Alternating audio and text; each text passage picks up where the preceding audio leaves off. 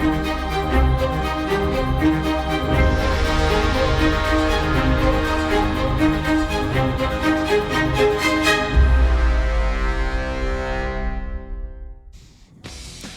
and welcome to this day 2 of week 4 of the OPL. My name is Michael Hingising and I'm joined here by Carbon and also Choo Choos.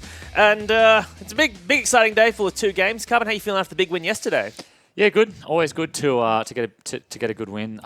We were happy with the 2-0. We haven't got a 2-0 yet. First so 2-0 far. of the season. Yeah, first 20. So very happy with that. Finally get the 3 points. Excellent stuff. It's good stuff. Meanwhile, Choo Choos, you saw your former team take a victory yesterday. Thanks, Good stuff. Yeah. Finally, 2-0. We needed You've backed up. You've backed up on the desk today. You guys as are well. the only team that are now 4 wins, 0 losses, but you're third on the rankings. Yep. Yeah. It's a real injustice, isn't it? According to Any other facts you got?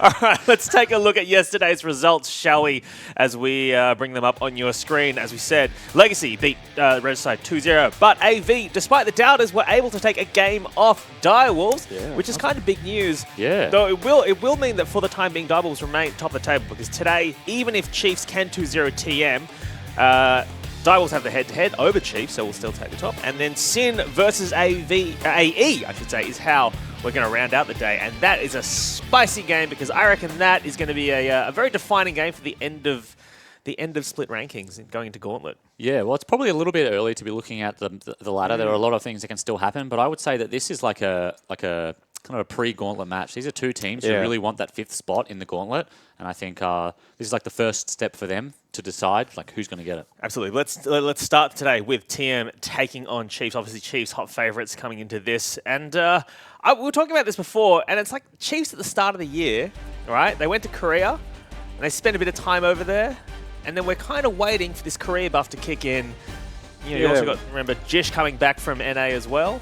I kind of relate their situation to Direwolves. When Direwolves went to Korea at the start of the year, they came back and won Split 1. Chiefs did the same thing. They went to Korea, but we haven't really seen that resurgence, and we haven't seen them really pop off until really last week, where Swiffer and Raze are the only 2 players that have really stepped up this split. To be fair though, like only 3 of them went to Korea. That's like important to note. That was Spooks, Swiper and Ejim went to Korea, and their best players are the 2 who stayed home. So what do you take away from that, guys? What are you saying about that? Here for other OPL teams, if you're looking at this, do not go to Korea. Trust me, it's a bad idea. Stay home.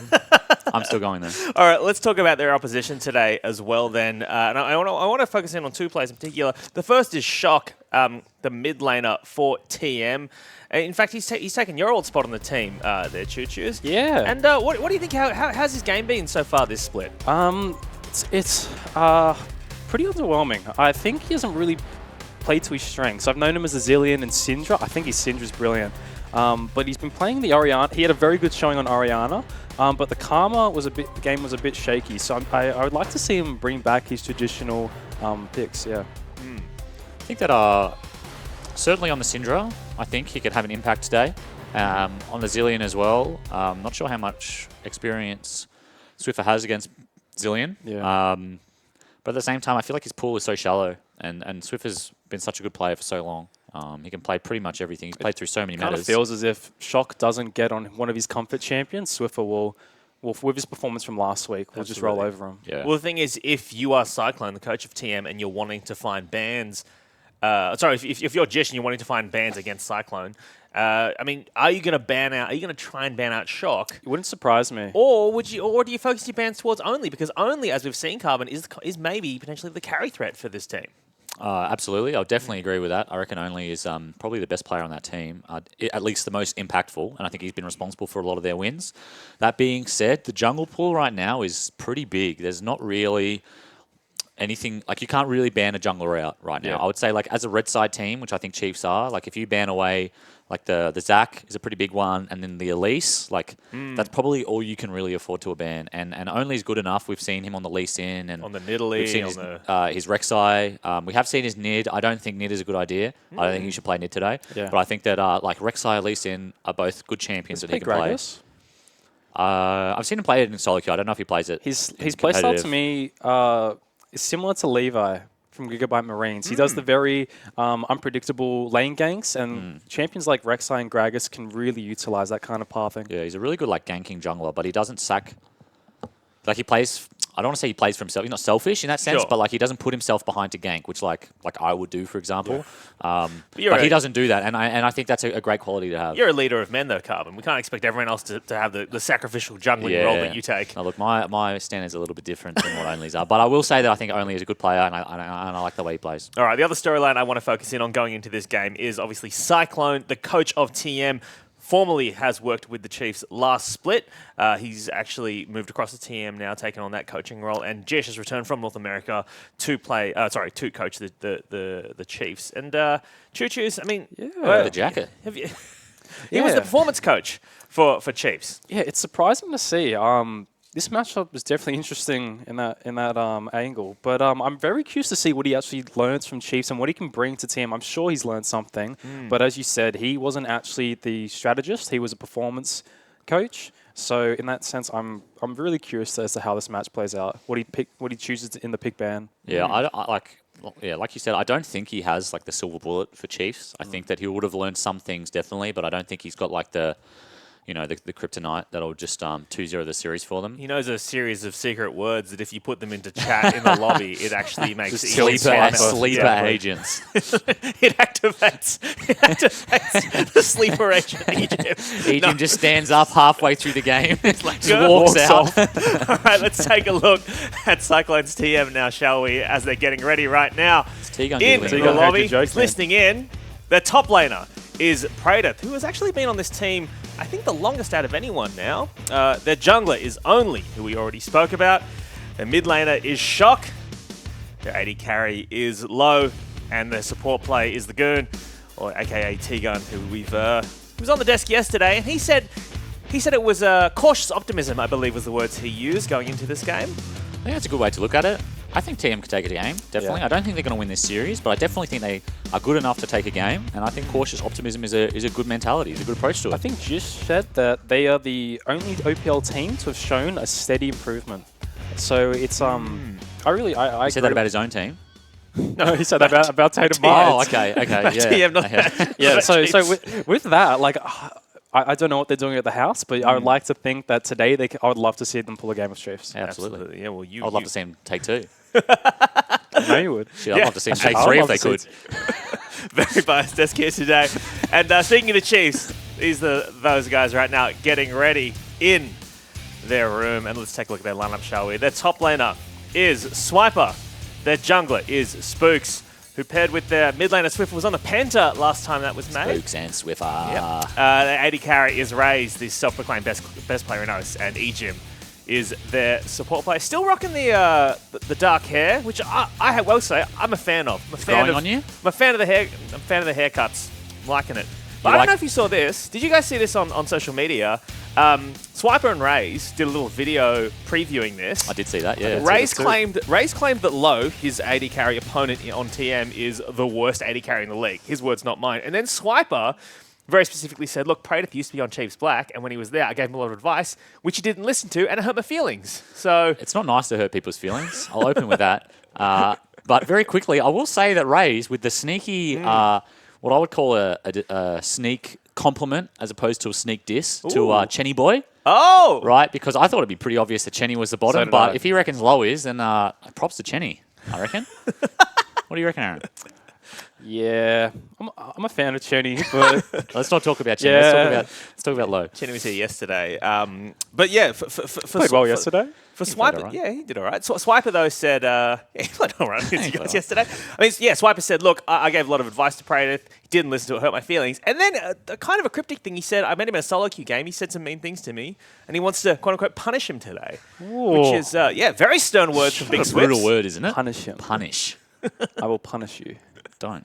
Please. No, you don't have to. It's not between the two of you. But do you think this top lane matchup has much? Because you know how Praedyth plays, right? He wants to get on a split push. He wants to spend a lot of time TPing back to lane. I mean, he did solo kill.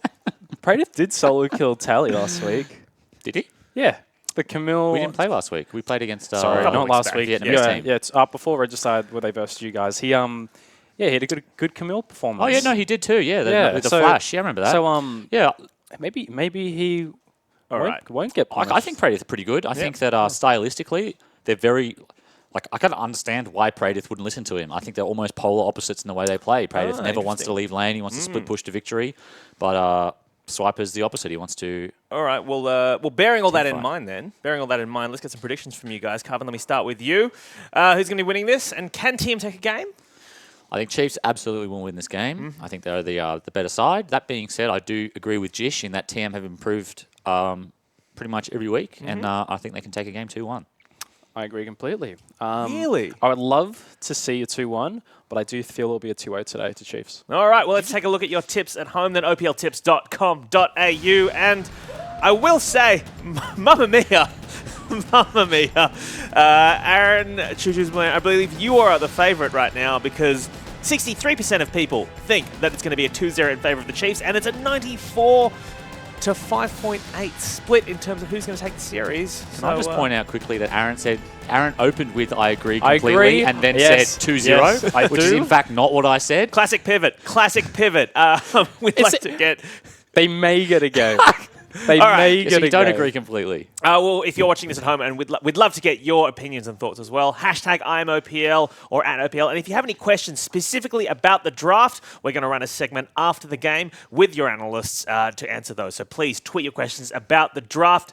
Hashtag IMOPL. But it is time for us to get into our first match and first game of the day with the casters, Spawn and Fish. Thanks, Singers. I'm Matthew Stewart. Joining me is Jake Beardless, Spawn, Tiberian, about to get into the first game of today. Do you know Do you know what happened? No, I don't know what happened. So I was trying to trim the beard up yesterday because that's what I do, get rid of the neck beard, make sure and then I just went straight through the mow and I was like, well, that's ruined it. I have to get rid of everything. I am actually very upset that we are not the only bickering couple on today's show. Unfortunately, invited two of the old Legacy boys onto the desk, two of the old Avant-Garde Ascension boys onto the desk from way back when, and they're taking our role as a bickering couple Fish. Yeah, Aaron, Chuchu's Bland, and Tim, Carbon, Wendell.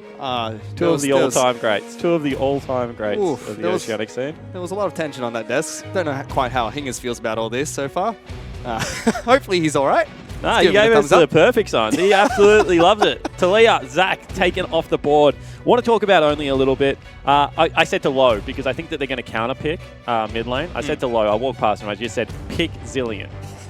And it was funny because I think now he thinks I think he's shocked, but I don't. I just wanted him to pick Zillion. So, well, you're going to watch this later. I don't think you're shocked. Please still pick Zillion. Anyway, what I was going to talk about is Only is such a good hard carry jungler, and Spooks does give respect to jungles. We saw this all of Origin when these guys were playing against each other.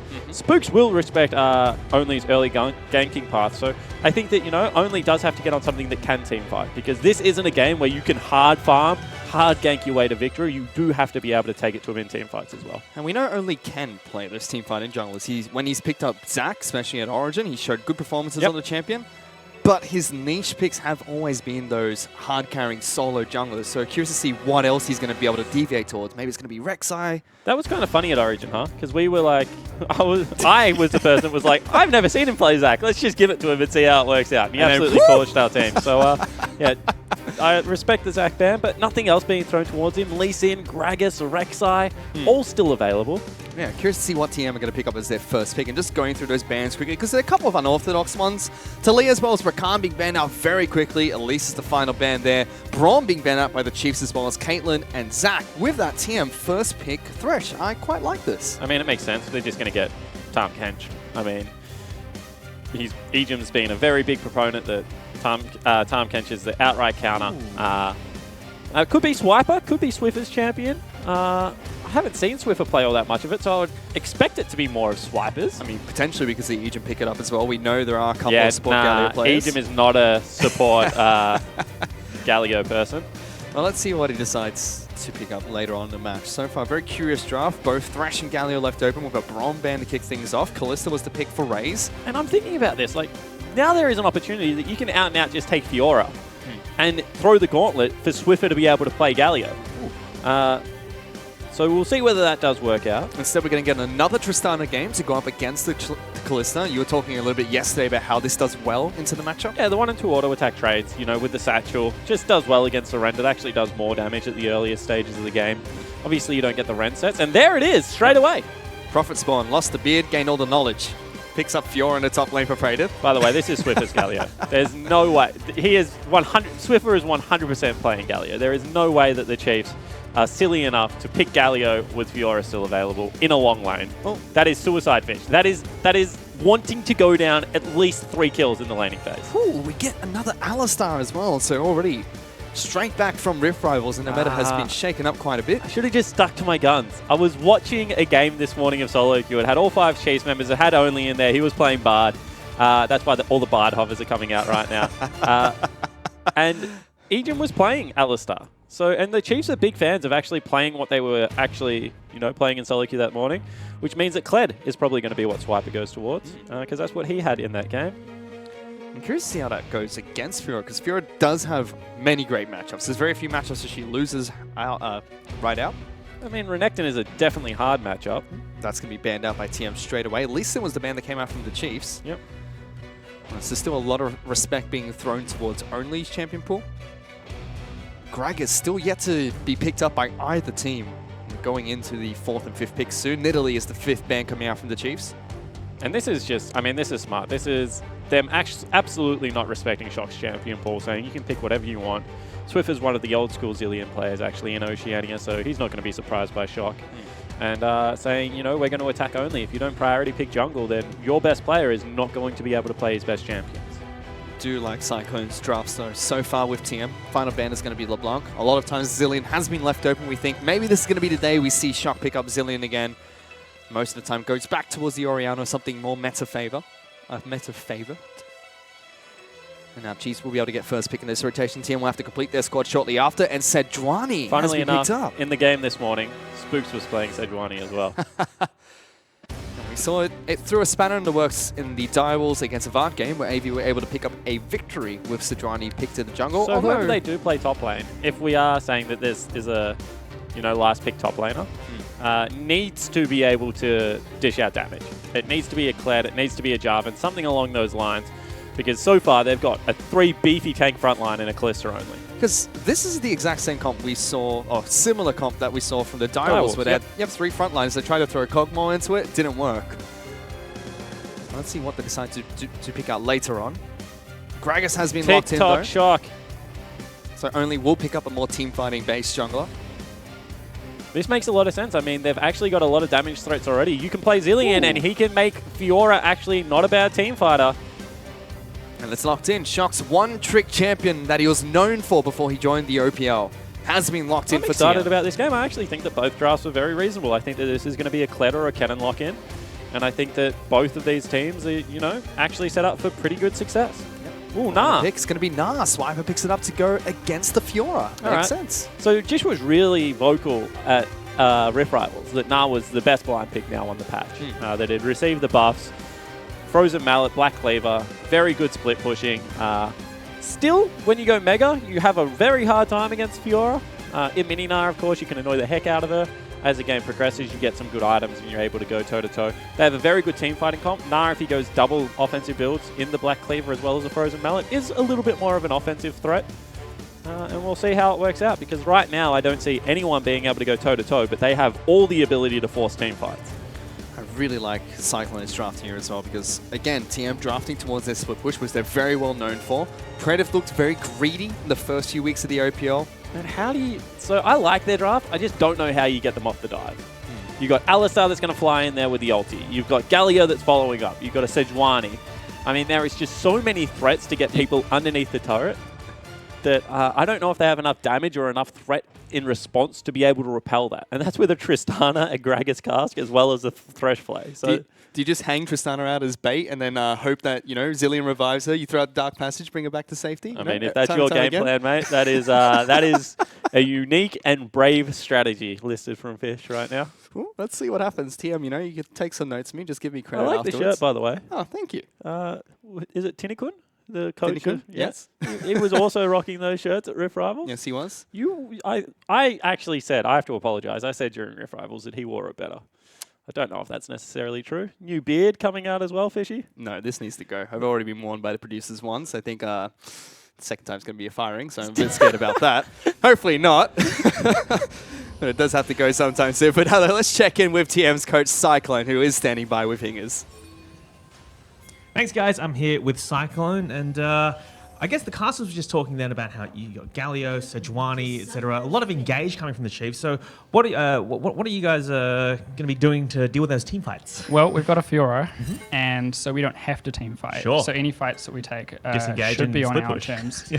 Yeah, and we've seen quite a lot of the stuff come through in the meta recently, and we've been well aware that it's coming. So we'd like to imagine that we can pick the fights that we want and avoid the ones we don't. All right. Then also just quickly give us a preview of Shock's Zillion. He's known as a Zillion guy, but I mean, are you confident he can take the Swiffer?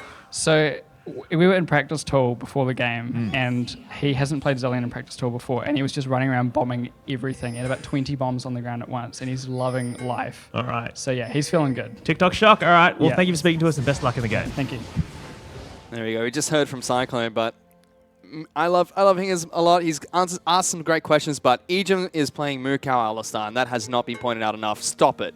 And it's so funny because No. I don't know if you guys saw the power rankings between Ejim and T-Gun. But T-Gun was not a fan of Ejim's jumpsuit color choice. Didn't like it. So It's not. Swiffer actually sticking around here. Swiffer's looking to see if he can steal away some cheeky Raptors, but he's taking a lot of harass from Shock. Certainly is. Already down below Razor's nearly half dead health. in the bottom lane as well, so that's good. Very All early around trades. Summoner's Rift right now. People are just going nuts. I really like that coming out from Shock, though. Defends the jungles, means that Spooks doesn't get a very big leash. I don't really know he did. He started red, so did get a leash from Swiper before moving towards his Raptor camp. And the bottom lane does seem like there was a bit of a scuffle between the two 80 carries, both at half health. Doran's Blade Start coming out from low, Doran's Shield from Raze. Yeah, and we heard from this yesterday. This is just, support based. Oh, Shock! Shock in trouble. Force of Ice Ray, that auto attack from a minion. Almost able to take him down, but what the How heck the heck happened does there? a Galio force you out of lane? He saw a splash as well. I don't understand, Fish. He must have And- hit him with a knock-up. He's got the E, the Justice Punch or whatever the heck it's called. Yeah, Shock, he chunked out Swiffer so much. You can just see how much the veteranship from the mid laner is really coming into play so far in this game. Spooks during this time is able to pick up his blue buff. And that lane is completely reversed. And I mean, we saw yesterday when this Sejuani was picked up that it got very heavily punished in its early clear this time. Certainly hasn't been the case. Only has gone buff to buff himself. It's allowed Spooks to get unharassed to both camps. See whether that continues or whether any invade does come in. Schoenfly played the matchup really well. Phenomenally. The rest of his team, not so much. And Spooks is looking for a gank in the mid lane. Oh. Taunt lands. There's no flash barrel for the Zillion. And TikTok Shock falls for first blood, picked up by Swiffer. Yeah, all of a sudden response gank in the top lane, so I'll just hold my thought. Swiper will just jump away and Nice return. lay damage. the pain down onto Only. I mean, only relieves some pressure, and that is pushing in. So Praetor has got a CS advantage. He's up by 1 CS already, and there's an extra, 4 in his lane. But at the same time, I just don't understand how you die against Galio at this stage of the game. Yeah, that early. Just a lot of questions being thrown towards the Zillion here. And again, Swiffer able to trade quite effectively there, despite the fact that he's going to go back to base now. 26 CS to 12. Shock was only able to go back to base, pick up a double ring. Meanwhile, we had Spruce looking to try and take goodness sake. Raz twinning insanely Raz, appreciate my you wear pajamas. They're not pajamas! Cravats. You can't throw shade in the style game when you wear cravats, Raz. I've completely lost my train of thought. Spooks did some sort of invade thing. I think Tegan stopped him. Yeah, certainly did. He got the big Krug, and then T-Gun chased him out. Swiffer's used his teleport, get back into lane. So we have 4 teleports on the Rift in this game. Neither top laner has used theirs just yet. Probably is important to note, however, that Swiffer has the ultimate that's about to become available, and Shock rotates incredibly quickly. I mean, all the speed up that comes out of the Zillion. Shock is a level down at the moment, so hopefully we'll be able to catch up shortly. Both junglers just Ooh. trading their sides of the map, but Here only we will go. be caught out by Only's gonna be Swiffer. caught.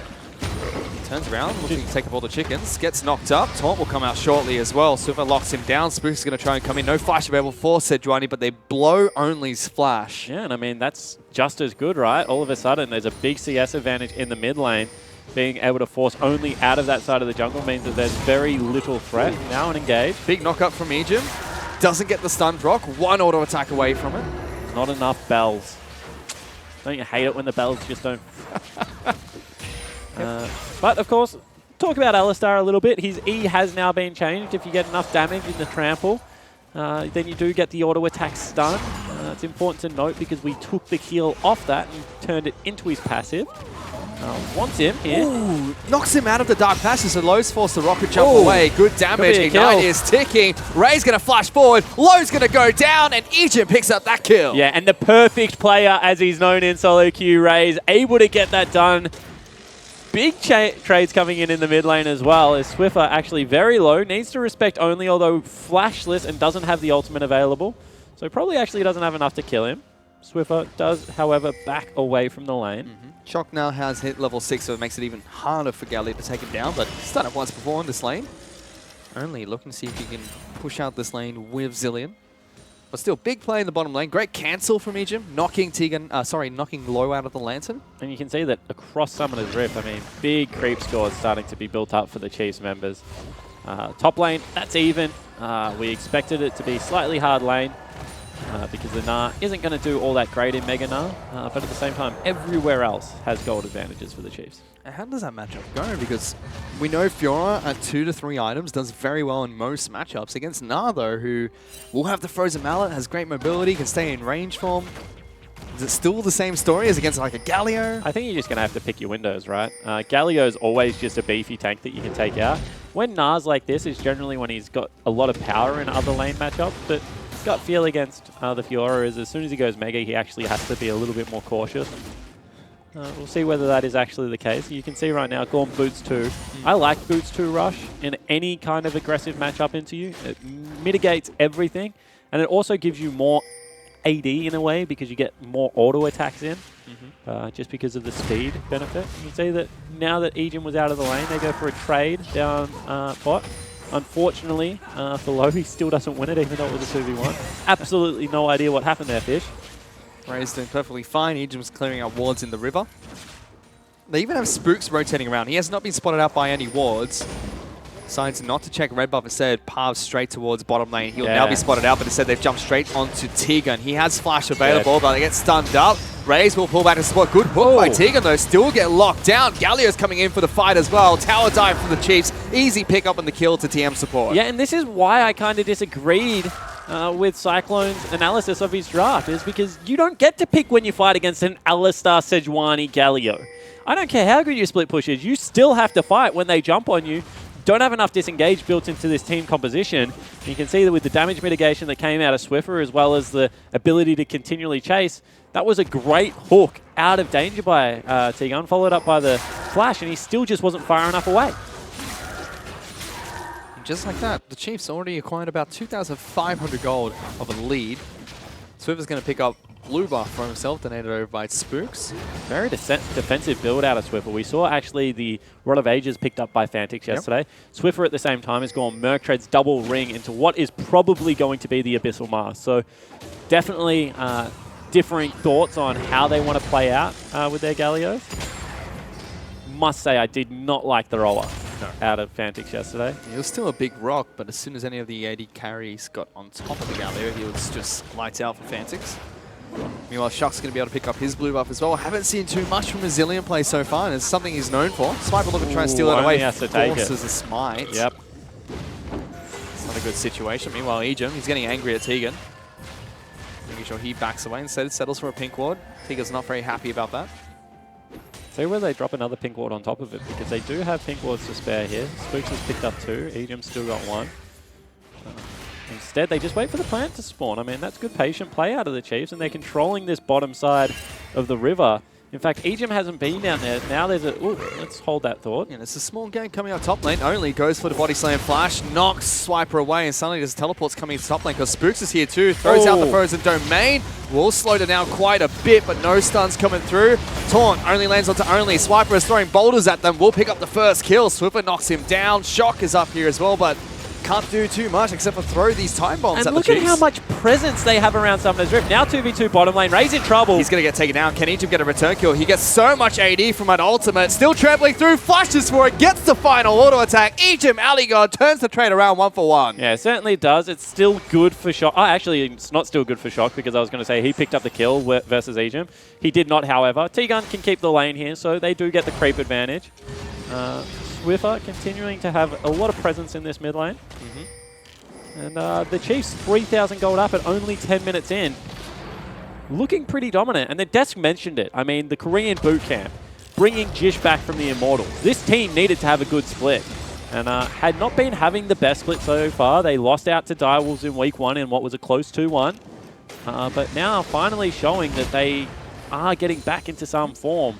Because TM was looking good coming into this match. They were. There were quite a few analysts thinking that TM could pick up a game here today, and I think no matter what the outcome of this first match is, it's still the case. They've been looking like a very strong squad recently, picking up single game victories against some of the top teams. Only is up in experience.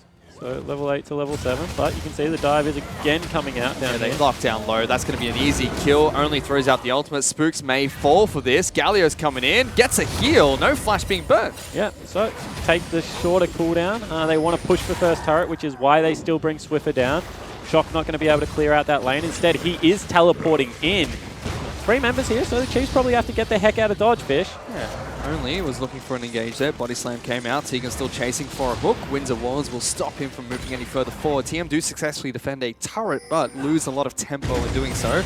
Top lane, Praetor in trouble. He's going to get locked down by Swiper. Throws out a boulder, misses. Praetor now should be able to pick up this one-on-one. Pops to Tiamat, slides on further forward, and gets the solo kill against Swiper. And Swiper smiles, but Praetor absolutely styled on him. I mean, that is a fantastic flash. He's able to turn it around, takes a sip of his drink, cool, calm, and collected out of one of the youngest members of the OPL. And Praetor, I mean, he should take a bow. That was actually very nice play. And I think that's 2 weeks of the OPL in a row that he's picked up a one-on-one outplay in the top lane. Praetor looking on form on this Fiora. Swiper seems very confident going into that one, but as soon as Certainly that did. ball I mean, connect, he started that fight. Let's have a look at it. He's the person chasing in. He probably went for his cheeky hop as well. And Praetor, I mean, as soon as that happens, you should have the kill technically. Swiper just takes an extra turret shot for no reason. And Praetor, silky smooth mechanics, able to get around him. He's proxying the wave out as well now. Yep. As soon as Nam misses one of those cues, not great, but yeah, we just gave you a lot of confidence, Praetor. Not sure what you're doing there. I thought that was your turret. Cool. Remind me never to speak good about our players again. Only he's going to get frozen up halfway through a jump. Can't take the red buff away from Spooks. He'll just pick it up for himself instead. Spook's looking pretty decent on the Sejuani. I liked what... I was speaking to Carbon, smart man, earlier today. Went to gym with him. He was saying that he likes Cinder Hulk into Hunter's Potion. Means you pretty much never have to go back. You clear quick enough with the Cinder Hulk, and then you're just able to keep yourself sustained both mana and health-wise with the Hunter's Potion. Of course, getting the charge backs every time you do a camp. Should see the Warmogs coming out from Spooks shortly after. As soon as he gets the 3 items of Sejuani, he just becomes an unstoppable tank. Yeah, it's not even 3, it's kind of 2. Like, as soon as you have Warmogs, I think you have 3,300 health. And then you get the Gargoyle Stoneplate on top of that, Fish, and I think you have about 7,000 health. So, Just throwing a locket after this for good measure. yeah, completely agree. Mid lane again, it's the same story. Ooh. Swiffer just keeps doing this, and there's nothing Oh. Shock can do. Of course, the passive of Galio gets reduced by 3 seconds if you're able to land your abilities. So that's why you got 2 of his ground slams in there. It's disgusting. Top lane, the same brawl taking place between Swiper and Praetor. Swiper will turn Mega and force the Fiora to back off for now. He only needs to be a little bit more conservative in Mega though, Fish. I mean, you can... Well, that's a wall. You don't go through those. I feel like you have to respect the fact that Fiora has great trading potential on any tank that is melee. And as Gnar, even though you spend a lot of the game annoying as mini Gnar, throwing out boomerangs, you're a glorified Teemo, you do go to a tanky form at some points in the game, and I think that's when Fiora does really start winning this matchup. Well, the Chiefs are trying to push their advantage here by taking an element of Dragon for themselves. 3,400 gold in the lead. But hats off to TM. TM Gaming have been able to stem this gold disadvantage in the last couple of minutes at least. But you can see now, maybe not going to be the case. T-Gun has cheated back a long way. Gets a dark passage to low, who immediately jumps away. Chiefs now have their eyes set towards bottom lane outer. Only is pinging out the Rift Herald and it starts at that objective. I mean, that's a brave call. Swiffer can get up there. Nah can certainly get involved. If he ticks level 11 especially, he must be close on experience. Instead, it looks like they're happy to let that one go. Instead, looking to pressure mid and bottom lane turret. Here it comes. Although now they ping it out. Swiper is in Mega Nas, a bit threatening in a 2-on-1 at the moment, with especially with Galio close by. They pulled them off Rift Herald, so mission accomplished from the Chiefs. They get an Elemental Dragon for I mean, they get the best of both worlds. They get Elemental Dragon priority on this bottom lane turret. T-Gun wants Raze here. But Ejim's right behind him, combos him. We'll get the knock up as well. No stun coming through, but Galio's charging on down. Ejim tanking up this turret as much as possible. Hook does land onto Raze. He's in trouble, forced to flash away, and teleports are coming down into the bottom lane. Spook's forced to jump out. He's going to try and slide away. Praetor wants to come defend this turret as well. That unlocks Swiper in the top lane. But TM defend the turret again. Yeah, they defend the turret one more time. The gold lead in the bottom lane is not growing. It's still only a 20 CS advantage. Raze had to burn the flash there. Now they're all behind low, however. Oh, gets locked down by the frozen bowler that came out. Ejim changes his target towards Tegan, gets a double knockout, wins a war, shredding through the bottom lane duo. Ejim gets another stun charge, pulled away by Raze to drop turret aggro, gets back to safety. Clean turret time by the Chiefs. Yeah, it certainly is. I mean, that time there wasn't the patient there out of TM. They weren't able to punish elsewhere on the map. They felt like the game was slipping away, but instead of, backing away, they give up 2 kills as well as a turret. And now it is nearly 6,000 gold, and the Chiefs really hit the accelerator there, Fish. He certainly did. Shock's trying to do what he can to chip away at mid lane outer turret. Praetor has moved back into the top lane with Ravenous Hydra, but Swiper's still bullying him. Yeah, Ravenous Hydra. I actually don't mind the pickup. I think the idea would be that you're going to get bullied so much in mini-Gnar form that you need some form of lifesteal. And then as soon as he goes Mega, you're probably going to win it regardless of what item he has because he's not going to build armor initially. So I actually like the build out of Praetor. Obviously very practiced in the matchup. Nar's been terrorizing solo queue at the moment, so I'm sure he's played it. You can see Bladder and King's already been picked up by Raze as well. That's a big spike for the Callista with Frozen Mallet unlocked already by Swiper. Chiefs are just trying to control every part of Summoner's Rift. Make sure that TM are always on their toes. And you can see that they swapped the map on its head. They want to be able to give Raze some farm in the bottom lane, in the mid lane. Don't want him to have to go towards the long bottom lane. So instead, Gnar gets sent down there. Galio goes to the top lane. This is a pretty good 1-3-1 comp as long as they can keep the Fiora away from Galio. Low fancies a fight against Swiper. He's not doing any damage to the Gnar at the moment. Swiper is more than happy to trade up against the Tristana. Tegan makes his way down, makes his presence felt, and only is looking to try and wrap around to go for a turret dive against Swiper. Swiper is Mega at the moment, so should be a pretty difficult dive to go for. Level 11, and he has pretty good wave clear as well, Fish. So you can see they back away. They just want to get chip damage here. Shock is going to do an okay job of holding mid lane turret. He's got his roller as well as a couple of Doran's rings. IE nearly finished up for low. Goes towards his Zeal item beforehand, however. There they go, charging on towards Tegan. Swiper's going to take a lot of damage. Both the hook and the flame miss. That calls off the gank from only. Yeah, that should have probably been a kill. Now there's 3 members collapsing topside, and you're going to have to be very slippery here, Praetor, if you want to live. Not quite. He's now going to get jumped on by Raze. Pops away the Rune King. Good riposte, but doesn't do anything. Ejim just immediately uses his own abilities, and Raze picks up an easy kill onto the Fiora. Yeah, it certainly does, and this is kind of the Chiefs' game plan at the moment. They want to be able to get Raze fed. They want him to have a lot of the gold and be able to carry. So you can see so much of the attention so far has been into Raze lane. They're going to look to trade up here. They've got a kill as well as pushing for a turret. TM did take bottom lane turret, so they've got an advantage here. See whether they can get a second turret, Fish, or whether that's where it stops. Because if it does, then the Chiefs are going to be able to take Rift Herald and the extra kill. They're already working on Rift Herald. They've taken our top lane outer turret. Raze is still split pushing. Spooks just takes Rift Herald down by himself. So they'll have a turret in their back. They will have a turret in their back pocket in the form of that objective. Please smite it. No, he's just going to fight it to the death. But let's open up the gold lead again. Now 6,000 gold in favor of the Chiefs. Shock is in trouble. He's out of mana too. Ejim's looking to try and collapse. Can't get there in time. In fact, flashes on forward, gets a double knock-up. Galio's charging in as well. Shock's going to be the first one to fall. Popped his ultimate just in time. Low now trying to get away. Got Big three-man taunt from Swiper. Uppercut doesn't connect in time. Only hits Tegan, who locks him back underneath the turret. Might get a return kill for TM here. Low's looking for it. Flashes into the taunt. Gets the shot down. Now Ejim, without his ultimate, incredibly squishy. Praetor slides in. Double kill picked up by Low. Yeah, and I'm not sure I agree with that Taro dive there coming out of the Chiefs. They dive with their 3 tanks and none of their carries. So a little bit strange execution coming out. And they're going to lose a mid lane turret for this, and TM going to get themselves back within 3,000 gold. Which is exactly where they were when they stopped the bleeding, so potentially could try to claw their way back into the game from here. But still, good plays coming out from Tegan, blocking the uppercut from Swiffer, hooking him back, making sure he's staying underneath the turret. But it was an impressive flash taunt from Swiffer, connecting on all 3 members. Sometimes when you get a 3-man taunt, you just have to take it. But then other times, you have to remember that you do no damage as a tank. And Swiffer, of course, would be used to playing carry mid lane. This has been a while since he was on, you know, the Lulu Karma kind of supportive style. Galio, different again from that. I mean, really only the Nautilus mid that we saw briefly is anything similar to the Galio mid that we now see. Malphite mid.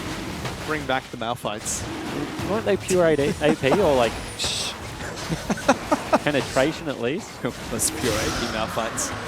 Dragon gets picked up again, so second Ocean Dragon for the Chiefs. That was just keen. A man out after my own heart. Low in some trouble here. He doesn't use his W yet. He's able to walk back safely. Yeah, Raze looked like he didn't want that one. Ulti, of course, still available for the clock. So he would have been able to come back alive there, Low. He has fallen down 40 CS, but was able to grab some money off the turret. Dying, as well as, you know, the 2 kills that he picked up. So he's on his way to his first 2 items and definitely becoming relevant. No, Rift Tower's been used in the mid lane by Spooks, so Chiefs looking to push for this mid lane altar. That's going to fall. 1 charge should be enough. And raises the rest of damage to follow up. See whether it gets a second charge off. Going for a fight almost. Shock taking some damage. Ejim did not have the charges enough to stun him up. Does get a second charge, gets some chip damage, which is always worthwhile. Yeah, I mean, generally you only get, you know, a turret and potentially a charge. So getting that charge in is certainly a good thing. Swiffer wants the fight here. Puts some damage down onto Praetor. He procs 1 vital and just slides away. Damage, yep. Swiffer doesn't care. I mean, if he had have ultied, Swiffer definitely would have cared. Didn't have flash as well, Praetor did. I think that was actually a fight that Praetor could have taken. But he didn't know where the rest of the Chiefs members were. And Praetor's going towards Trinity Force again on his Fiora. So not opting for the Ravenous Hydra into Black Cleaver build. And I mean, Ravenous Hydra now makes even more sense as a rush item, because Trinity Force is incredibly expensive. You need some time in a side lane. So I think that that's certainly now a very good rush item for him. You can see Swiper is going towards the Black Cleaver as his next item, looking to shred some of that armor. I would be interested to see who wins the out-and-out split push right now. I still think it is Praetor, but this is a stage of the game where Gnar is arguably at his strongest. Spooks is about 600 gold away from the Warmogs as well. You can see 3,100 health. You'd have to assume Chiefs are waiting for a couple more major items before they start picking their fights again. Especially with Baron up and available to be taken 23 minutes into the game. Drinker being picked up by Young Rays. Ooh, trying to stay alive. Swiper gets some good damage on the Praetor. Praetor tries to turn around with the ultimate. Swiper hugging the wall, which means that final proc's not going to go down, but is it enough? He hops away. Praetor flashes forward. It's going to get that second proc. Looks for the vitals, and again, he's outplayed Swiper one-on-one. The rest of the Chiefs will come down. They pick up the revenge kill. But Praetor's absolutely styling on Swiper. Certainly is, and you have to wonder why Swiper actually took his back off that wall. Would have been able to win the fight. Swiffer, no flash, 4 members hitting him. It's going to take a long time, Fish, but eventually the man will fall down. Eventually, he's trying his best to fight this one out, and that's just disgusting to watch. 4 members of TM took so long to take down this Galio. But it's still a trade up. I mean, it's a 2-for-1 trade. 4,000 gold is still the lead for the Chiefs, but they're losing in this split push. I think purely because of the mistake made by Swiper that time. And at the same time, you have to think that they've also lost a little bit of priority on the map by sending 3 members down there to try and clean up that mess. And again, Swiper just keeps going for these one-on-one plays instead of backing off after getting the chunk of health against Praetor. who's going to be pretty happy with his performance so far. If he keeps getting these trades against Swiper, it's going to make the split pushing duties of Swiffer and Swiper a lot more difficult. But Swiper has picked up his Frozen Mallet and Black Cleaver, so can now start to stack his resistances a little bit more effectively. Yep. Probably going to go towards the Stone Plate next. Of course, double resistance on the item is just absolutely bonkers. See whether the armor actually makes a big deal. We've seen a lot of tanks in the top lane who go for these major health offensive items first, opt out of the Stone Plate third, going for GA or Spirit Visage, Yeah. sometimes an adaptive helm. So curious to see if Swiper goes more towards the traditional routes. Yeah, Adaptive Helm would make no sense in this game. I could see Spirit Visage working if he thinks that he's going to be team fighting a little bit more, although only really Shock doing the AP damage. So I think that, you know, either a Randuin's or that Stone Plate is certainly the right choice, at least for this stage of the game. Training course has been completed by Praetor as well. We're still on 7.13, so no changes to Thornmail just yet. No major tank item changes either. Not going to see either of those picked up. Chiefs are starting up a very cheeky Baron. Spotted out. Did Raze miss the hop over the wall there? I believe so. Yep, so that Baron was going to fail even if it wasn't spotted out. He wasn't going to be able to get in there, and Spooks can't solo it. So unfortunate for the Chiefs members. I do think that they can just force Baron here, however. They have big tanks, and they have... Oh, here we go. We go in, and Ejim's looking for this one. Does get flayed back by Tegan, but good slow coming out. Raze pulls back Ejim. Yeah. Force the flash out of Tegan. And I think, I mean, as I said, you've got so many big tanks. They're going to be able to put the sticks into it. There's no real way that you challenge for this objective.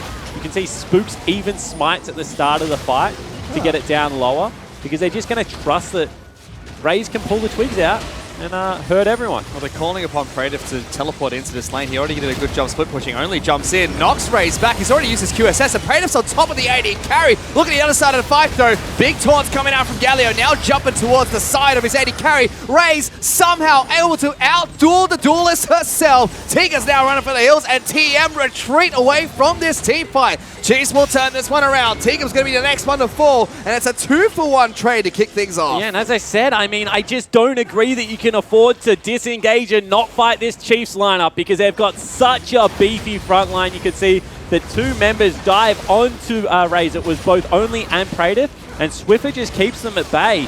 And Raze is able to dance around, get the twigs in, and this is going to be a free Baron. Let's see if Tim can do anything about it. Shock's trying to stop this. Only is close by. Ejim in some trouble, but getting chained CC'd here is the Zillion. Good stun. Can't help against the Baron buff that is picked up against the Chiefs. And I'm really curious to see, where did Shock use his ultimate in that fight? Yeah, I'm kind of curious as well. Was going to mention it, but I mean, you just have to think that when you're fighting on two big fronts like that, that's really not how Zillion wants to set up anyway. Zillion wants a front line that can take the bombs into the back line, and you know, you're going to be able to bring back either a huge tanky frontliner if you know the team fight's going well, or put it onto a carry and give them a second chance at doing some damage in the fight. So it was a big knockback from Only, forcing the flash out of Raze, and immediately Praetor jumped straight on top of the AD carry. That should have been game over. But didn't happen. Galio was able to get to his rescue just in time. Spooks deciding not to go for any resistances just yet. He's picked up a Righteous Glory on his Sejuani. I mean, it has armor. Gives armor now and some CDR. Yep, 10% forward arrow reduction. So certainly an okay item, and you can see that they just want to force fight after fight. That is all this lineup wants to do now. Don't hop. Don't hop, Swiper, or you're going to die.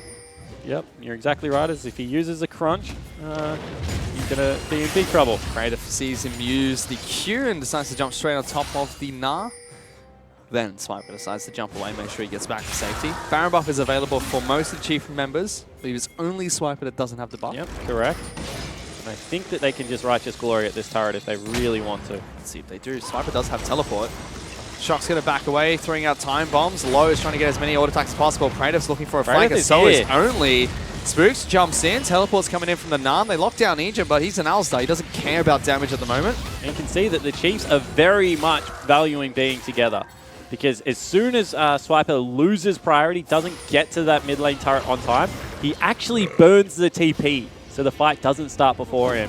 This squad is only strong if they have all 5 members on the same screen. Ultimate going in, hits the AD carry. He's forced to W away, gets back to safety, but now Swiffer wants to jump in as well. Taunt Not going to connect. Good body buff from Only. Chiefs change their priority towards the inhibitor turret. Only throws out his ultimate to separate the team, but that turret is still going to get taken down. Instead, Praetor looking to the back line. Spooks is very low. Swiffer taking up all by himself. Praetor got a kill on the Swiffer. So that means, Spooks, that means it's going to be a 4 on 5, and the Chiefs' health bars are low. But look at Raze. He's hopping into the back lines already. He's already got 1 kill. QSS is out on the hook. Tiga's now in trouble. So many spears connecting, and their AD carry is being punted around by an Alistar. Double kill picked up by the TM. Only have their top lane and jungler alive. Yeah, exactly right. And Only has had to head for the hills. They can keep the 1 creep alive with Swiffer's huge tanky Galio and look to end this game. They knock down the resistance of that turret by keeping that single minion alive. Finally, Only will kill it out, but as the damage dealt, it seems like it. Swiffer's even going back to base, teleporting on top of a ward to get on top of this one, and Rage just dances around, putting damage into Praetor.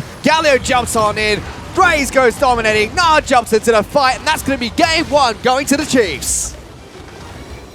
And I mean, I think Carbon kind of said it the best. 3 members of the Chiefs went to Korea. The 2 they left behind, they're playing like absolute superstars. Swiper solo killed twice in that game. Egypt actually had a pretty solid performance, as did Spooks on their tanky members. But really, that Galio being able to pick up the solo kill nearly in the mid lane, and the fact that Quinn, Raze, on the Callista, had the dancing shoes on. Yeah, shakes his head. So much for punishing him. Rightfully so, Swiper. I mean, gave him his best champion, and Praetor killed him twice. And it's week after week. Praetor is really impressing us on TM. I mean, he's been a lot less greedy with his teleports recently. He had a good game of Fiora then, but TM just kind of falling apart again just from small plays. Yeah, they certainly did. I mean, I didn't like the Zillion in the end. I could understand the place in the comp because you've got a huge hyper carry, 80 carry, and then like if you want Fiora to be able to team fight, she needs some help from either, you know, a Lulu or a Karma. In this case, it was a Zillion. But it just didn't work out the way they wanted it to. And at the same time, they had no one that could cut through what was 3 super tanks. Alistar with the ulti, Galio, I mean, Sejuani.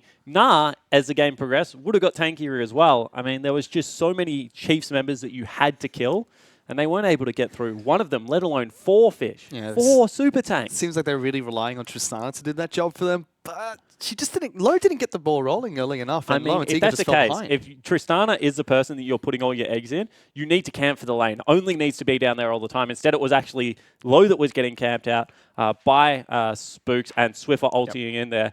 And League of Tanks has definitely arrived, maybe even a patch early to League of Legends. And as much as Sniper really loves that patch, he's still getting solo killed, which is a little bit unfortunate. But for now, to break down that game further, let's throw it back to the analyst desk. Thank you very much, Fish and Spawn. Well, do you feel like Swipe was able to punish Praetor in that game? Well, that was the punishment. Was it dished out or was it... Ooh. Yeah, I don't know about that one. Yeah, rough game. Yeah, rough game for Big I think Swift. he played awful. Like Swiper didn't play that bad. Like he did get solo killed, but like... Twice.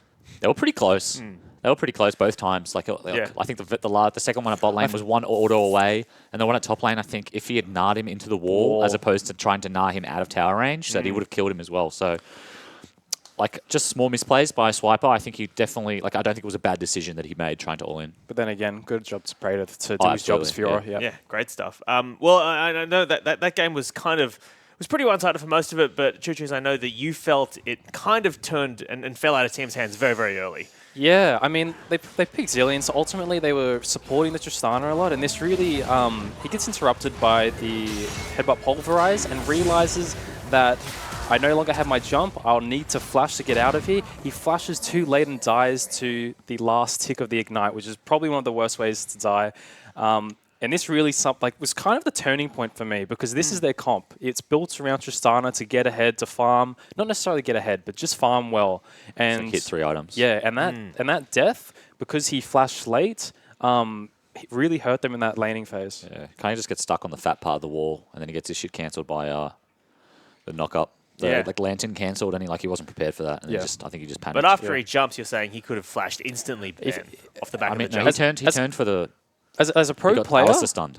Yes, as a pro player, if the Lantern gets cancelled and you realize my only way to get out of this situation is my jump, your jump isn't enough a lot of the time. Like Lucian dash or any kind of escape isn't usually enough. So you immediately have to flash. If he recognized that as soon as he jumped, then he would have lived. But he got followed up by the Alistar stun and then died to the I Ignite. feel like that was kind of the tail of this game. Like, because the same thing happened at mid. Like, Shock, I don't know how. We didn't see it on the, Yes, on the we screen, actually but have- Shock got chunked to like 1 bar somehow at level 2 by a Galio. And then didn't back. And then didn't base. Didn't Burnt back. his, like, he did flash. Yeah. But, like, and then just played He just around. sat in- like, he had played around TP. taunt range. Yes. he had yes. TP. It's He just greedy- sat it's in just lane. greedy play. So It's I feel ultimately like just mid greedy and play. bot, the same thing happened. Like, they're just a bit too greedy or, like, not quick enough and just got punished hard. Moving on to the mid game, Carbon, I know you had some interesting thoughts on the Baron replay we're about to show. And, I mean, should Chiefs have turned earlier than this? I like that they're starting this. Yeah. They want to force a team fight. They know they're way ahead. They have this huge comp. Like, they're not going to take any damage from starting the Baron. So I think this is a good idea by them. But the problem is, well, the only problem from Chiefs' perspective is this, that Kalista gets one shot. Well, not, she's almost one shot. And I think Praedyth really messed up by not parrying this. Like, the fact that he missed it and that Raze just got to kill him. I think if Raze had died at the start of that fight, that Fiora could have cleaned up because they did manage to kill the Gnar on the other side. But Chiefs ultimately just too far ahead. I think it was a good call to start the fight, and that pretty much broke the game I'd open. also give a big shout out to Swiffer.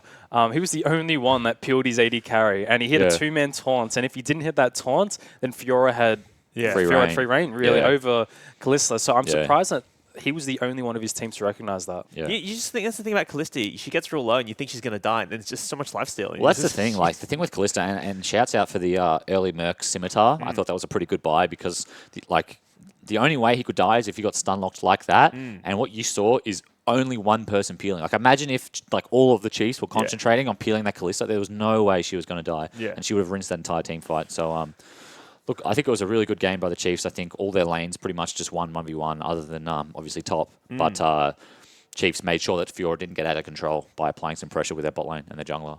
Well, let's talk a bit about the draft going into this. I feel like TM banning...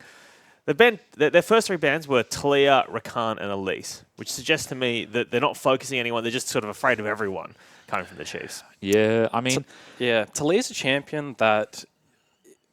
I know TM has struggled, especially Tommy, especially Sin's mid laner Rama. His Talia is kind Destroyed of him. kind It's of real like good, though. scarred It's real them. good. So now they're just banning that champion, and the Elise just seems like a threat. I'm surprised they banned it though, because it doesn't make any sense to me. I know that you really favor only's Elise. I mean, I guess, okay, I can understand in the sense that, like, they want Elise off the table so that they can open up the Thresh first pick without worrying about Chiefs picking Elise. But at the same time, like, if you're on blue side and you have a good Elise player, like, I think they should just force Chiefs to ban it or just take it. Because only on the Gragas was almost non-existent that game. That's actually what else I wanted to bring up. That I don't want to... I really think only is too much of a carry threat, and his play on the Gragas really just didn't impact the map whatsoever. Yeah. There was one play in top lane where he attempts to do the combo on Gnar, but doesn't play around the flash. He was just way too, like, he hit the body slam, combo. and he was just way too slow on the barrel. He was too slow. He needed to be faster on it was just on the barrel. Just miss micro, that's all. We have a tweet in here from Dale Preble. Thank you for tweeting in, asking, is the lack of AP damage from the Chiefs draft an oversight, or is Galio enough in most games? He continues, he always wants mixed damage. It was definitely enough. Yeah. Svetlani, as well as Galio, have really good base damage. These tanks are coming back into meta because, one, they're very tanky, huge front line, but the tanks are very tanky? Yeah. Well, like Great analysis. I love it. Keep it coming. They're a huge front line, and their base damage is enough. It's and also Zillion was... I don't know. Zillion didn't really do any damage. Just before we touch on Zillion, like the thing with the meta right now is that if you look at TM's comp, no one there is really going to build armor. Like, okay, maybe Chiefs are lacking. They don't have that much AP damage, but like Fiora's not about to start building Randuins. Like Gragas, yes, he can go tanky, but no one else really is going to be tanky on that team. So the fact that they're mostly AD damage doesn't really matter. Right. Like, yeah, this Gragas would be a bit tankier than if they had a Victor, for example, but like... At the end of the day, the thing about drafting for full AD, or like you don't have much of one damage type, that doesn't matter. What matters is what the enemy can build against it. And if they can't build anything, then like you can draft whatever you want, essentially. If we're saying that Zillion was kind of irrelevant that game, which absolutely which it was, is there a better comp that they could feasibly try and build around Shock, or is that just not an option? I think Orianna. I don't think the draft has anything to do with it. I think they just played bad. Like, imagine if Shock just didn't get chunked to 1 bar. Yes. Imagine if bot lane didn't just get 2v2 killed. You know, imagine if they got to the 15-minute mark where Zillion had 10 CS per minute and Trist had almost 10 CS per minute. And, you know, if, you know, their first big team fight, the Zillion bombs actually do damage. And Trist actually, you know, I think it would have been a completely different game. So I don't think the draft is where they need to improve for next game. Yeah, I'm also very surprised at Only's damage. He only did 200 more damage than T-Gun. He didn't do anything. Yeah. He wasn't. I saw him gank top. He tried to gank top once and didn't even body slam. And then the second time, he got the E flash off, which was really good. But he was just too slow with the ult, and now manages to flash out. And other than that, it looked like he was just like farming in a tank v tank matchup. And I think that's one of Only's flaws is that like if the game is slow or if like he doesn't see easy opportunities, that like he just like defaults back into like farm mode, and that's absolutely like TM are never going to win if he does that. Like he has to impact the map. So I mentioned this just as we came out of the game, but I want to talk more and more about Swiper v Praedyth in the top lane as we bring up a graphic, because I mean, despite the fact that Swiper had a pretty rough game, he did manage to stay, you know, kind of even with him a little bit, and actually beat him in gold. So. Well, I mean, gold earned is like like you got to take in global gold. Yeah. And so like Swiper's getting all the gold from all the bot towers and the mid towers and everything else, whereas poor Praedyth isn't getting anything. This matchup's actually really close. Yeah. And this next game, I'm surprised it'll be the same thing if they do give Praedyth another split pusher and then Swiper's forced to play another tank, maybe even Nara again. Like I'd like to see this matchup again because I think they both misplayed. Yeah. Yeah. I think Swiper definitely like those two all-ins. I feel like Swiper chose good timings and then like executed microed microed poorly. And so I don't think he played bad necessarily. Well, like I suppose he did play bad in one aspect, but I thought he played well in another aspect. You can tell that like he kind of really just wants that same match. Yeah. But like he wants another shot at it. Yeah. I think he will do better next time. Because that last fight at the end, in mid, going into the base, and then Praedyth survives, but it's because he like runs up lane away from the fight. Yes, and then like, the one minion. That was so weird. Is Praedyth going to split push away from this fight? Is that what's happening? Well, here? okay, so he's like the wave. He had a good idea. I thought it was way too early. Like he got Zillion ulted, came back with full health.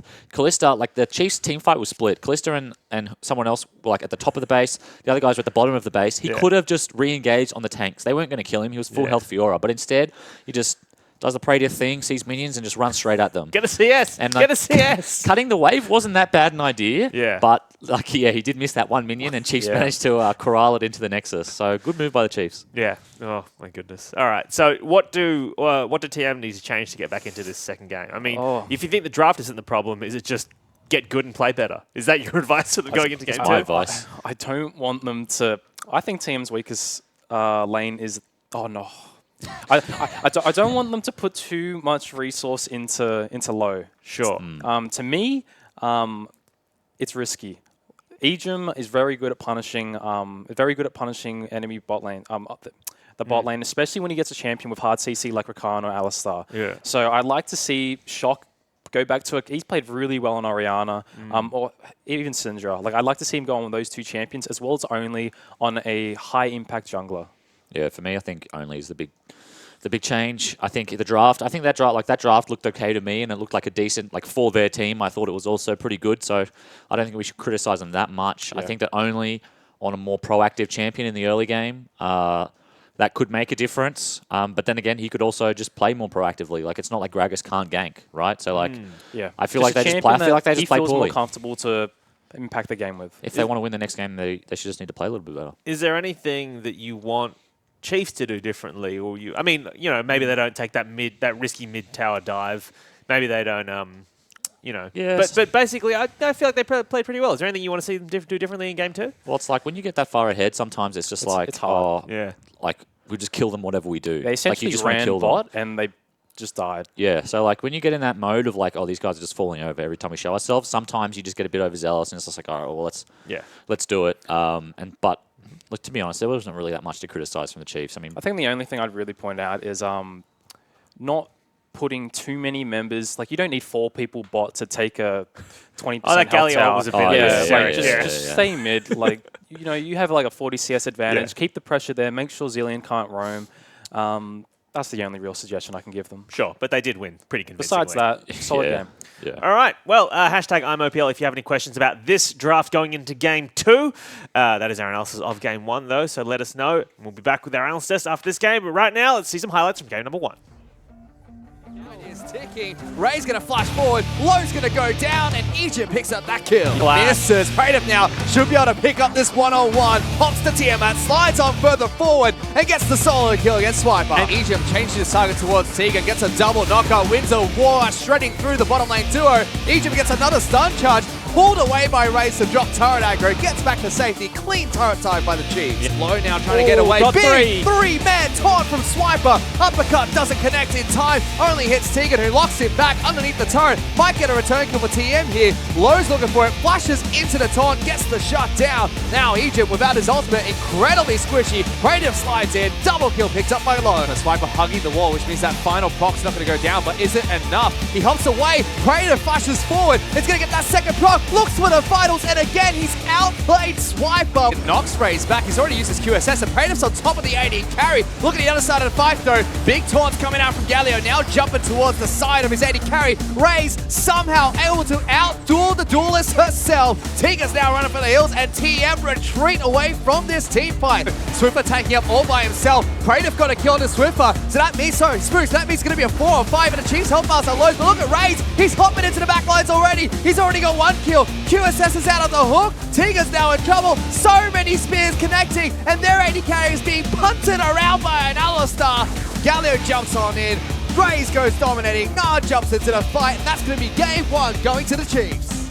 Welcome back, ladies and gentlemen. I'm Matthew Pajamas Stewart. Joining me is Jay Sponser. We're about to get into game number 2. The funny thing is I said it looks good, and then apparently Twitch chat is popping off and roasting you. So unfortunate. Raise your pajamas, apparently. I honestly think it is a good shirt. I'm going to buy myself one. I'm wearing it next week. I'm wearing it sleep. It's going to feel great. We're going to get into game number 2 here.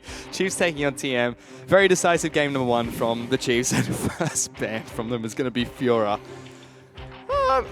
I'm willing to say a bit of that was just Swiper hitting the button as fast as possible, just so Jish couldn't veto. Yeah, potentially. The other thing is they were on red side last game, which means you have to ban Zach. A couple of other things you have to get rid of. So potentially was always the game plan. Let's give Coach Jish the benefit of the doubt.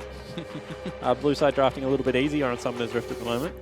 Syndra is the second ban to follow for them. Talia still being taken off the table. This is a ban we saw quite heavily against Sin. To a Sin. And Tommy, best a few Ryoma. other teams in Rift Rivals too. Tommy, best Ryoma. He's the best Ryoma I know. He's also one of the best Talias on the server right now. But Swiffer's a good Talia as well. We just don't see it as much. For sure. Caitlyn is the next ban from TM. Still 100% win rate in the OPL. Is it really 8 and 8? Is that right? 8 and 8. 8 out of 8. Great bait, mate. I was trying to get it in there somehow, but you didn't say it's 8 and 8, so I was, bummer, as Carbon would say. No memes. No memes creeping into this broadcast. Zach's the next ban coming out from the Chiefs. So blue side Zach ban. Gone. And they let him go. So first pick coming up from the Chiefs next. And we still have Thresh up. Elise is available as well. Lots of big power picks actually available right now. Curious to see if they do pick up Elise, because only can pick Nidalee here, and he likes playing Nidalee into Elise. I'm sure. That's certainly a possibility, but I also think that Elise's ganking pressure is just so much higher at the moment. And what we saw game 1 was a tendency to go bottom lane and try and get Raze ahead. And you need a champion that is able to match that in some way. Otherwise, it's going to be a difficult game to play, because Raze, if you give him any advantage at the moment, just looks like he is a legitimate hard carry threat. Meanwhile, TM first pick Tristana. I like Tristana at the moment. I think she's one of the best AD carries. There's nothing new to blind picking AD carry and support. So it's certainly what they're going to go for again. I mean, the Chiefs can just pick the Kalista lane again, and all will be normal. Still feels very strange to see Tristana as the first pick. Chiefs will be able to get the exact same draft they got last game. Alistar and Kalista could be picked up here. If it ain't broken, don't fix it is my train of thought here. There's also other things, like the Cassiopeia are available that Swiffer likes to play at the moment. But just so many teams, they don't get one of the picks that you see that are banned out at the bottom of your screen. They always go towards the jungle as well as AD carry and support route. I hate the Chiefs. I hate them as a brand. Still curious to see what they're going to pick up. So, Kled, the pick that you predicted for last game, gets locked in for game number 2. So they've got a pretty scrappy team comp right now. No real tank as of yet. Kled's going to certainly be more of that HP bruiser that we've seen come into popularity with the, Titanic Hydra, Black Cleaver builds. See whether he goes towards Ravenous Hydra. It's something I've seen a little bit more in solo queue. I don't like it, Fish, but it has been around. It's just Warmog's Atmas all over again. Certainly is. Goodness sake. Please don't make this meta stick. Meanwhile, TM pick up Rek'Sai. A little bit safer in the jungle, and they've saved both their solo lanes, so they do get one of the counter... Oh, they get both counter picks, actually. And this was... Rek'Sai was the answer to Elise when she got changed slightly. Reworked her ultimate. Has been the counter to release recently, and it's good to see only pick up a more team fighting based jungler. I mean, it depends. You can go Titanic Hydra here, right? And just absolutely hard farm, and we have seen him do it in the past. It's true. Getting rid of Gnar, very smart. Kled struggles to deal with ranged champions, at least at the start of the game. Scary thing here is Praetor can always just go straight back to Jarvan if that's not the final ban from the Chiefs, which does alright. It's a Kled matchup. Pretty decently. I want to see what Jax does as well, because Praetor is a big split pushing threat. I think that Jax is actually the best split pusher on the patch right now. We'll see whether that's the case, especially if you're not like against something that can poke him out early, like a Jarvan. Rakan is the next ban from TM. We've seen Kalista Rakan internationally, yet to be played here. Yeah, it's like the good Alistar, pretty much. So getting rid of Rakan makes a lot of sense. Johnny's put together another pretty good draft so far. Final ban from the Chiefs is Camille over towards Praetor, so... No Renekton ban, no Jarvan ban, no Jax ban. Praetor has a lot of choices, and I'm pretty sure they'll pick his champion here. Yeah, I think they have to. I mean, you don't want to give Swift a counter pick when Cassiopeia, Kassadin, all those picks are still available. I have a feeling that we're going to see a blind pick. Oh, no. No. They're not going to do it. They're just going to take Orianna. And that surprised me. We've complimented Cyclone on his drafts. Maybe it could be they want to secure the Orianna pick. Maybe it's a Rek'Sai top. We just have no idea what we're talking about. But, again, just very interesting. They know exactly what the top lane is going to be. They could go for the counter pick, but it seems like, again, Cyclone happy to pick up Orianna for Shock. He's had great games on the champion, even in games they've lost. Yeah, for sure. I think that Shock's Orianna has actually surprised people at how proficient he is on the champion. People were talking about his Zilean, his Syndra. Of course, Syndra banned away. Zilean played game 1, didn't have that much of a good performance. But the Orianna has certainly been something that recently he has played incredibly well. Final pick for the Chiefs. They've locked in Alistar for Ejim. He must be very happy that the cow is back in the current meta. And Cassiopeia is picked up by Swiffer. And I mean, it makes sense. Into Orianna, it's not a horrible matchup. Going to be able to trade incredibly well early. Goes into the side lane better than the Orianna, which we talk about a lot, because being able to drag Orianna around the map and open up that mid lane turret is certainly something that forced her a little bit out of the meta, Fish. But if they go Jarvan here, I mean, they've got Jarvan, Orianna, Rek'Sai, and that is just a great wombo combo. Fight fire with fire. I like it out of the TM lineup, but I think that they've got a very decent draft here. They do. They also have a lot more tools to work with in this game. As we mentioned in the last match, the super tanks from the Chiefs only really feared Tristana, and even then it was a couple items on Tristana only, so it wasn't even that devastating. This time around, as you mentioned, more threats. The only person that's not going to be dealing that much damage is going to be Tegan, and he will be pretty happy to play Thresh. They've already played this matchup once. We saw it didn't go too well for Low and Tegan, especially with all the camp that spooks through into the bottom lane. Hopefully we'll be able to see something shake up for them, because that seems to be the weak link on the map at the moment, besides Shock's Zilean, which is quite weird to say, because that was his one trick Yeah, no, that didn't do well. Let's put that one in the bin. That did not perform well. Not good call. Glad to see him come back on the Orianna. And I want to see now how he does in a lane that, it's Cassiopeia favored, but certainly shouldn't be a wash. Yeah, certainly should not. Orianna's always been one of those staple control mages you can pick into almost any matchup. Yep. So curious to see how this one goes. But we've seen Swiffer do some crazy things already. In the Galio against Zilean matchup, almost picking up a solo kill at level 2, which was off screen. And he also got, the Penta with the Cassiopeia last week. And he did. quite a good Cassiopeia player at the moment. Swiffer is one of those players that likes to spam out one pick in solo queue. Cassiopeia is certainly that at the moment. But I think that, TM have put together a comp that is not as linear this time. It's no longer 1-4. They've got a split pusher if they want in Praedyth, especially if he gets accelerated, but they can also team fight. They've got a little bit of pick. They've got good vision control. So I like their comp a lot more this game. And we've seen exactly that from Praedyth when he picked up Java before. He's shown he can split push. He's shown he can team fight. And recently, the past couple of weeks only, I would say, he's been a lot more dedicated with how he uses his teleports for himself or for the team. For now, though, let's check in with Jish, who is standing by with Hingers. Thanks, guys. I'm here with Jish, and I want to ask about Game 1, the comp, right? Do you think that we're going back to a tank meta? Because we're seeing a lot of beefy dudes coming out of the Chiefs. I think that, the bot lane is definitely shifting towards tank supports, and I think that if a team's going to leave Galio up and not first pick it, then it lends itself to a really easy tank comp. All right, well, going into this match then, you picked Ali Callista in your bot lane twice now. If Rakan was not banned, would you have picked that? Is it stronger than... Yeah, I think Callista Rakan's really strong lane. I'm on the hype train. Yeah, I mean, we definitely considered it. We talked about how they would ban. We still had 3 options for support, so it was probably going to be either Alistair Braum or Rakan there. All right, well, thank you for speaking to us and best luck in the game. No worries, thank you. There you go. Jish is hilarious. So I've actually spoken to Jish about this. He wants to give nothing away in those interviews. He has been pretty vocal. So the fact that he gave us that we might have gone with Rakan if it wasn't banned, I feel is probably the most insight we're going to get out of him all split, Fish. Potentially. I mean... Very secretive man, Mr. Jish. Meanwhile, Ejim, he's swapped his skins again, Spawn. He's still Mukau, but he's got the purple jumpsuit. Purple? Sorry, yellow. Colorblind. He's purple last game. But, yeah, not quite sure what he's trying to do. He's very confident with his skin tier list.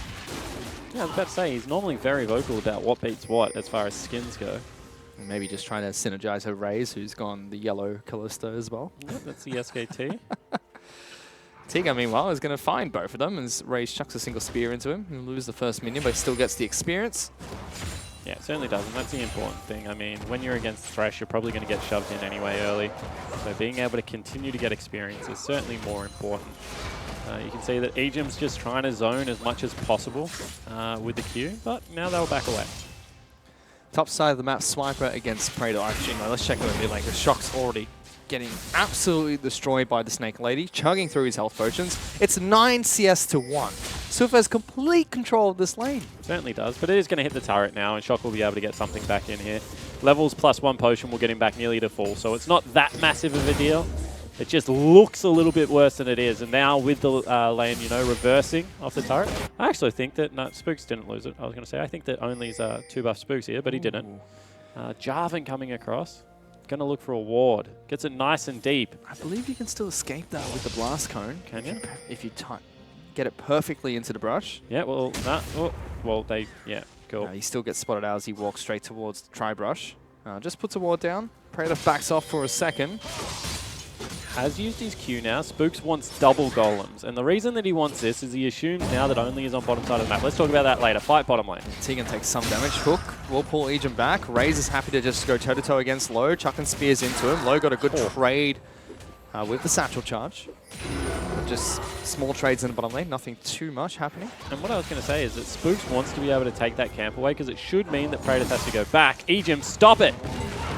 Just going to knock up Tegan here. Forces a heal and a flash. It's a lot more than I expected, and the stun comes out with all the minions piling on in. Only's going to make his way down, but the damage has been done by Ejim and Raze. They're so aggressive. Spooks making his way into the mid lane, repels away from the command attack. That forces a flash from Shock. Spooks wants it, has Cocoon, going to throw it out, locks him down, forces the cleanse, but Swiffer just did not trust his teammate. Yeah, I mean, he knew that the cleanse was just there and wanted to grab the creeps. Then Spooks nearly killed him anyway.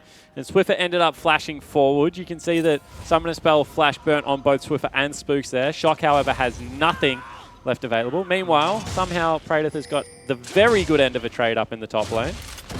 Swiper is going to be able to get back onto Skarl, so he could stick around if he wants. Yeah.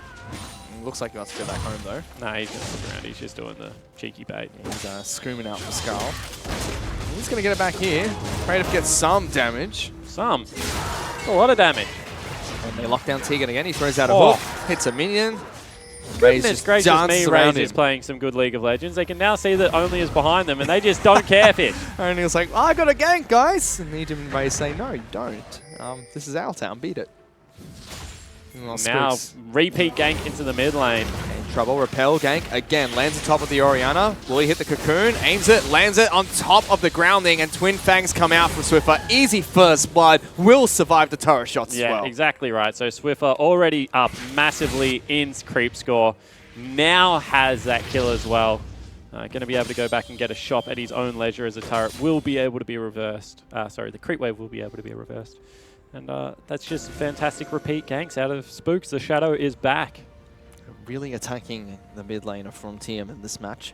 Shock has looked good the past few weeks of the OPL, but up against the likes of Swiffer, just no match so far. Top lane, Praetor taking an absolute beating from Swiper. He's going to get knocked off Skarl soon, but puts a bear trap on the rope, forces the flag and drag. Praetor's forced back to base. Yeah, and he's already used TP. I mean, Swiper must be close to level 6, so you don't want to stick in that lane.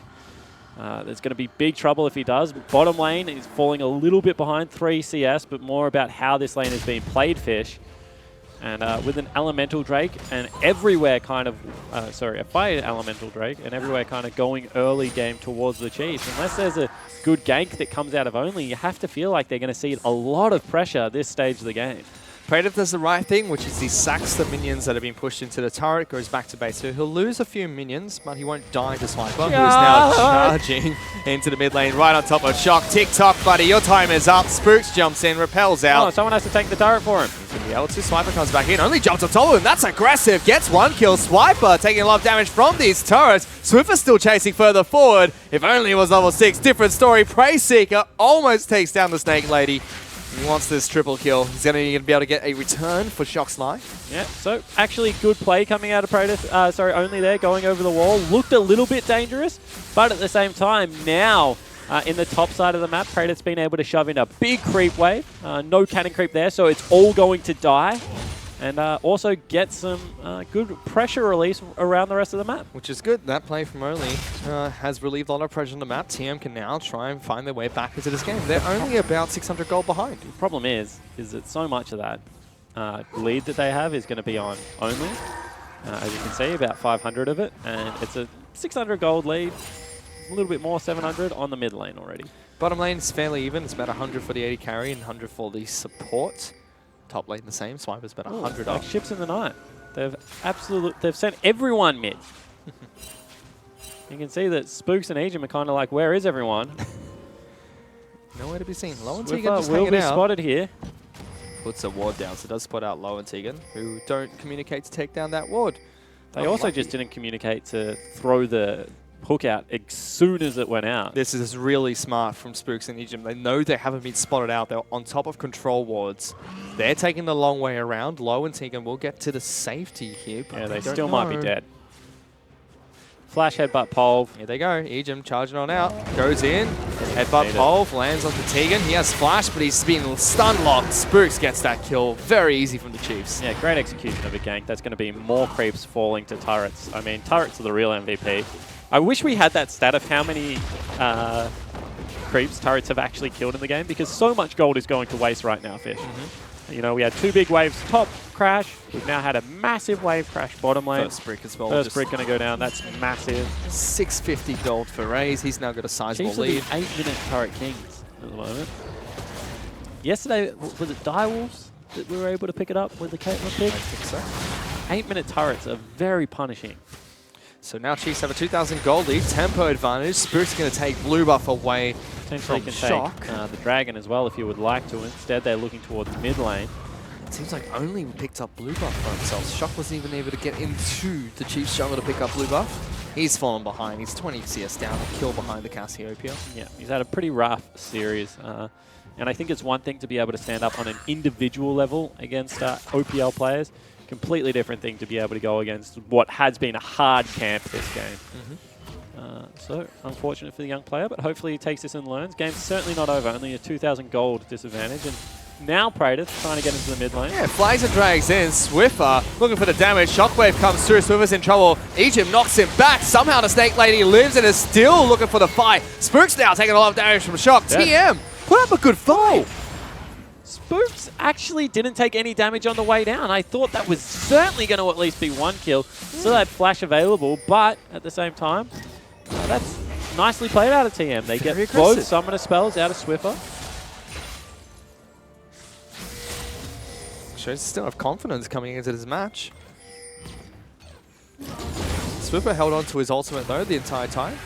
Decided not to use it. Yeah, that was strange. He held on to flash as well when the shockwave came. I thought that he was actually going to flash the ball back onto shock, but didn't go for it. You can see T-Gun actually wants this dragon now. They've got their jungler in the vicinity. They think they've sent Spooks back to base. However, certainly not the case. He's running around with Hunter's Potion, so he never has to go back to base if he doesn't want to. Has his Moby Boots as well as upgraded jungle item. That's all you really need on Elise to get things rolling for your team. A lot of spears being thrown into this dragon. That's going to be ripped out. Reset. Does reset, but still has all the spears, so that will eventually be ripped out. Fire Dragon picked up by the Chiefs, first elemental of this game. Only now looking towards what will be the Rift Herald. Isn't going for an aggressive build, actually just going for a pretty standard Cinderhulk. And across Summoner's Rift right now, I mean, the Chiefs definitely won the early game quite hard, but it seems to have once again gone through a normalized phase. It's a 2,500 gold lead for the Chiefs, though. They'll be pretty happy to work with this. Only has picked up a Rift Herald, which you would love to use later on. Kratos going to get his back cancelled. Yep. Very mean, very rude. And because of that, no one can actually catch this wave in the top. In the bottom, sorry. You can see that Raze and Aegin pushing this one in. It's going to be a lot of damage. At least 50% of the turret will fall down. Potentially more. Rek'Sai's trying to make his way down, but Spooks is shadowing him. So Chiefs can potentially take this turret. Jarvan's way too far away. I mean, Jarvan had the back cancelled, and they just push in what was 8 creeps. Now they have to disengage. But the damage is already done. I mean, sure, Low got to go top lane and pick up a big wave himself, but unfortunately for Kratos, he missed out on so much. Charge used mid lane. Yep, Sniper's trying to dive shots. Decides against it. That's a smart decision. Getting underneath that turret. I mean, the wave was pushing in. There was absolutely nothing Swiper was going to be able to do there. Shock does the right thing, just catches it on his turret. He's going to be absolutely fine. Still 20 CS down, but has normalized that. What was a very rough, at least level 1 fish. Oh, TM going to use this time to try and chunk away its top lane outer. That should fall. I believe Low is going to be able to pick that up. Yeah, certainly it's going to get very close to falling. It depends how confident they are that they can fight for the turret, because as you can see, 2 members are heading up. Raze is here, but Tegan's right behind him. Only's here as well, so that's Dark Passage bringing the Rek'Sai. Flash Blade doesn't connect. Raze will try and flash away. Hook goes absolutely wide. Poor form from Tegan, and now Egypt gets a triple knockup. First kill on the Tegan. Will stun lock Only. Swipers in the back lines too. Only will flash on in, and Low pops the ultimate to get him back to safety, but still poor performance in the TM support. Raze just pushes away skill shots. Nothing came close to him there. There was absolutely no hope that they were going to be able to take him down after everything missed. And unfortunately for TM, that means that the advantage that they were looking to secure on the top side of the map, I mean, if they kill him there, they get 1 turret, they drop Rift Herald, potentially pick up the 2nd turret, is absolutely nullified. Meanwhile, Egypt looking for a adventurous dive without his ultimate. Flashes away immediately. Sorry, his ultimate is up, but didn't want to go for that one, it seems. There's the Chiefs. Really want this red buff. Raze is going to stick some spears into it, get the help from Spooks. TM, 3,000 gold behind. Just seems like every time they look for an attack, Chiefs are ready to respond. Yeah, the problem is, and quite like yesterday when we were seeing Legacy versus Regicide, TM isn't playing horrible League of Legends right now, and Regicide wasn't playing horrible League of Legends yesterday. It's just that the Chiefs and Legacy both look really comfortable against their counterparts this week. And you can see that they don't feel like they're making any rush decisions. It all looks very controlled. And, you know, the veteran squads coming into this week are looking to get it done. Wants to dive on top of Praetor. Did miss his bear trap on the rope, but Praetor still not winning that trade. Only trying to charge on in. Cataclysm gets popped by Praetor. He's taking a lot of damage. Knocked off Skull. It doesn't matter. Swiper says, come at me, TM. He's going to get the Cowardly Lizard back, and he could charge on towards this Rek'Sai. He's going to do it. Does just that. Only stuck underneath a turret. Swiper's almost at full health. Bear trap on a rope. Not going to pull him back from the void. He rushes out. Swiper in his mini form. Looking for the shotgun. No. He hit it, but it's not enough. No, he can't lifesteal. And the Praise Singer finds his catches prey. Meanwhile, top side of the map, Tegan and Low looking to run away from the Chiefs. Spooks wants to get a cocoon down. Bladed King hits. Good hook. Play it back. Hits the turret. Low get one. He can't. He gets healed. Will he fall? He does to the turret. Low can look for the Super Mario jumps. Joe's for the first one. Gets Spooks. Tries to jump in. He's going to fall. Kratos up here as well, being chased by a snake. Egypt pops the ultimate. He gets angry. Knocks him down for a stun. Swiffer turns around for more kills. He's going to flag drag. Flash Swiffer follows. Grounds Low. Twin Fang after Fang after Fang. And double kill picked up by the snake. I actually think that's a triple kill because he killed Shock up into the rotation as well. Swiffer now 4-0-1. 30 CS up and absolutely styling on the TM lineup. Still good trades across the board. Pretty back and forth play, Fish, but I think the Chiefs ultimately won that one. He certainly did, and Swiper should be very happy with his outplay against Praetor. Praetor died twice in that team fight. Let that sink in. Yeah, he certainly did. I mean, only got away, and he also dropped a Rift Herald down in the bottom lane. It got a lot of damage done to this turret. Will not pick it up, however. So that's just more CS that's going to be fed over. If we take a look at what... Yeah, so he just runs into him. That's a pretty straightforward kill. Not pretty. I mean, it certainly wasn't. Then we get to see the continuation. Praetor, of course, had teleported into this play. Ejim had his ultimate still available and was able to get it done. Although, here we go. Yeah, double shockwave coming out. They kill Raze to kick the fight off. Tegan is in some trouble. Ejim does not have his ultimate available, but they do get the Thresh back to safety. So good pick from TM. Yeah, certainly is. Perfect player. Has been dead twice this game. Ooh, good hook as well. That's a second pick. That's going to be 2 kills. Spooks falls, only gets that one. He goes on a killing spree. Some reprieve for TM. They're 4,000 gold behind, but still trying to find an avenue to fight back. Yeah, 100%. And I think that off the back end of this, top lane turret is very low, bottom lane turret's low, and Dragon spawning in 15 seconds. They should at least be able to pick something up. Blade of the Ruined King and IE done for both carries. So first real spikes coming out now. Low certainly needs some crit and attack speed to make his worthwhile. Tristana, just like Caitlyn, does fall off slightly in the mid game. Really needs that triple crit item to start to ramp up a bit more. Swiffer doing absolutely fine in this mid lane. Has the Saracen Brace stacked up. A lot of Aegis stacking on top of that with a Dark Seal. TM looking to try and pick up a cheeky Elemental Dragon. Chiefs want to respond. Tegan is at half health. I think they want in. I don't think they really care. They're just going to fight this one, Fish. Let's see if they do. Swiper doesn't have teleport, but it's coming back up soon. Spooks says, thank you very much for the leash. We appreciate that. And we will have this Ocean Dragon. Ejim's still going. Let's go. Head ramming Ejim at his finest. I mean, one person runs into the jungle. Everyone actually moves away from him. Now they've been caught out, however. Spooks doesn't get down to the risk killer. He gets splayed back. Big pick coming out for TM. Oh, Giga's in some trouble. Ejim was looking for it, but instead knocks back to Tristana onto the ground, and Swiffer gets that kill. Raze is pulling the Alistar back. Swiper's looking for it. Jump straight on top of TikTok. He's going to take a dark passage back to safety. The Swiper says, I'll follow you guys to the ends of the earth. We'll get knocked off Skull shortly, but he doesn't care. Juggles the turret aggro. Praetor jumps on in. Picks up a kill into T-Gun. He'll fall shortly after, but the Snake Lady as well as the sticks are being thrown into TM. Only their mid laner left up. Yeah, 4 for 2 in the end, and the Chiefs will walk away from that one victors one more time. You can see TM actually doing a relatively good job of fighting fire with fire right now, but it is starting to slip away from them, Fish. And Swiffer is just absolutely massive. 7-0-1. It's a big Cassiopeia. He's got 9,000 gold. He's 3k up ahead of Shock. Swiper's actually looked not bad this game as well, but as you said, majority of the gold is on the mid lane. Oh, goodness.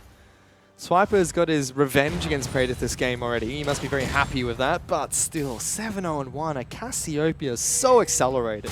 10 stack on the Dark Seal. See whether it goes on the Gyre's pickup. Oh, Saracen Brace just got complete as well. 6 stacks on a Rod of Ages. This is not looking good for TM. They need to kill this snake quick. And not quite sure how you do that against this team composition. I wonder what he goes next, whether it's a Banshee's Veil to try and block out some of the initial damage that comes out. Whether he just wants, you know, something like the Leandries or Void Staff because he is so far accelerated and wants to continue the snowball. It's going to at least be something with cooldown reduction. It's going to be Zhonya's Hourglass. KDA Protector. See how he uses it in the next few team fights. When he eventually gets it. I mean, resistances plus the massive health and mana that he has is actually just incredibly good. Yeah.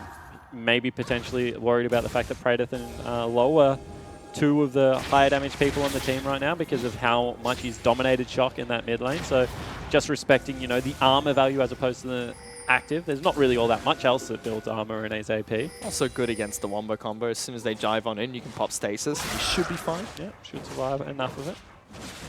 For now, the Chiefs are they're in control of this game. Just under 5k up. Raze is looking for his first seal item. Ejim actually wants to engage here against Only. A scary cow at the moment. You He's can willing see to do that as soon as Swiper disappears into Fog of War, everyone gets a little bit worried. Massive pings going down. They're actually going to start up this Baron. I mean, they've got Cassio as well as Elise. It is in vision, but they do it so damn quickly. I mean, imagine if Kalista was there. That Baron would be dead already, but that's going to be rushed down. TMR trying to race towards this pit. Shocker's there. Has to be a steal. They're going to peel off. Huh. So let it reset. And again, if Kalista was there, different story, but Chiefs decided to try and rush it without the 80 carry. I mean, Only's higher level, so peeling off is actually the right call there. Only could have gone for the 50-50 steal, but you see how quickly Cassiopeia is able to get it done. Instead, they go back to their 1-3-1, and as we keep mentioning, Orianna cannot answer this part of Cassiopeia's game. It is nearly suicide for Shock to go up there. Very smart from the Chiefs to peel off there. It seems like they were keeping Raze in mid lane to kind of bait that out in case there was no vision. If there was no vision on that Baron, that would have 100% gone to the Chiefs. Instead, they try to siege mid lane. Ejim, Raze, and Spooks working on this turret. They had Cassiopeia split pushing, and pings are going down onto her as she's under red buff. Only is trying to look to see if she can get a kill. Good. Cocoon lands at the Tig, and he gets locked down. Alistar going to take a lot of damage, but pulled away by Raze to get Ejim back to safety, forcing teleport out of Praedyth. I mean, and that already gets you everything you want. They break open mid lane. They're going to be able to get bottom lane turret. They also get the TP, and we already know that Baron is a focal point for the Chiefs with this team composition. We've seen them start it up once. TM potentially looking to pull that trigger, but unfortunately just not able to get it done, Fish. And the young squad, they're sticking into this game. Not even close. These two top laners are hilarious. Yeah, the TM's sticking in this one, but it's just becoming more and more difficult to win out. Yeah. Let's see if they can find a way to fight back. Top lane outer is very low, so there is some standing gold there for TM to potentially look to. Baron buff is up. However, usually attacking a team that are trying to take Baron is smart, but the Chiefs have just shown there they're very patient with their Baron play. Ejim is still sweeping out wards on his own this time. Thankfully, he's not Lulu, so he's not going to die to this Rek'Sai running at him. I mean, it's also just a Spirit Visage Cinderhulk Rek'Sai, so I don't even know if it would kill Lulu at this stage. Only certainly there for a little bit of utility, not really there for the big damage numbers that come out of the Warrior Rek'Sai. Now Chiefs will actually scout out the Baron pit. If they ever touch that as a 5-man squad, that will fall almost instantly. Even a 4-man squad. Yeah, they have TP advantage as well, so Swiper can just stay here and continue to farm out this wave. And it really has looked nearly business as usual for the Chiefs. Yep. We're waiting for something impressive, something flashy to come out of this squad. They've been talking about the return of Jish, how they do want to now be the best team in OS. Title that the Direwolves more than definitely deserve at the moment.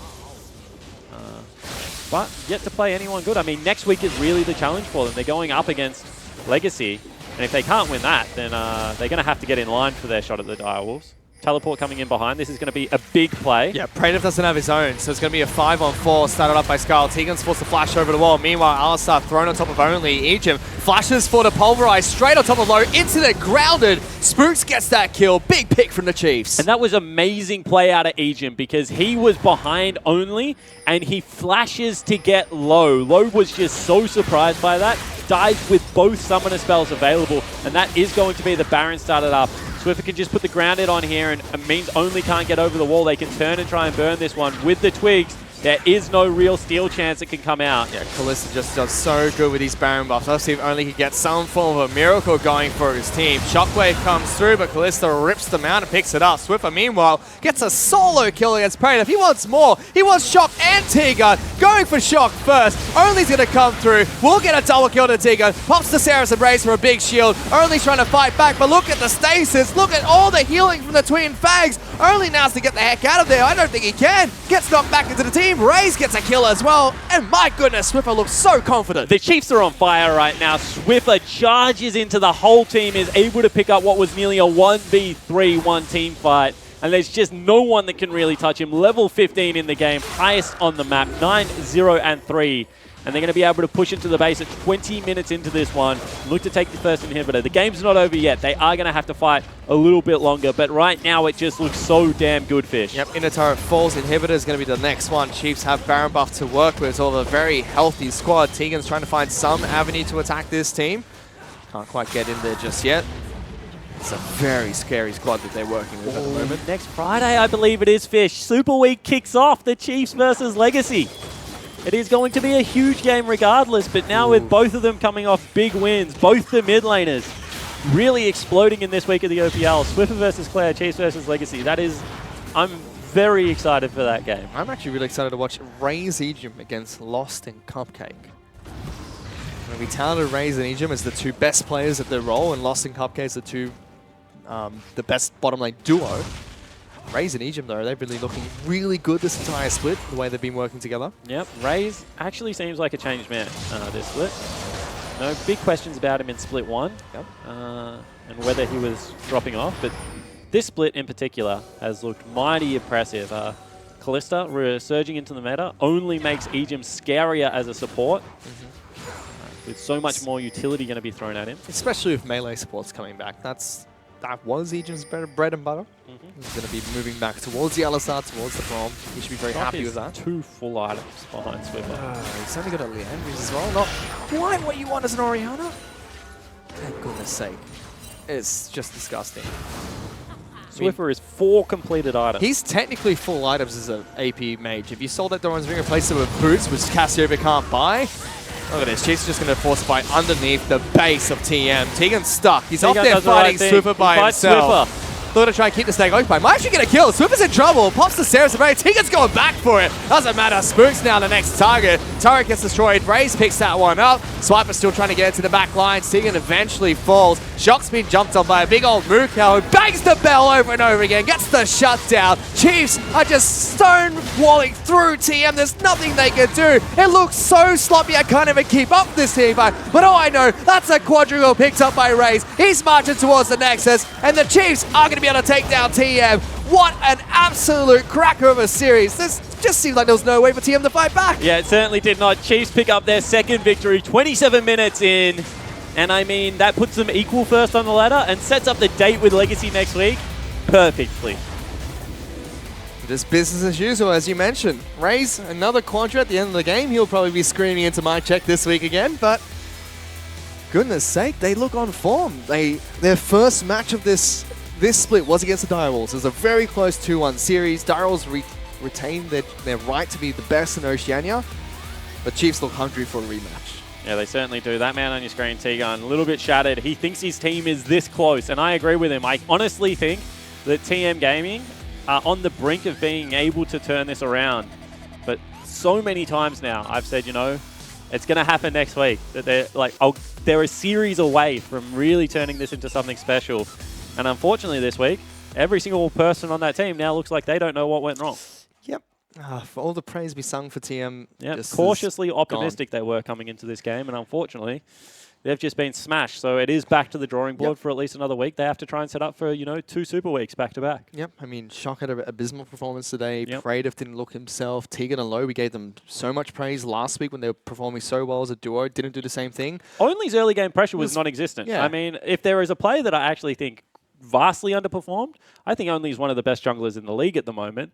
Spooks put on a clinic this series, so I certainly think that little bit difficult to, you know, sing the praise of anyone on TM. Well, it could just be Chiefs. I mean, dominant form and an off week for TM almost. Perfect storm for this 2-0. But regardless, Chiefs looking really good going into their match next week during Super Week against Legacy. And still a top of the table clash, so it's going to be a very fun one to watch. Meanwhile, TM really need to find some wins here, and hopefully they can do so next week. But for now, to break down that series, let's send it back to the analyst desk. Thank you, Fish. Thank you, Spawn. Chiefs 2-0 over TM. So, Carbon, your hopes for TM to take a game did not come to fruition. But, Choo-choos, congratulations to you for correctly picking that one. Nice job, Thank Aaron. you. I feel like there was a weird tension there. I was assuming you would have some more to say to him. I don't about know. that, but Like I did want them to win a game. Yeah. I really want to. Like they've been looking so good the past 3 weeks. It's a real pity to see them. I feel like this break just broke that mojo. Yeah. I didn't think about that. That could very well be the Yeah. case. It's been 2 weeks, not competing, and then not competing. I don't know what their scrim. Maybe they didn't get many scrim because 3 of the teams from the OPL were missing. Yeah. And so that's 3 less teams that you can scrim, and maybe they didn't get the. I mean, I don't want to make excuses for them, but look, Chiefs I thought played pretty well, and TM played pretty poorly. And I want to talk about TM's inability to capitalize on Chiefs' mistakes because, Carbon, I know you're interested in this. Like, even though Chiefs didn't play the game perfectly, when, like, for example, they were overextended like this, TM were unable to. I mean, really this should take be skills. textbook, but this was just an abysmal dive. I mean, I cannot sugarcoat it at all. There's nothing good. Like, I mean, from a macro sense, the 3-on-1 is good. The timing is good because they got in there just before Ali did. But T-Gun flashes forward, misses Flay, misses Hook. Rek'Sai misses the knock-up. Like, Lowe didn't use his ult. Like, Callista should have been Dead. 900% dead there. Like, that should not... There should not be outplay potential for her. If you have flash on Rek'Sai and Thresh and Callista's living and then turning the kill, I mean, that was... Yeah, that was very poor, and they need to work a lot harder if they want to be in the gauntlet this year. Yeah, I mean, they've got a lot of work to do. Yeah. Both macro-wise, it looked okay. It didn't really get to that point, so it's hard for me to make the opportunity. It's hard for me to make that call, but definitely micro-wise, they need to start grinding. They need to start individually really getting better because. The worst thing for any team, and Tim, you probably know this more than anyone, is losing. What are you saying? Is losing in the early stages of a game. If you lose, why would I know that? If you lose in laning phase, it's actually the worst thing because there's no way you can feel. Who is this guy? Doing here? If you lose in laning phase, you can't really do a VOD review. It's just. And Tim, Hey, Carbon, you know this. You know losing is really bad. Rinsed? Losing is bad. Tim, you would know about that. Tim, you know all about losing. Absolutely rinsed by another team. Oh, come on, Carbon, man. speak to that for a second. No, but I can see why he left the team. To be honest, Jesus. let us try to move forward. okay, man, it's okay. We're friends here. No, yeah, we're all mates. We're all mates. It's all fun. The second thing I want to talk about, Chooches, and I know you had some complimentary things to say for the Chiefs about this, the way they took this Baron. Let's bring it up. Yep. So I really would want to highlight Swiffer's Cassiopeia again in the replay that we're about to see. So they're completing the Baron.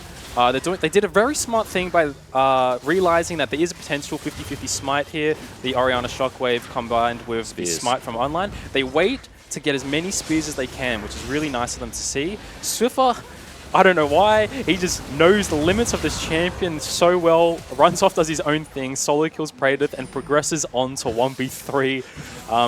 He ends up almost killing Shock, turns around, kills Thresh, and pulls off a great Zhonya's here, while his team follows up and backs him up. And yeah, I can't praise him enough, just from last week's Cassiopeia performance. Oh, it's incredible stuff. So for people who haven't seen a lot of Callista, because she's only just coming back into meta and being played a little bit more in OPL, explain the spears mechanic to everyone. So essentially, the more spears you have in a target, the more damage it will do. So it's much better than Smite. I think he had about 20 spears. That's equivalent to nearly 4 million damage. Nearly 2k damage, which is one of the best securing abilities in the game. Yeah, you should not be able to... It shouldn't be possible to steal a Baron against Callista, especially when you time the rend, because the rend is instant, there's no animation. Because the rend is instant and you can smite instantly, you should be able to do like around 1.5 to 2k damage. They did combine it very well just then. They did, the synergy there wasn't very good, but the maths that's the mechanic. Like, you shouldn't be able to steal versus Callista. Ooh. And then just watching Swiffer just turn around and just 1v3, so pretty good stuff. You feel? He finished that game 9-0. Yeah, doing all right. Well, after 2 weeks watching Swiffer put on a clinic with Cassio, as you bring up the draft, do you feel like it's worthwhile to ban it now? No. Or maybe now, maybe for us next week, we might consider it. But for TM this game, I wouldn't have thought about the Cassiopeia. Like I said after game 1, I don't think the draft really matters. TM weren't playing well enough in game 1, and then when that's happening, you kind of want to be like, let's just draft. what we're good at. And then I think they tried to do that in this game. And yeah, again, same thing as game 1. In both weeks that he's played Cassiopeia, in this game where he's versing Shock's Oriana, Shock's arguably that's his best champion that he's performed on. He chunked him out greatly at level 2 and sort of showed how Shock didn't really know this matchup very well. Yeah. So I don't think it's worth banning. Tim, you shouldn't ban it. But like, but like, yeah, I just think it's Shock's. I don't think he had a good day. He did not have a good day at the office. Matchup, yeah. Did not have a good day. Do you think we're seeing? I mean, do you think we're going to see more and more Callista because we changed to 714 next week? You're going to see these lethality buffs. Is Callista still going to hang around? Do you think? Probably. Yeah. I mean, lethality doesn't apply so much to ADs. You might It's see just the stuff like assassins, yeah. you might see stuff like lethality Jhin or like lethality Varus come back maybe. But I think all in all, AD will mostly stay the same. You'll see like probably see some Callistas. Jace or Tristana. I think is coming back. We saw 2 games of Tristana. We saw some Tristana yesterday as well. So I think Tristana's coming back as well. And then other than that, I mean, it's just the same stuff. Caitlyn, Varus. Siva got played in EULCS this morning. Or last night. Siva got played in Vietnam as well, if I recall correctly. Yeah, it did. So I don't know. That's maybe something else to look out for on the fringe. I know we have a tweet coming through, so do tweet us, #ImOPL, if you have any questions for our analysts. This one in particular, when would Ancient Coin on Thresh be better than Relic Shield? And we have a jungler and a mid laner here, so obviously I Thresh can answer mains. this. I'm a big Thresh fan. Yeah. Yeah. Okay. Yeah, I am. And I really like Ancient Coin because the speed is essentially like a Righteous Glory. The speed to catch up and what's it called now? Talisman of Ascension. Talisman Ascension is essentially it makes you run up real fast and you can get that fly off and go off that. But So then coin. Yeah, off coin. Yeah, that's off coin. Yeah, that's what coin coin builds into. Relic Shield is also really good into tank matchups, or you just need a little bit more health, and it gives you that instant health for your AD carry when you last hit a minion. Makes you tankier as well. I think Relic Shield is better like most of the time, like 90% of the time into most matchups. I Except for think Ancient tanks, maybe. Coin, if you're playing against like a melee with no real kill pressure, it gives you extra CDR, right? Like it builds... I think you get more CDR. Yeah, it does. It gives you 10%. Yeah, so I think the coin gives you more CDR, which like if you're like in an easy matchup where you can just afford to just throw a lot of hooks and stuff, I think the extra CDR helps in that case. But I would say that most of the time you would just go the tanky item because Thresh needs to have If you health. If you have any other questions for our Alan's desk, #IamOPL or at OPL, you can slide into their DMs as well. Presumably they're open. Let's look at these damage graphs, shall we? Because no surprises there. Callista being the... Jeez. There's a lot of deeps. Rek'Sai did less damage than Thresh. Yeah, he was invisible today.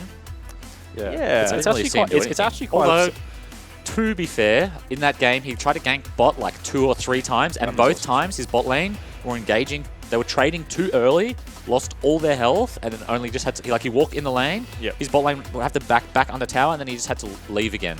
And so I do think that like part of that is his team playing poorly, but I also feel like in previous weeks, like he's just managed to impact the map regardless. I think he got a couple of kills. He got that kill. He made a nice play mid. He made a nice play mid, and it was got the return kill. unfortunate he didn't snipe Swiffer. Yeah, could have got the 2-for-1 there. Yeah, Swift kind of That's a juked that hard around, ask. didn't he? Yeah, it is that's one of those skill situations where if you can do it, great, but if you can't do it, like you can't really ask someone like you should hit that all the time. So going into this match, we did talk a lot about Shock, but he is going up against Swiffer in this matchup. He did play against him, and Swiffer is one of, let's say, the best players in OS, one of the best mid laners in OS. Yep. When you look at these, Oh, he died. yeah, I didn't realize he died either. Yeah, Well, 2-4. 9-1-4 versus 2-4-3 in terms of a KDA, and it's like you said, not a great day at the office for Shock. No, not at all. What do you reckon, Aaron? Yeah, it was just... Yeah. Did you feel? I mean, you said, look, get him off the Zillion, get him onto the Orianna. Yeah, and he did. He went on the Zillion and the Orianna, and it just both games went horribly wrong. You want to get him on that Syndra. That's the next one. Like Maybe he needs to avoid the champs he's good at. Maybe if he just plays something just completely random, maybe he won't feed. Oh, so you're saying like I'm still confident in Shock. Like he's a young kid. Yeah. He got picked up with solo queue. He's always like been around top 10. I'm very impressed by his Syndra. I played against it numerous times. I think he just had a bad series. Yeah, I agree. It's very easy to have a bad series against Swiffer, I would say. That's also true. Yeah. I think that, I mean, you did get ganked a lot, I guess. But it's just the problem. I mean, it happened in both games. You just get super out-traded at level 2, and then, like, it's just over for him. Yeah. It's definitely something new for new players from solo queue that transition into competitive competitive environments that you're not used to being punished as much as you would. He didn't have cleanse and flash against an Elise Kled. He got punished numerous times for that. So that's something he has to get used to. We've talked about it before. Maybe today is just another learning experience for TM, but they do. At the start of the split, they did show some improvements, but that wraps up the series. Chiefs 2-0 over TM. Do not go anywhere because we'll be back with our second match of the day. Sin taking on AE right after these highlights. Tyrant Swiper's always at full health. Bear Trap on a rope. Not going to pull him back from the void. He rushes out. Swiper in his mini form. Looking for a shotgun. He hit it, but it's not enough. No, he can't. Good hook. Play it back. Hits the turret. Low get one. He can't. He gets healed. Will he fall? He does to the turret. Low good look, but a Super Mario jumps. Joe's for the first one. Gets Spooks. Tries to jump in. He's going to fall. Kratom himself here as well, being chased by a snake. Ejin pops the ultimate. He gets angry. Knocks him down for a stun. Swiffer turns around for more kills. He's going to flag drag. Flash Swiffer follows. Grounds low. Twin Fang after Fang after Fang, and double kill picked up by the Snake. Kratom jumps on in, picks up a kill on the T-Gun. He'll fall shortly after, but the Snake Lady as well as the sticks are being thrown to the TM. Only their mid laner left up. Swiffer, meanwhile, gets a solo kill against Kratom. He wants more. He wants Shock and T-Gun. Going for Shock first. Only's going to come through. We'll get a double kill to T-Gun. Pops the Saracen Race for a big shield. Only's trying to fight back, but look at the stasis. Look at all the healing from the Twin Fangs. Chiefs are just stone walling through TM. There's nothing they can do. It looks so sloppy. I can't even keep up with this team fight. But all I know, that's a quadruple picked up by Raze. He's marching towards the Nexus, and the Chiefs are going to be able to take down TM. Whilst an OPL game lasts about 30 minutes, it's generally won from a series of plays that only last a few. Hi guys, I'm Jake Spawn Tiberi, and welcome to the War Room. We created the War Room to dive deeper into set plays, high-level macro, and solid team communication. But sometimes you just have to sit back and watch people get outplayed. Blue team double kill. Rampage. In Game 2 of Regicide vs the Chiefs, Regicide had fallen down 4,000 gold in the first 11 minutes. Desperate to fight back, they get a pick on Chief support Ejin in the river before trying to force it down mid. This is the right play. With only arrow down on Chenny's Ash, and in a 3v2 situation, Regicide should have the advantage. However, due to some micro mistakes, Swiffer is able to capitalize, and along with some help from his Shadow Spooks, pick up 3 clean kills. As Fade and Decoy approach mid, Swiffer cuts off the choke with Cassiopeia's Miasma. This forces Fade to take an incredible amount of damage, and burn his flash before committing.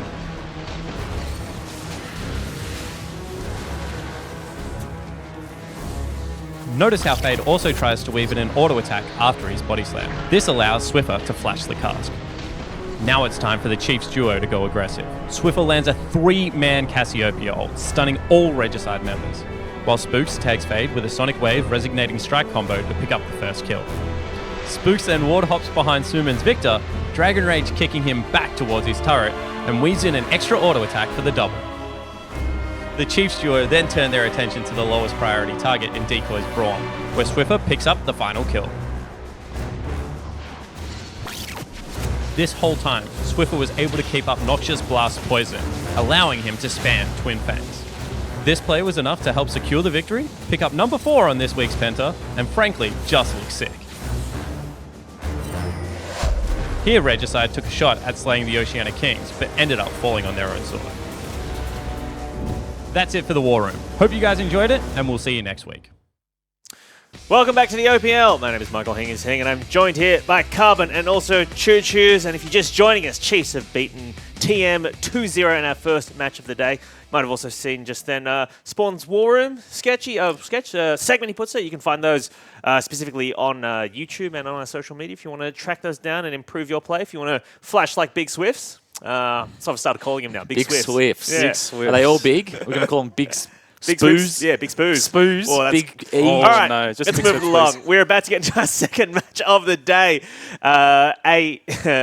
Sin taking on AE. And I feel like this is a very, very definitional match for the seasons of these guys. Because, you know, the winner, I mean, one of these guys is going to be taking that 5th spot, presumably in the gauntlet. Well, not presumably. I mean, they're both They vying. will. They're all Someone vying has for it. to. They're vying for that Someone 5th has spot, to come right? 5th. Yeah, So exactly. it may have to be these two. So but so who's it out of? It's out of Sin, I would Abyss. say, I would say the list is, I think what the roughly current standings, what I think they are, is AV, Sin, Yep. Abyss, TM. Yeah. And to me, those are the 4 teams all vying for the that fourth fifth spot. Yeah, well, fourth, fifth. fourth and fifth spot. AV probably looking at 4th right now. But those teams are all looking for the last 2 spots in the gauntlet. So if Abyss and Sin are playing today, which they are, obviously, the winner of that will have the head-to-head, and also the points potentially looking forward to that 4th or 5th spot in the gauntlet. So let's get into it, shall we? In particular, I want to talk about Dockler, the top laner for Sin.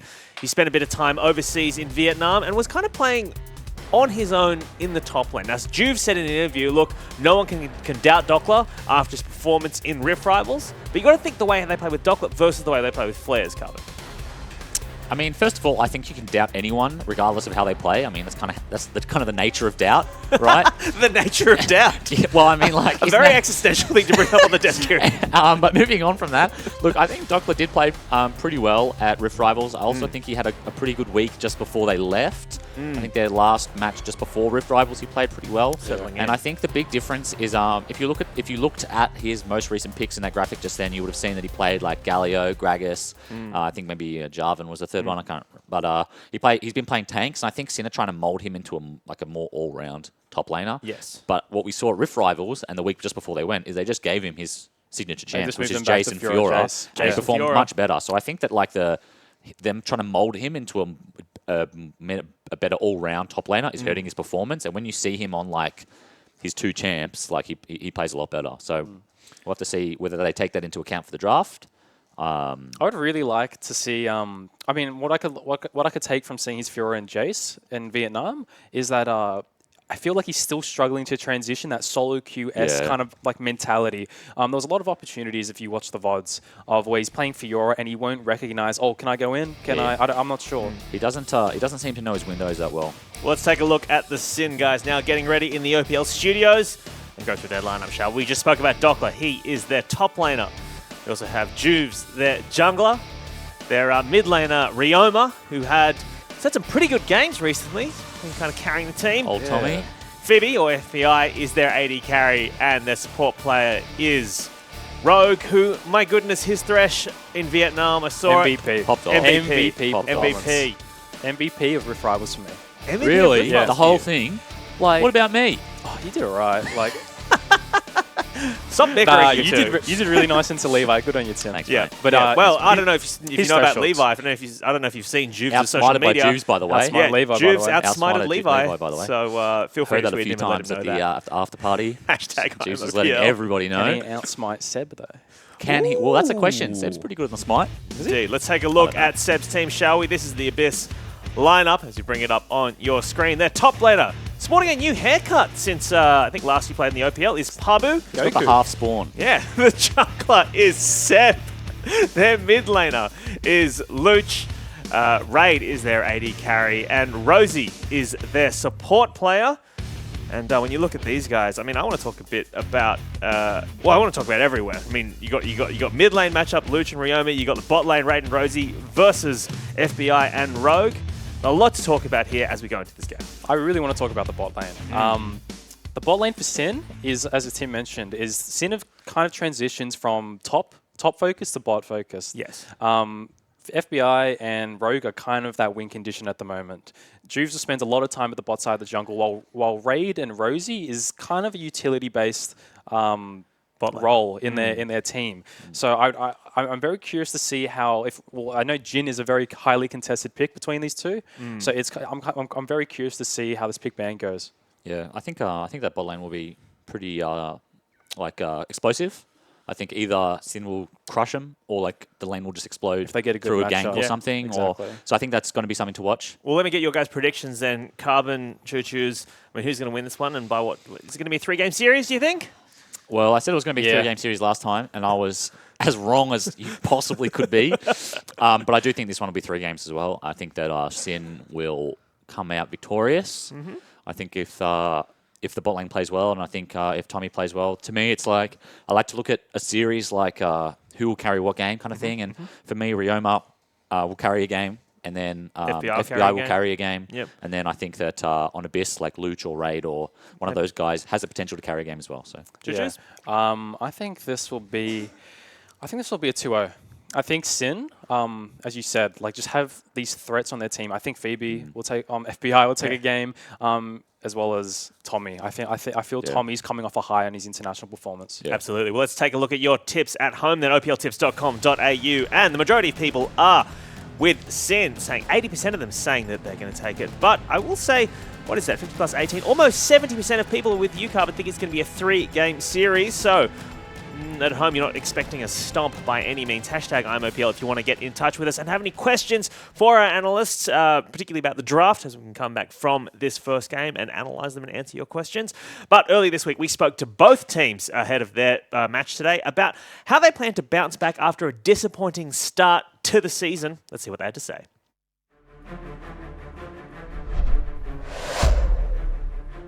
For me personally, like the expectations coming to the first 3 weeks were like pretty high, especially because we just came off like beating the Chiefs in the gauntlet, almost beating Legacy. But like the loss of Flares, our top laner, like definitely had a huge impact on our team because he was like the vocal point of our team. I think a lot of strength from Sin came from Flares. They played 1-4 and just put Flares in the side lane and he'd just beat people. And if he wasn't beating people, Sin struggled. In the first 3 weeks of OPL, we dropped a lot of games that we shouldn't. You know, we had a few series where it should have been clean 2-0s against what we would consider weaker teams. And that just comes down to like us having problems like within the team that we just kind of didn't acknowledge for a while. We have 5 really good players and we should not be getting 2-0'd by the Chiefs, not in their current state. I don't think that's like where we should be. Me and Luch are both top 3 in solo queue, so I think we're really good individually. We've just been struggling to mesh as a team. We thought we should have taken the game off Chiefs and Direwolves, just one at least. We were pretty close versus Chiefs. We were on their nexus and, we failed pretty miserably. But he's going to respawn and try and stop them from ending out the game. Spooks and Swiper putting up a good fight. Babu's on the nexus still. He gets a kill. He's going to get spat in the fountain. He's going to get spat in the fountain. Egypt's trying for it. Can't lock him down. Babu going to try and take down his nexus. Way too much help. I think the biggest problem was our communication. Like it was just a big breakdown in communication. There was like me and top lane, me and mid lane, top lane. I think in Vietnam, Rift Rivals, especially collabing with other teams, that was like one part of the game that I think we really fixed and we really identified like we need to improve this. It really gave us ideas of like how we should improve our team, and it really like brought to light, those underlying problems that our team had and made us talk about, what problems we had amongst each other. And after we had that chat on stage at Rift Rivals and in our scrims after coming back, it's really shown a big improvement for us. Doesn't matter how good you are as a player, it's such a team game. If you don't work well as a team, you're not going to stand out as an individual. There's examples of players in OPL that are playing on good teams and they're not that good individually, but they just stand out because it's a team game. I think that Seb is a lot better than Juves in a lot of ways. Juves is very charismatic and he pulls his team together, but as an individual player, he's not the strongest. So I think that the top side is going to be where the major difference is. I think Pabu's got a long way to go. There's no doubt he has talent, but being full-time school and not in a gaming house, his growth and progress is like a lot slower than other top laners. Most days, I go to school and I come straight home from school. I get home at like 3:30 and then I have scrims until 10:30, like every day. So I don't have that much spare time to myself and I have to be really efficient with both my learning for school and my learning for league. I think that really hurts a team, not having his opinion there on the day-to-day basis, just like looking over things and VOD reviewing in the house and things like that. That opens up a big window for us in like the top lane 2v2s and skirmishes where he's around like that. That's a really big weakness that we can exploit. His mechanics are there, he just needs to learn about the game a lot more and get a lot more educated, and he would definitely be probably a top 2 top laner in the region. I actually feel quite confident against Sin. I feel like we know their game style pretty well, and as long as we play how we think we should play, I think we'll have a pretty good shot. Abyss, I would say, is definitely the favourite. Obviously that's probably a biased decision, but I'm feeling fairly confident coming into this game. Being confident in itself is nice, but like when you don't perform or when your team doesn't perform to the standard that you hope to be, it doesn't really matter how confident you are. If he's confident in himself, good, but it doesn't really matter to me.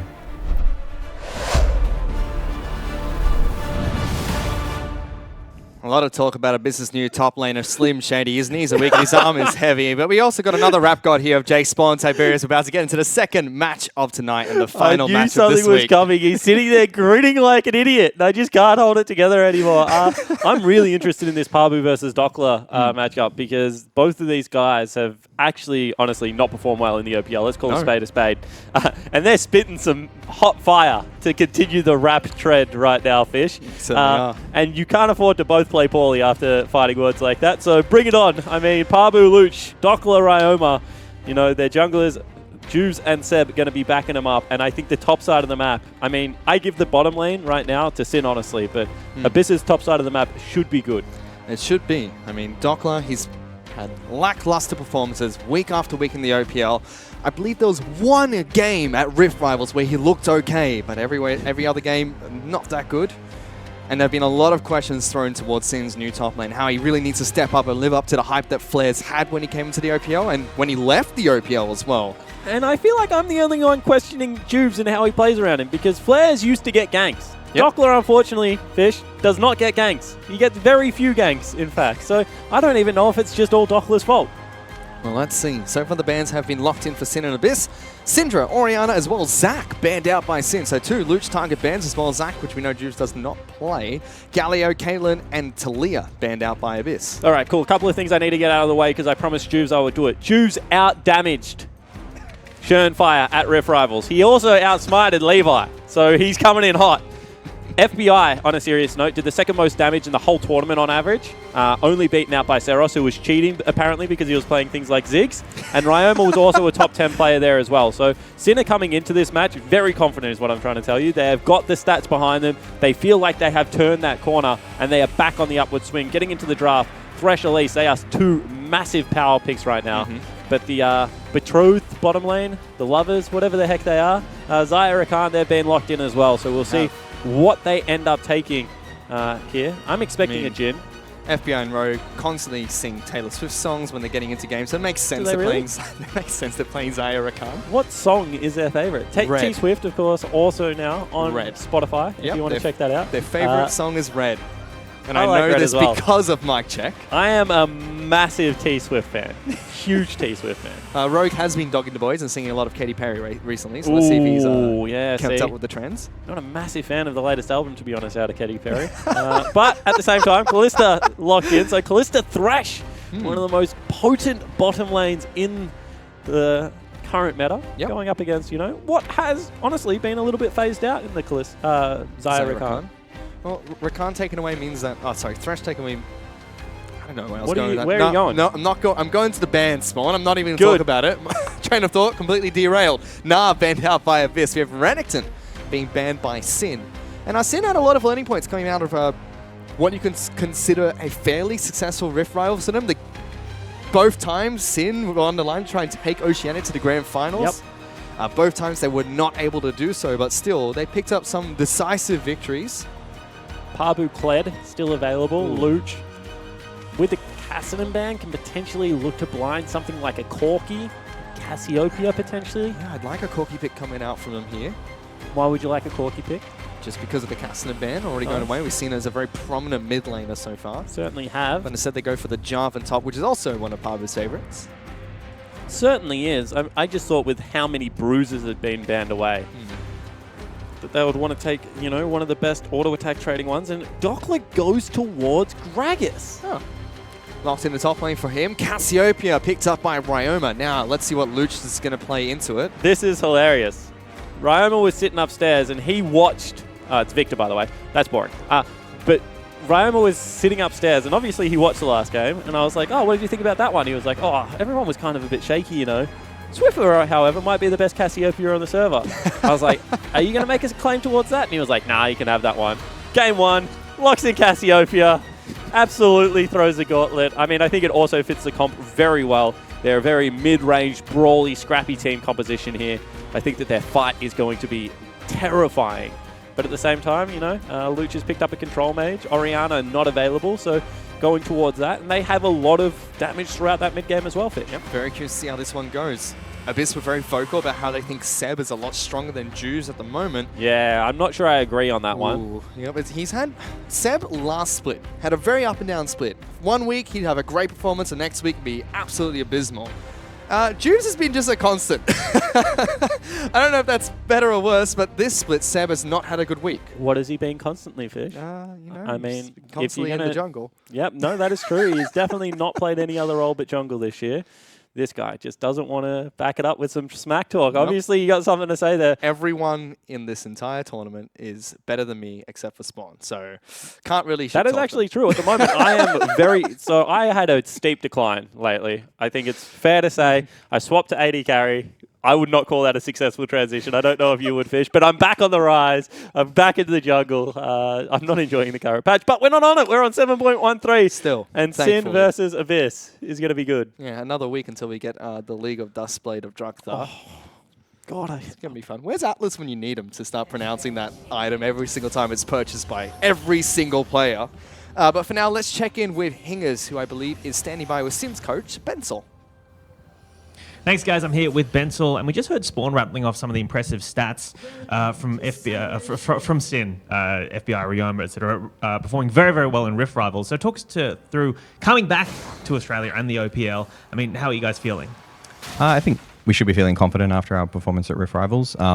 It's very hard to judge, the level of the teams we were playing against, given that, we don't have the same context of them playing against other OPL teams that we're playing against now. So, but I think we played really well on stage, even if we just look at it as just us, not our opposition. Well, we also saw in that video, people were saying, look, we've been working on our communication. We kind of talked a lot over there. I mean, is the team gelling? Is the squad gelling? And are you feeling good coming into this? Yeah, I think that was the biggest challenge for us, bringing over a new player, especially losing such a vocal player in Flares. But I think we're meshing a lot more now with Dokler, and that's, our level of play has improved a lot because of that. So he's going to pop off today? Individually, I'd like to see us pop off as a team rather than as individuals. Very diplomatic coach speech there. All right. Well, thank you for speaking to us and best of luck in the game. Thanks. Yeah, Bensel reckoning the rest of Sin is starting to get along better with Dokler and understand his playstyle a bit more.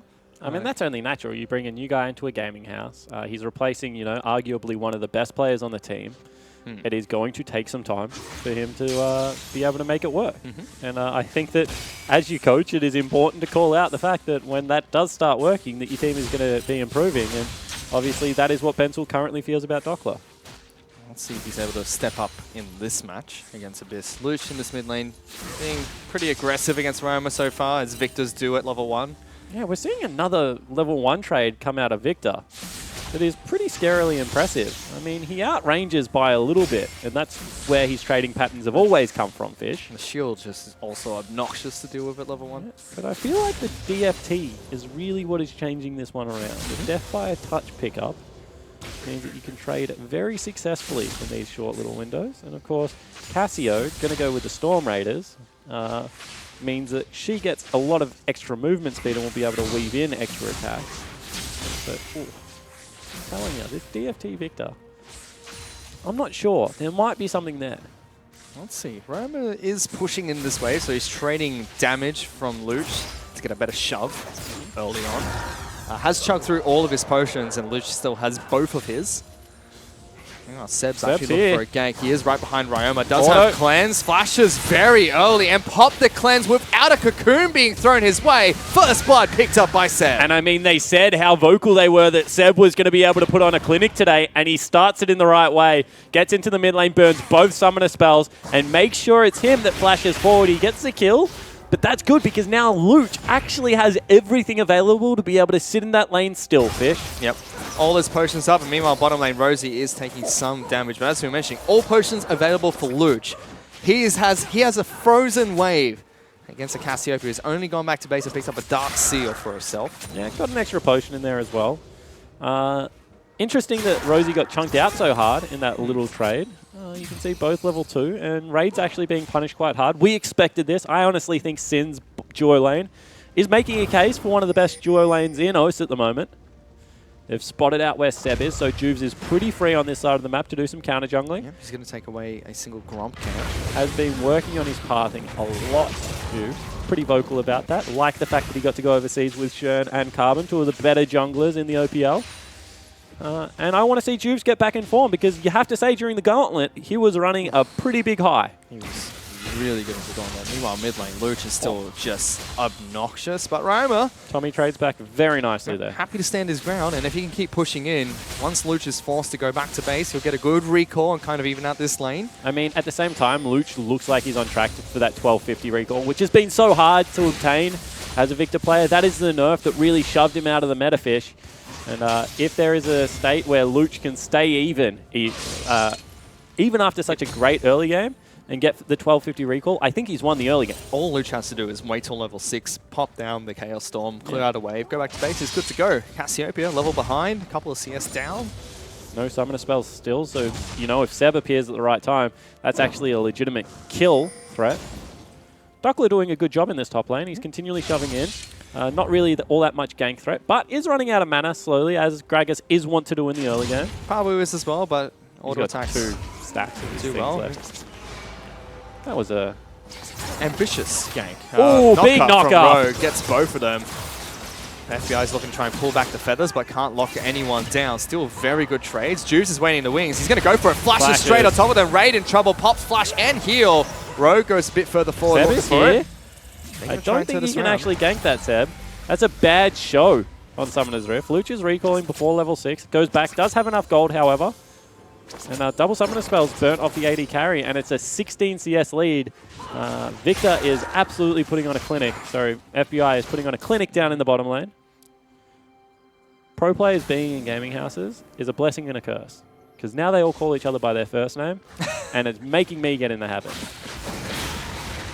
I said meanwhile looking to do some counter jungling, and Raptors as is win again. Host tradition, you don't fight the Raptors, they fight you. And look how much health he's lost now. I mean, this is not a worthwhile counter juggle. Almost has to run away. He's still resetting. Oh, goodness. Seb, stop! No! I mean, don't do it. Look at the little angry chicken chasing him. They absolutely just whooped his backside, Fish. Goodness sake. That is all I can really say. On this day, the Raptors fought back and were victorious. It's almost every single day in the OPL so far. Behind Rogue, still pushing up against Raid and Rosie, doing a good job. Rosie hasn't had a super impressive return to the OPL. He was very hyped up when he joined the Abyss lineup, but not as prominent as he was when he was on Chief's back and TM as well. Hopefully be able to see a good performance from him soon. Rogue dodges out of the way from that hook, just tries to stop the recall, at least stagger them from Raid and Rosie.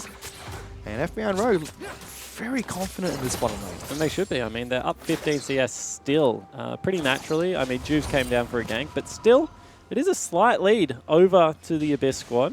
You can see that they're confident to push in one more wave on the creep. Makes sense. Just because Juves is down here shadowing very nicely. Well played from the Sin bottom lane. They're going to have a massive gold lead and push another wave into the turret, get a good shot. Juves has taken away double drums now, so even though he's equal in CS, actually is probably a couple of camps up, and this should be his level 6. And this might first blood going over towards Abyss. A gold. Yeah, big collapse here. Let's see if they can catch Juice. He's looking to try and get underneath the tunnel. Does. Paths away from Rosie, so can't get interrupted from that. Yep. No level 5 means that Raids can't pick up his support and toss him towards the other area. Would have liked to see a flash flay from Rosie. Decides not to go for it. Meanwhile, Pabu and Dockler fighting topside map. Both ultimates being burnt. Dockler wants this. Pabu has to be very careful. Yeah, it certainly does. I mean, Cassiopeia heading up. You can see that Pabu didn't TP back to his lane, actually walk this one out. Still has a CS advantage, but can potentially burn it now if he wants to, or just allow the health regen that comes out of Tiamat. An overlooked stat at times, Fish. Yep. As well as, you know, a couple of corrupting potion charges. Oh, Ryoma flashes over the wall, finds Pabu, grounds him, looking for the flag and drag, but the twin phase go through. Ryoma gets a sneaky kill. That's actually a really nice kill from Ryoma because it got the flash as well. Meanwhile, bottom lane looks like they're going for the fight. Juves is still down here. Seb will arrive. Hook lands, no flash available from Juves. They're going to try and focus down the Rek'Sai. He is going to die. Raid comes in for the assist, but Rosie gets that kill. Yeah, bye-bye Juves. I mean, they tried to fight bottom lane when already their mid laner had roamed up top lane.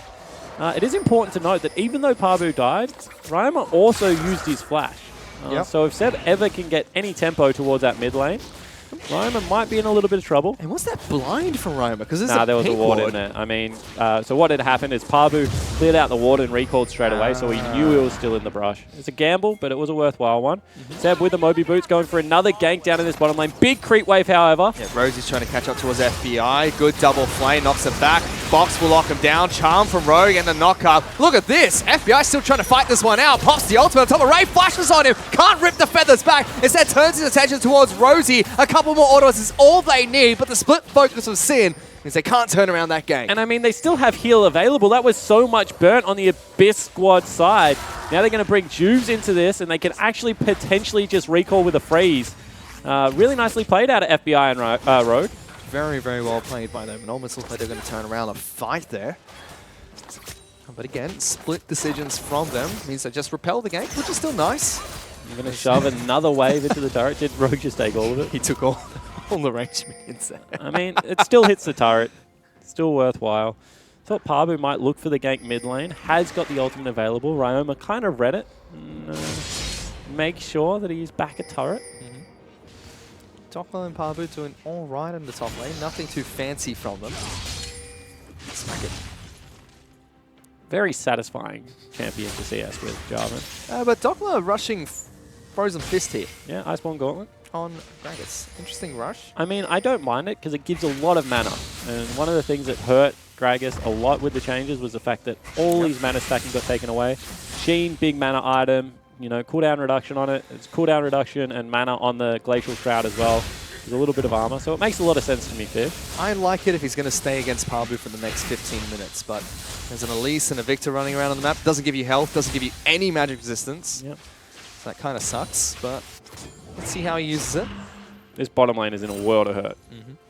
20 CS up. Oh, sorry, 15 CS up for FBI. Has a freeze going. Rosie's gone Moby Boots and the Crystal, so looking to match some kind of roaming power against Rogue, but doesn't have Sightstone, and they're out of ward. I mean, there's just a lot of flat AD coming out from FBI at the moment. BF Sword as well as double longsword. Big charm into knockup. Forces Ray to flash instantly. Good hook though, connects. And they pull the Thresh out. Yep. But Summoner Spell and ulti burnt for absolutely nothing. Now the big collapse coming down. Cocoon lands in the juice, but he gets into the tunnel on time. So he'll get back to safety. So back and forward, and it actually looks like they're trying to match them on the bottom lane at the moment, Fish, which is just a little bit bizarre. You can see that Luch is up massively, 20 CS in this mid lane. And I think flying on in, but look at this. Ryoma wants to turn this one around. Pops the cleanse, jumps straight back on top of him. Tommy goes huge, gets a kill against Seb. My goodness, this man's a beast. I mean, Seb kind of just walked into that one, however. Walks straight into the ground, and Moby Boots broken, gets blown up, has no form of magic resistance. I honestly think that's just a flat-out bad gank coming out of Seb. Has flash available on everything, Fish, and just absolutely gets destroyed. Luch not going to be too happy about that. Roma now has 2 kills. Looking towards his Rod of Ages first. Item-wise, you'd have to think Cassiopeia slightly ahead of Victor at the moment. Just slightly. FBI and Rogue still doing just fine in this bottom lane. Constantly dictating the flow of the push. Yep. Level up as well for FBI. This becomes scary because Xayah is a very potent carry still. It's obviously very low range as Pabu doesn't have enough for the drag. So he's going to flash, but Dockler predicts the flash, knocks him back in. We'll finally get the drag, but is it enough? It's not. Cast comes out from Dockler. He gets a solo kill in the top lane. And I mean, this is back-to-back games where top laners has absolutely talked trash about their opponents and been made pay. Pabu gets absolutely clapped by Dockler. Great capitalization on his mistake. If he flagged and dragged, he would have been out of that, but didn't have the mana for it. Yep, he predicts the flash as well. You got to give him credit for that. And he just goes back, picks up an Iceborne Gauntlet. Now Pabu's laney phase is going to be absolutely horrible. I mean, Pabu's gone back and grabbed himself a cowl as well as boots. So probably going to look for a Spirit Visage. And that's not in the normal Jarvan build path, Fish. Nope. Let's see what he can do. First brick going to go down at 13 minutes pretty naturally. Goes to FBI as well. He's going to pick up all the gold for this one. Rogue walks away, lets FBI have it. He's going to accelerate even further forward. Looking for the Essence Reaver first. Now where do you win? What is your win condition? Your top laner that you thought was going to be able to take it to Dockler, who was arguably underperforming, has just been solo killed. Your bottom lane, 20 CS and a turret down, even though not many kills going on that side of the map. Luch, sure, he's up, but there's 2 kills on Tommy right now. You are losing everywhere, Abyss, and you need to be able to turn this game around. We need to see something epic out of Luch. He's trying to go for a one-on-one play against Ryoma. Puts the Chaos Storm down. We'll dodge out of that and heal up from Twin Fangs. Yeah, just too quick as well. Doesn't use his ultimate, has flash available. No cleanse on Luch means he has to be very careful, Fish. Yeah, he does. Rosie groups up in the mid lane. It's a very strange ultimate because he actually just ticked 11 off that wave. And generally, if you're going to tick 11 off a wave, you don't ulti the wave before. Hold on to it. Make sure you can use the Leveled up Bolt. Seb, meanwhile, donates blue buff to Luch, who heads back to base. He's still about 20 CS up. He'll be happy with that, but Ryoma, after one mistake early, is doing absolutely fine in this mid lane. Yeah, certainly is. And I mean, this just becomes a ticking time bomb because Cassio can certainly take over games. You can see Boots 2 has been picked up right now for Luch, so looking to get back into that lane with some cooldown reduction. But 4 stacks on the Dark Seal, which was, you know, the first purchase. And priority over this top side of the map as well now. Ooh. All right. No one saw that. A little bit embarrassing. Trying to talk you up, Ryan. Didn't even turn the minions to stone. Sin, though, make the proactive attempt to send their AD carry and support top Oh, side. good. Seb going to get charmed, knocked up. Rek'Sai follows through. Dark passage over the wall, but Seb flashes away, almost falling there. Sin now pushing for this turret. Of course, that's Seb playing Elise. I just absolutely fumble the jungler's name, but at the same time, they burn the summoner spell.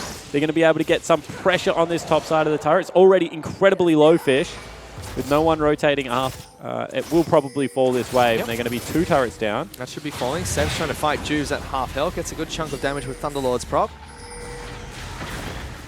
Still fighting for this red buff. Wards galore. That will be taken away by Seb. Juve still pathing top side. Make sure he keeps AD carry and support safe. Second turret falls, and it's the second turret for Sin. 2,000 gold up. And they're just giving it all over to FBI. Every single time a turret falls, it's FBI that's picking up the gold for it. He's the main benefactor. And that means that he is going to be very quickly accelerating towards, you know, the crit item into the IE. Gank in the mid lane.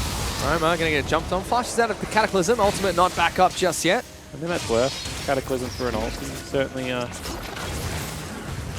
Sin will be able to pick up Rift Herald. Instead, Juves gets collapsed on. Rogue jumps in, gets a charm. They delete Seb, and now everyone's trying to pile in towards this jungle, but he's splashed away. He might escape this one. Raid is chasing after him. They do kill Rogue, but at what cost? Dockler's trying to chase down Luch. Seems like this will be a 2-for-1 after all, but Rift Herald was picked up by Rogue. Yeah, good team fight in the end, however. I mean, they do trade up. They get the 2 kills. Big creep wave bottom is going to be picked up by Raid as well. So that's certainly worthwhile. Main problem right now, however, is that Rosie's the one that's getting a lot of these kills. And he doesn't need them. Let's take another look at it. So they grab Rift Herald. It actually goes over onto Rogue because they keep it off Juve. So you can see that Rogue grabs it there. Juve with a good flash, wastes a lot of time here. Actually gets Raid's flash as well as the ultimate out. And Luch is just going to kite out on the backside of that fight. So that's kind of inexcusable, honestly, by Rosie. He's not getting out of that. Well, now he's got 2 kills. Let's see what he's going to be able to pick up from it. So far, the supports upgrading their Sightstone, whereas that's for the side of Rosie, I should say. Rogue trying to get as close to Lock of Divine Solari as possible. I mean, it makes sense. Probably doesn't want to go for the upgraded AP or anything like that at this stage. Probably not close to the upgrade either that you have to go for. You can see that FBI actually half health. As soon as the ultimate comes back available, you have to be careful. Very confident. Does get good chip damage on the mid lane outer turret. The final outer turret for Sin to take. Blade of Ruin King has finally been completed by Ray, but he's up against an Essless Reaver Zeal from FBI. Yeah, it certainly is, but he's caught up in minions. I mean, he's going to be behind a lot of gold from the turrets. You can see 1,200 gold, in fact. 650 of that would be top lane, and about another 500 from, bottom lane 650, 500 from the top lane. But at the same time, is starting to close the gap. But looking at that goldie, the only side of the map that's actually winning is jungle by 60 gold and bottom lane by about another 60. So Abyss not quite back into this one just yet.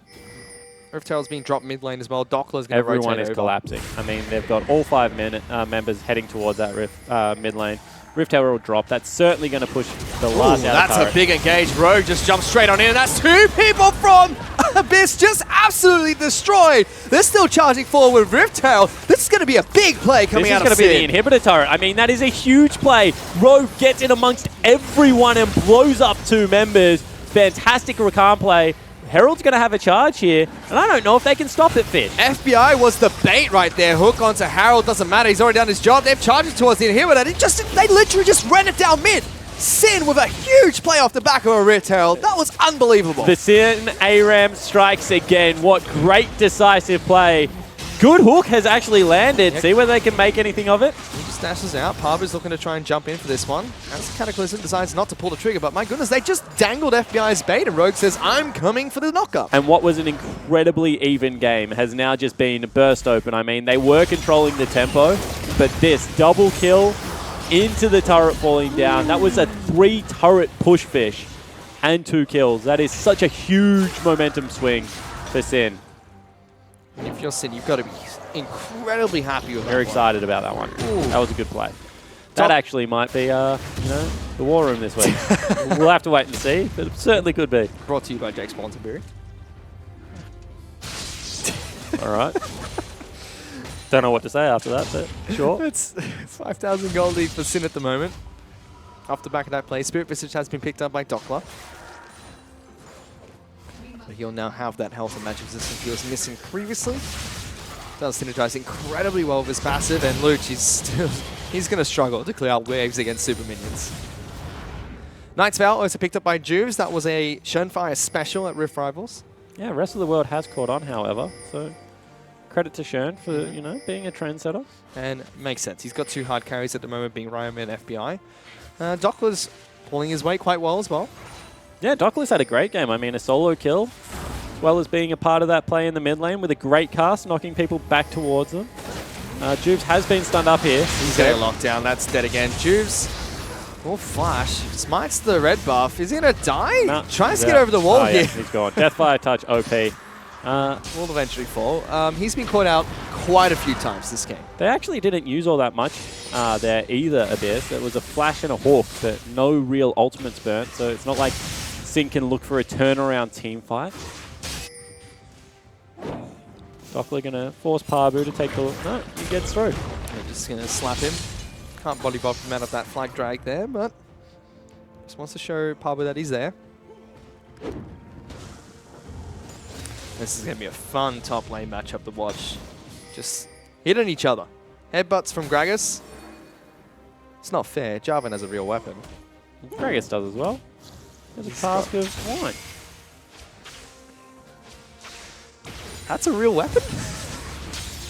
Mate, I don't know what you want from him. Have you ever been hit in the head with a big cast? Yes. Right, let's not go into that. Let's not go into that. Abort. Meanwhile, that's a goal lead for Sin at the moment. They're slowly giving some back to Abyss, but it's nowhere close to stopping the bleeding just yet. This is what Carbon talks about. I'm sure he'll bring it up, so I'll beat him to the punch. An inhibitor, if you don't take anything, is pretty much 2,000 gold for the other team. They get to pick up all the creeps in the mid lane. The creeps die so quickly that you don't get the last hit. Juve's caught again on a solo warding mission. It's fine though. You've got to get out of that one.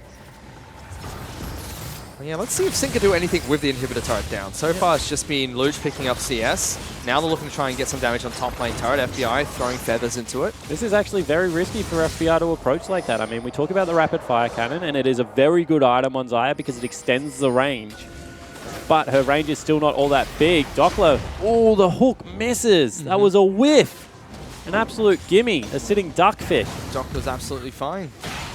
And with that, it means that they're probably going to lose out on top lane turret as well, because Parbu and Luch are fighting over the creeps mid. They've got a big push going bottom as well, so Sin can take their time. Instead, they rush down this turret. Rogue looking for another one of those engages.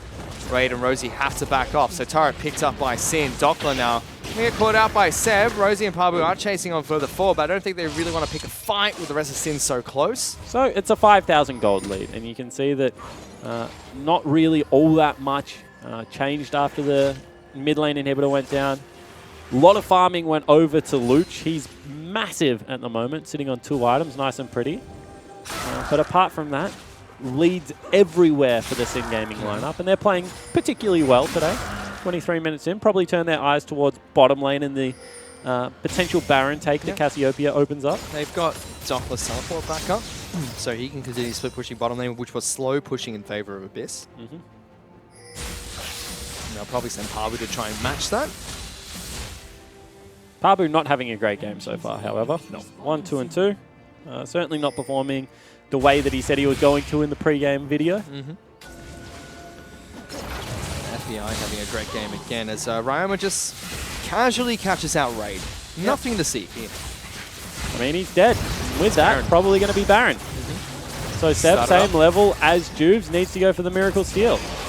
Has the Lantern there as well to be able to get himself back out. Teleport being burnt to just zone Seb away from the pit, you have to imagine. I really like this from Sin, just taking no risks at all. Dockler's going to try and stop him from repelling Oh, in. he He get can't over. get in, and look at that. They even start a team fight off the back of it, killing Seb. Luch gets good damage onto Rogue, but he flashes out of the pit and gets back to safety. Yeah, exactly right. So Rogue goes over with Dockler, able to stop Seb getting into that pit. That means there's no steal chance going.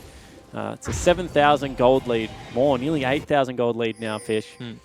And honestly, Sin just look like they're casually strolling this one out. Yeah. It hasn't been a sprint to the finish line. That's not. They're just slowly putting Abyss to the grind. And that was a big criticism we gave them at Rift Rivals in their match against Unsold Stuff Gaming, which a victory would have put Oceania in the grand final. Sin rushed the play. They were 6,000 gold ahead like they were just then. Yep. Rushed the Baron play. Unsold Stuff got it and completely turned around the game. This time round, Sin really working the map. 100% agree, and they look fantastic after their stint internationally. This is what we wanted. 4-1-0 on one of their rookies, 2-0-2 on FBI. Playing the game incredibly well. And Ryoma particularly has just been able to catch people out of position with that ultimate. First Seb, then Raid, and change the tempo of this game. Made one major mistake, dying to Seb's gank very early on while hard pushing against Luch and getting traded upon. Yep. But since then's recovered perfectly fine, showing he can still play from behind in the mid lane. Let's see if they get a good push here for the inhibitor. There's a deep flank coming out from Pabu though. Abyss want to put up the last stand now. He's going top lane it seems. That's where the on the way pings are going, but he can't make up his mind. He's happy feeding around in circles. Now going on top of Cassiopeia. We'll try to lock down Ryoma, but look at that! Double stun coming out of the Snake Lady herself. Trying to trade against Luch, but does get shut down. Luch gets that kill, but at what cost? Sin trying to push for mid lane. They get the inhibitor. They got the inhib, they'll back away. So it's an inhib trade for a teleport and the kill. I mean, you have to, I guess, take your hat off to Abyss because they were being strangled in this game. Now they're going to be able to pick up some big creep waves. But really, this game is starting to look incredibly difficult to win. Almost felt like Pabu should have just tried to beeline towards bottom lane, get Luch there as well, force a quick 5-on-4. But instead goes for the easy pick top lane. Let's see if Wonder they what help him out dragon later. this is. Dockler, get in the pit, tell us. Nah, doesn't matter. They're going to give that one up. So I was going to say, if it's like something like an Infernal, we might see a 5v5 finally come up. In which case, you know, using both Pabu and Luch's ultimates would have certainly been an overreach, Fish. But it isn't. It's just an air drake, so they're going to let that one go across. Certainly going to help out Sin, being able to collapse around objectives, but not going to be the deal breaker. And I think they're just going to park Victor back mid lane and start farming up all the waves again. Yeah, Luch is happy to do just that. He's got 3 items at the moment. I mean, this is actually a bit of a pain for Ryoma, because Ryoma's been playing very well, and unfortunately, Luch has just been able to pick up free farm all game long in that mid lane because the inhibitor's been down. Let's see if Sin can keep up the tempo of pushing for the base. Now, on the bottom lane with a big wave. They have to let this one go. And Baron. No way they can fight that. Last time they tried to fight an outer against Rogue, it did not go their way. Stoneplay picked up by Dockler as well. That's a big pick. Throws a ward over the wall, and that's Cocoon being used by Seb. That's on a big cooldown at the moment. Sin with the last bit of their Baron looking to push. Pabu jumps in with his own gargoyles, but he's going to get taken down immediately. Big knock-up coming out from the support of Sin. Rogue goes massive, and they lock down Raid as well. FBI gets that kill. They will get a return onto Dockler underneath the turret. Or do they? He flushes out, gets back to safety. Will eventually die to Rosie's Ignite. But still, Sin pushing for the next inhibitor. Flashing again, this time onto Luch. He's going to stand and deliver. Lockdown, Juice jumps straight back on towards the mid lane. Mage, Seb tries to get out of this one. Sin will break another inhibitor Sin turret. have to leave. I mean, one mistake here and they're going to lose a couple of members. They stick around. Hook lands, gets Juice, but does not want to continue forward. Sin break the base again. They get a couple of kills as well as taking down the inhibitor. Bold play by Sin. That's actually hats off to them. That was very touch and go there for a moment, but they knew that they'd sent Luch back to base. So they are able to pick up the second inhibitor. That one really stings because it's on the opposite side of the map to the Baron buff. Yep. Luch is certainly trying to do some heavy lifting in this game, but everyone else on his team, to be honest, Fish, is starting to look a little bit like deadweight. Pabu starts off the fight, gets absolutely blown up. Another good cast keeps both Rosie and Seb out. And you can see that it's really only Luch that is able to put out any damage in this fight. I would have loved to have seen that damage chart, because everyone else from Abyss could not even approach. But that was just big from Rogue. I mean, separating Seb and Rosie, the two playmaking champions on their team. Means that Sin had access to Raid, then access to make sure Luch couldn't do as much damage as he could. Say Rogue, I say Dockler. There was a cast that definitely got them off the front line. There was. I think Dockler's actually cast play has been really good. He's going towards a locket as well, so his whole team is going to have a massive shield. Luch looking for a Void Staff is not going to get it for this fight, which I think is a huge deal because no summoner spells, no flashes. This actually just might be where Rogue says, we're going, and we're going to look to pick up the game. Pabu's actually trying to look for a deep flank. He'll walk over a couple of wards, so Sin will have a heads-up notice about this. But he's not pulling the trigger yet. He's staying Well, he has to go soon because at the same time, there's a massive creep wave heading in mid. There's a massive creep wave heading in bot. If he does not go right now, then his base dies. Sin is sweeping out wards from the teleport on. In fact, pinging one that they can see on a control ward just in case. So they're cautious of this flank. They just don't know that Pabu is already waiting. Well, they must know because he's not showing on those creeps and he's not showing in the base. So they know he's somewhere. Patient man.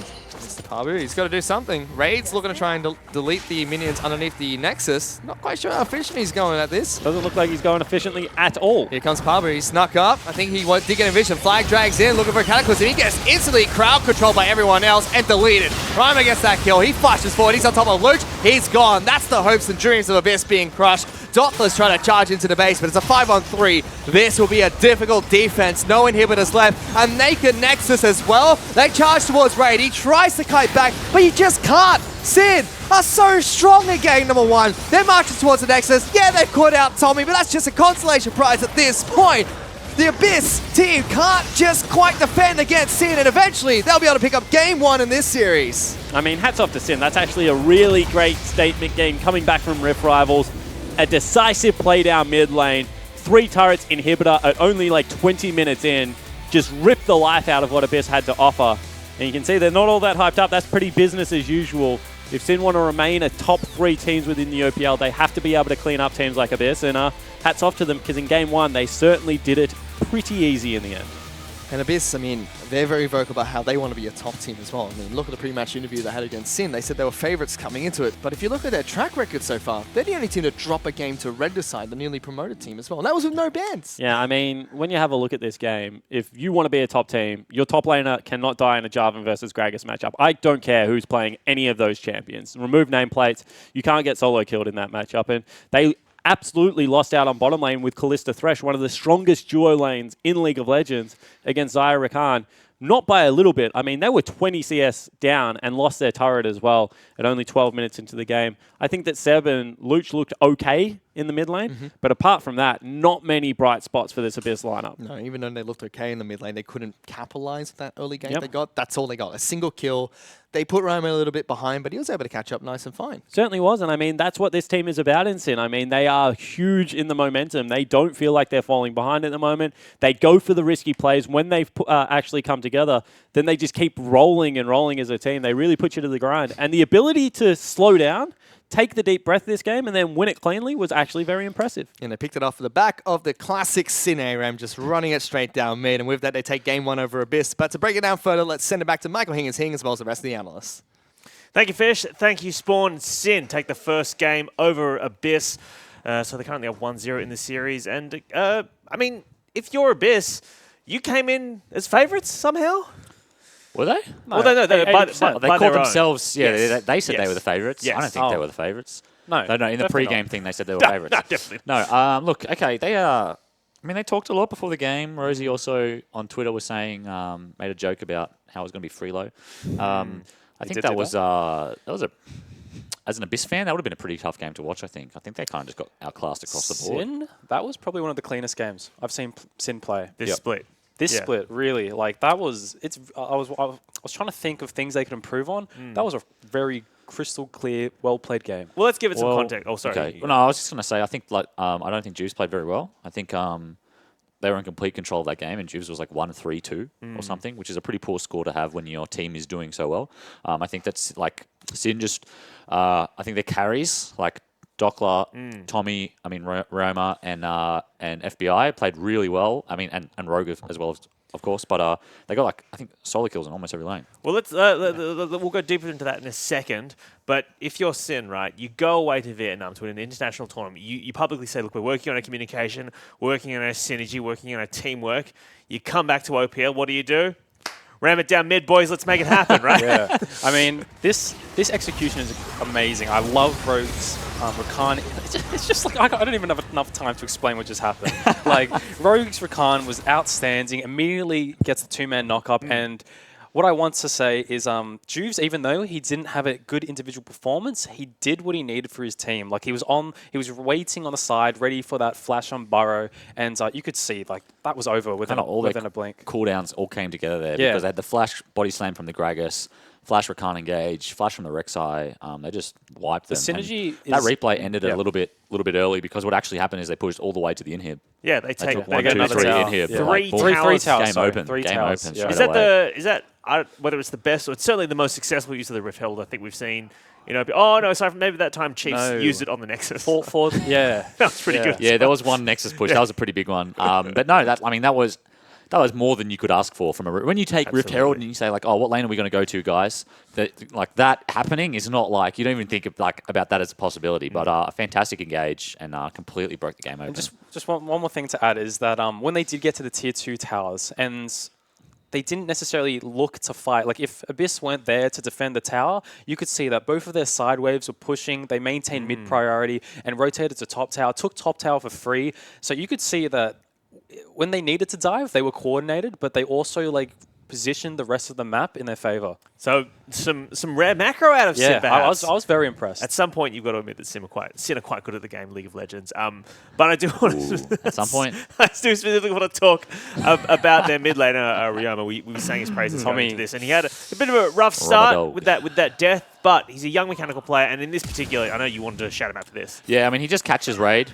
with the flash ult. Raid had no idea he was in that bush. Maybe a little bit disrespectful to be doing golems in the vision. They come area completely warded, but they immediately start Baron. I really like this call. Abyss have no vision in this whole quadrant. So they cannot walk. It takes them so long to face check. By the time they get there, it's already half health. Dockler just does a good job of keeping Seb out. And then they just clean up the team fight afterwards. Really clean Baron play. Started with a really nice pick from Tommy, who I think played really well that I like game. the call that they instantly called Dockler to TPN. Just come in, Get Elise away from the Baron. This is how we end the game. Yeah. But Juve said in Vietnam, look, no one can doubt Dockler anymore.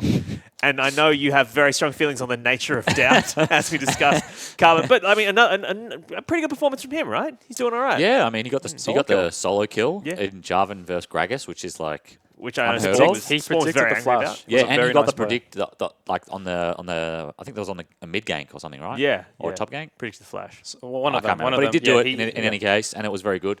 And he almost killed him even before that as well. There was one point where we thought if he maybe flashes here, he could potentially just chase him down and kill him. So I think really good game from Dockler. One of the things we flagged backstage was they put him back on the tank. They didn't give him Jace even though it was up. But I thought he was pretty serviceable. Yeah, I'm definitely a fan of Dockler now. Dockler fan? Yeah, first 3 weeks was a bit shaky. I was like, oh, rip flares. I'm going to miss... He's got some big shoes to fill, but he's ramping up. All right, well, I know we have a tweet as well coming in.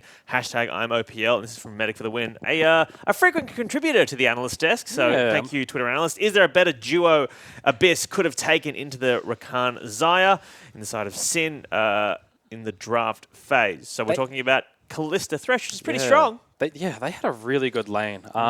You could see around level 6, 7, you could just see they were struggling. I don't know if that's Juves' pressure going down, but no. They were just losing trades. Yeah, it was also that. They were just losing trades and, like what you just said, they were just, I don't know. Maybe they were just outmatched, but... the thing is, they've picked Thresh. It's just such a strong lane. It's really hard to, especially Rakan. Yeah, but it's hard, because if you're with Kalista and you want to pick Rakan, then you leave Thresh open for Rogue in that first rotation, which you don't want to do. No. So potentially Thresh Kalista is a good bot lane pick. It absolutely is a good bot lane. It's probably the strongest bot lane in the game. Xayah Rakan is very strong as well, but Thresh, I mean, what you can't really ask for a stronger lane than Thresh Kalista. The only other thing I could have seen them picking is like them just like seeding the lane and just picking like utility just and like a safe support and just be like, okay, you guys win. Jim like went we're just gonna straight through the draft. Yeah, we're just gonna like clear these waves and like hope for the mid game. Like that's the only other alternative I could see. Also want to praise Rakan. Sorry, Rogues Rakan. Like he was dashing around, dashing around. We get the bonus Rosie's dash as well from the Zaya. Yeah, like this guy knows this matchup really well. And I mean, we've seen Rogues thrash. So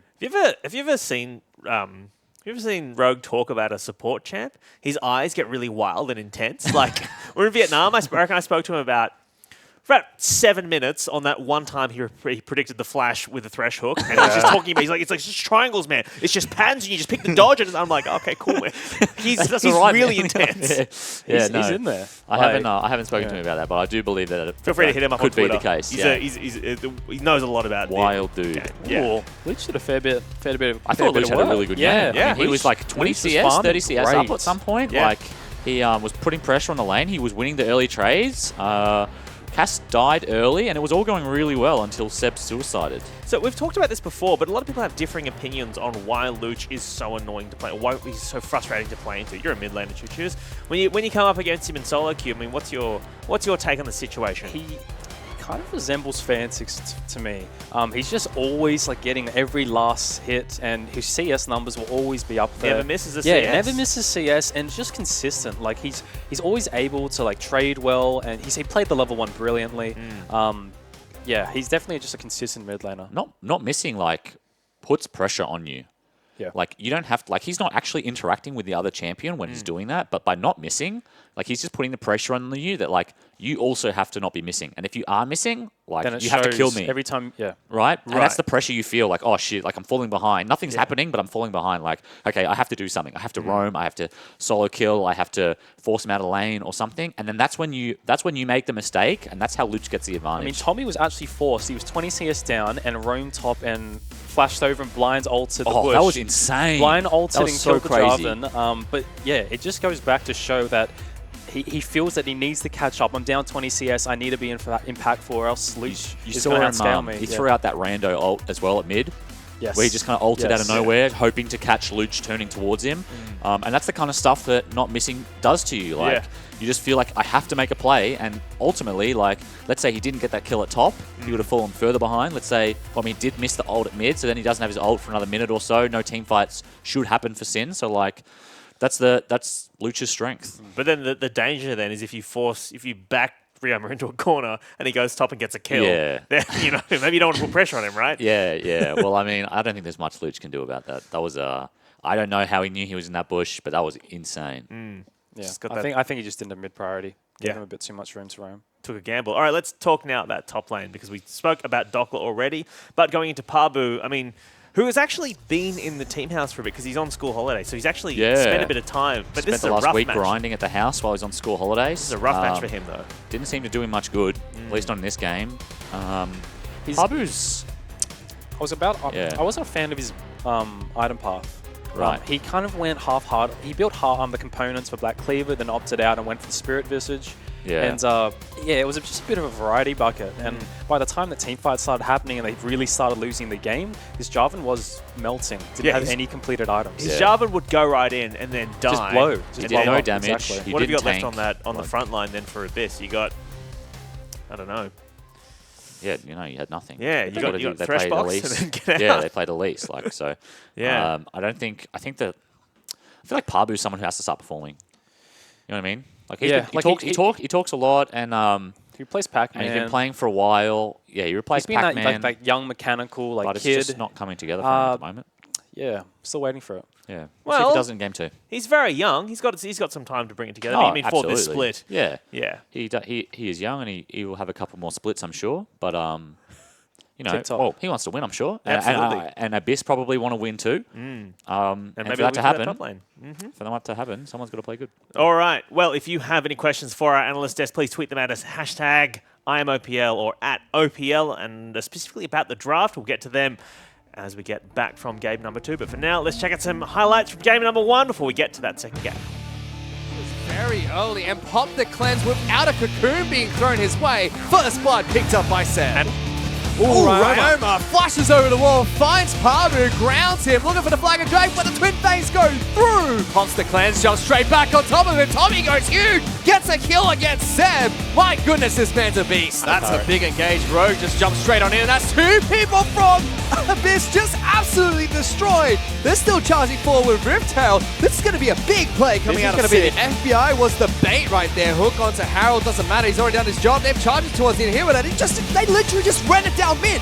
Sin with a huge play off the back of a Riftail. That was unbelievable. Doppler's going to try and stop him from repelling in. He can't get in, and look at that. They even start a team fight off the back of it, killing Seb. Luch gets good damage onto Rogue, but he flashes out of the pit and gets back to safety. Parwood jumps in with his own gargoyles, but he's going to get taken out immediately. Big knock-up coming out from the support of Sin. Rogue goes massive, and they lock down Raid as well. FBI gets that kill. The flag drags in, looking for a Cataclysm. He gets instantly crowd controlled by everyone else and deleted. Ryma gets that kill. He flashes forward. He's on top of Luch. He's gone. That's the hopes and dreams of Abyss being crushed. Sin are so strong again, number 1. They're marching towards the Nexus. Yeah, they caught out Tommy, but that's just a consolation prize at this point. The Abyss team can't just quite defend against Sin, and eventually they'll be able to pick up game 1 in this series. Welcome back, ladies and gentlemen. About to get into the second match of this best of 3 series. Currently, is Sin taking on Abyss. Sin pick up a very decisive game number 1 with all their players looking much better and on form after Rift Rivals. Yeah, I completely agree. I mean, they had a solo kill in the top lane. They had 2v2 going well. I mean, Ryoma got picked on a little bit from a good Elise gank, but Elise kind of wins every 2v2. So I think that, that was a good opening game. I think they would be happy with their decisiveness.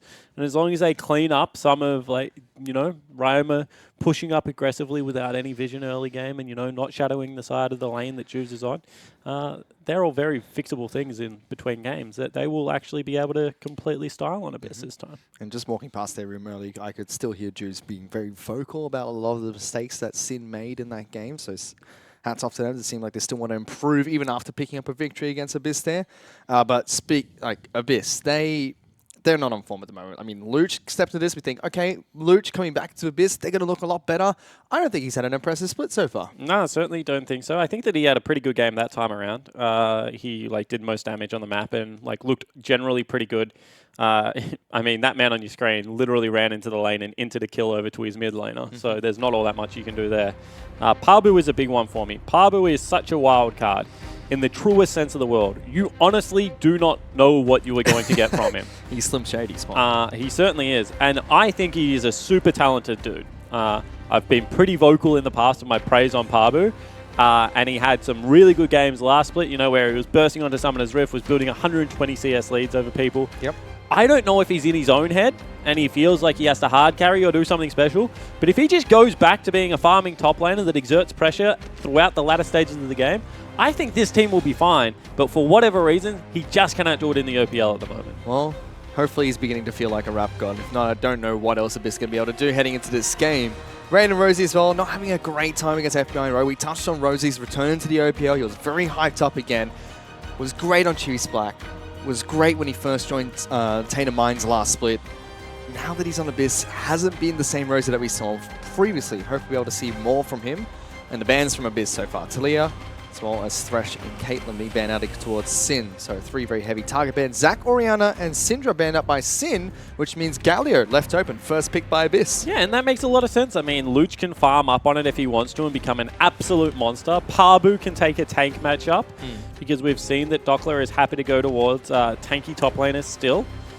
And I think that, that's a power pick up there in both the top and mid lane at the moment. Which leaves Braum open, and you'd have to think that Elise is the next pick here. Rek'Sai. No, Rek'Sai. So takes that one. I mean, one of the reasons you might want to take Rek'Sai over Elise here is you don't want to give Seb the AD jungler. If you go, let's pretend that's a top lane Galio. Galio or Elise, something like a Victor. That is going to be so much AP damage in the on the top side of the map. And there's just very few AD mid laners that are running around at the moment. The occasional Zed ban will come out here and there.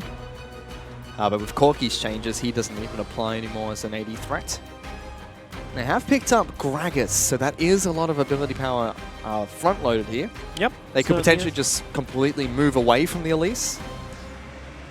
I mean, that could be a Gragas jungle as well. I'm still of the opinion that that's going to be Parbu's Galio. I know that we've seen him on a lot of carries lately, but he was a big tank player. when he was qualifying with Abyss. The AD carry of choice for Abyss is Jin. Doppler could just say, all right, I'll pick Renekton here, and he does.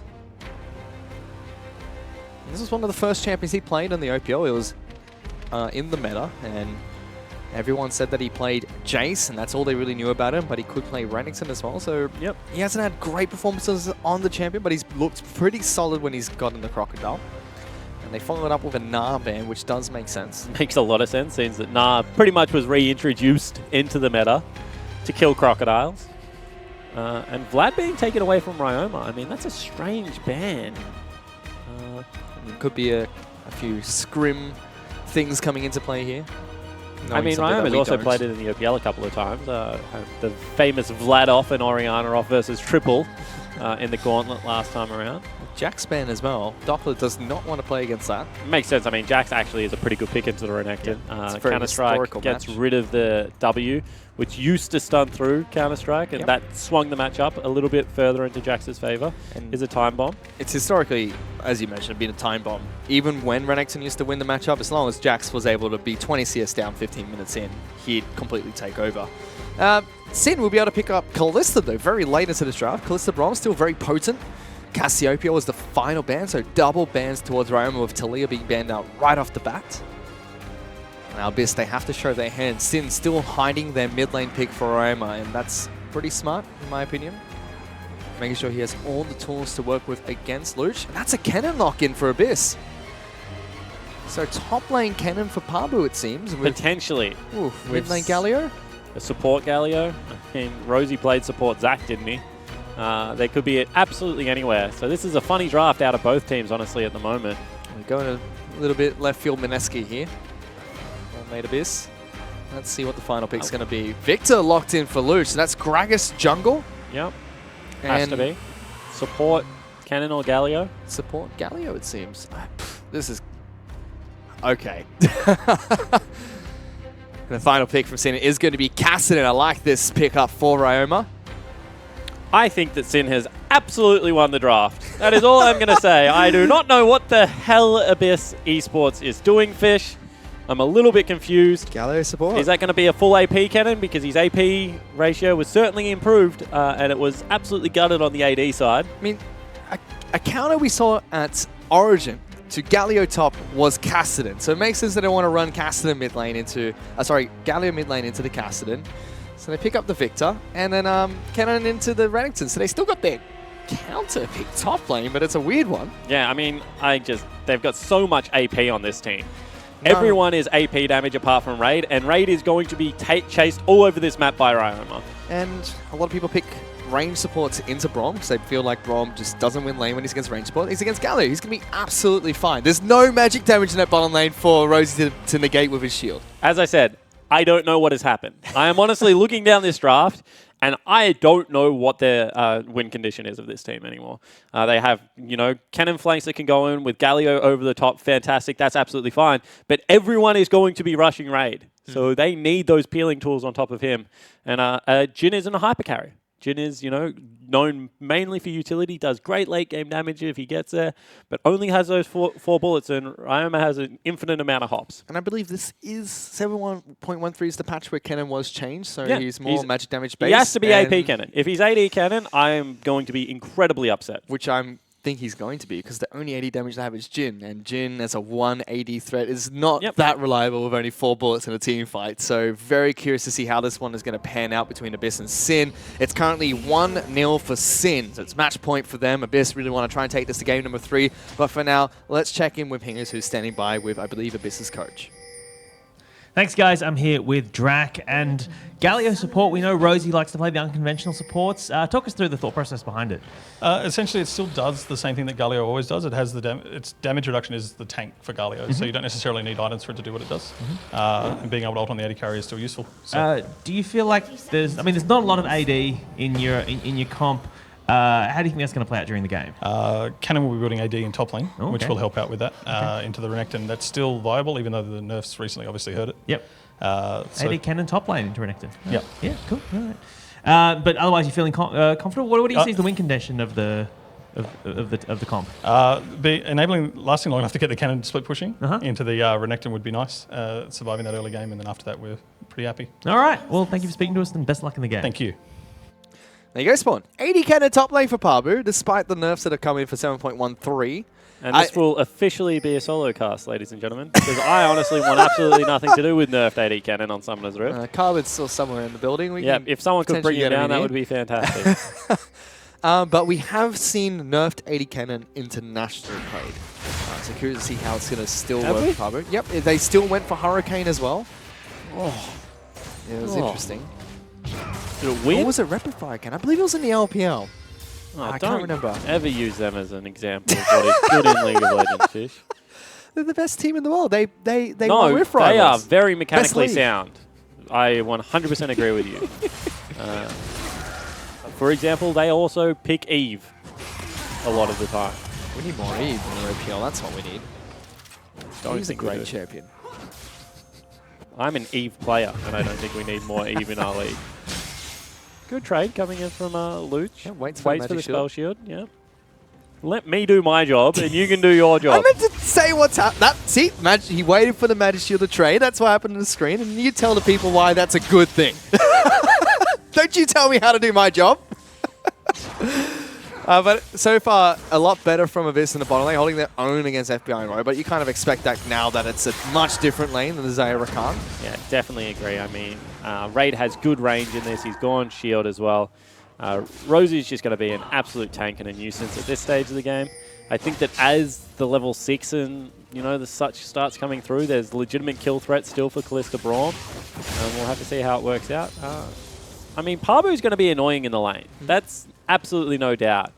It's just whether he can actually punish super hard the way that Kennen has been able to in the past. It's not quite the matchup you wanted, but you did want Pabu on lane where he'd be able to dominate the matchup, eventually split push against him and just hard farm this lane. Theoretically, this is the lane that Kennen can do it in, despite the nerfs that have come in. Oh, for sure. I completely agree with everything on that side. It's just, how does it actually go late game?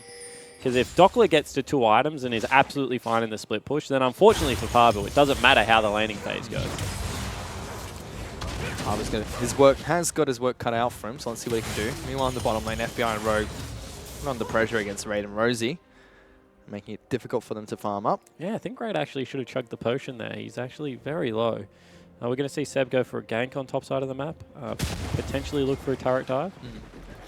And Dockler's big creep wave has been stacked up. Seb did run out of red buff there, and Juves is making his way topside. Yeah, I actually think this is a bad take from Seb. I don't think he should be farming that Krug camp. Yeah, Juves knows. Yeah, Juves knows he's there now. So Seb has to back away. They lose any kind of chance of going down there. Good taunt coming out. Rosie will lock him down. FBI can't hop away, but Rogue just puts up the door, and that's a lot of spears thrown to Rosie. They get ripped out. Crit shot from Raid. Very as scary as it is, he can't use it.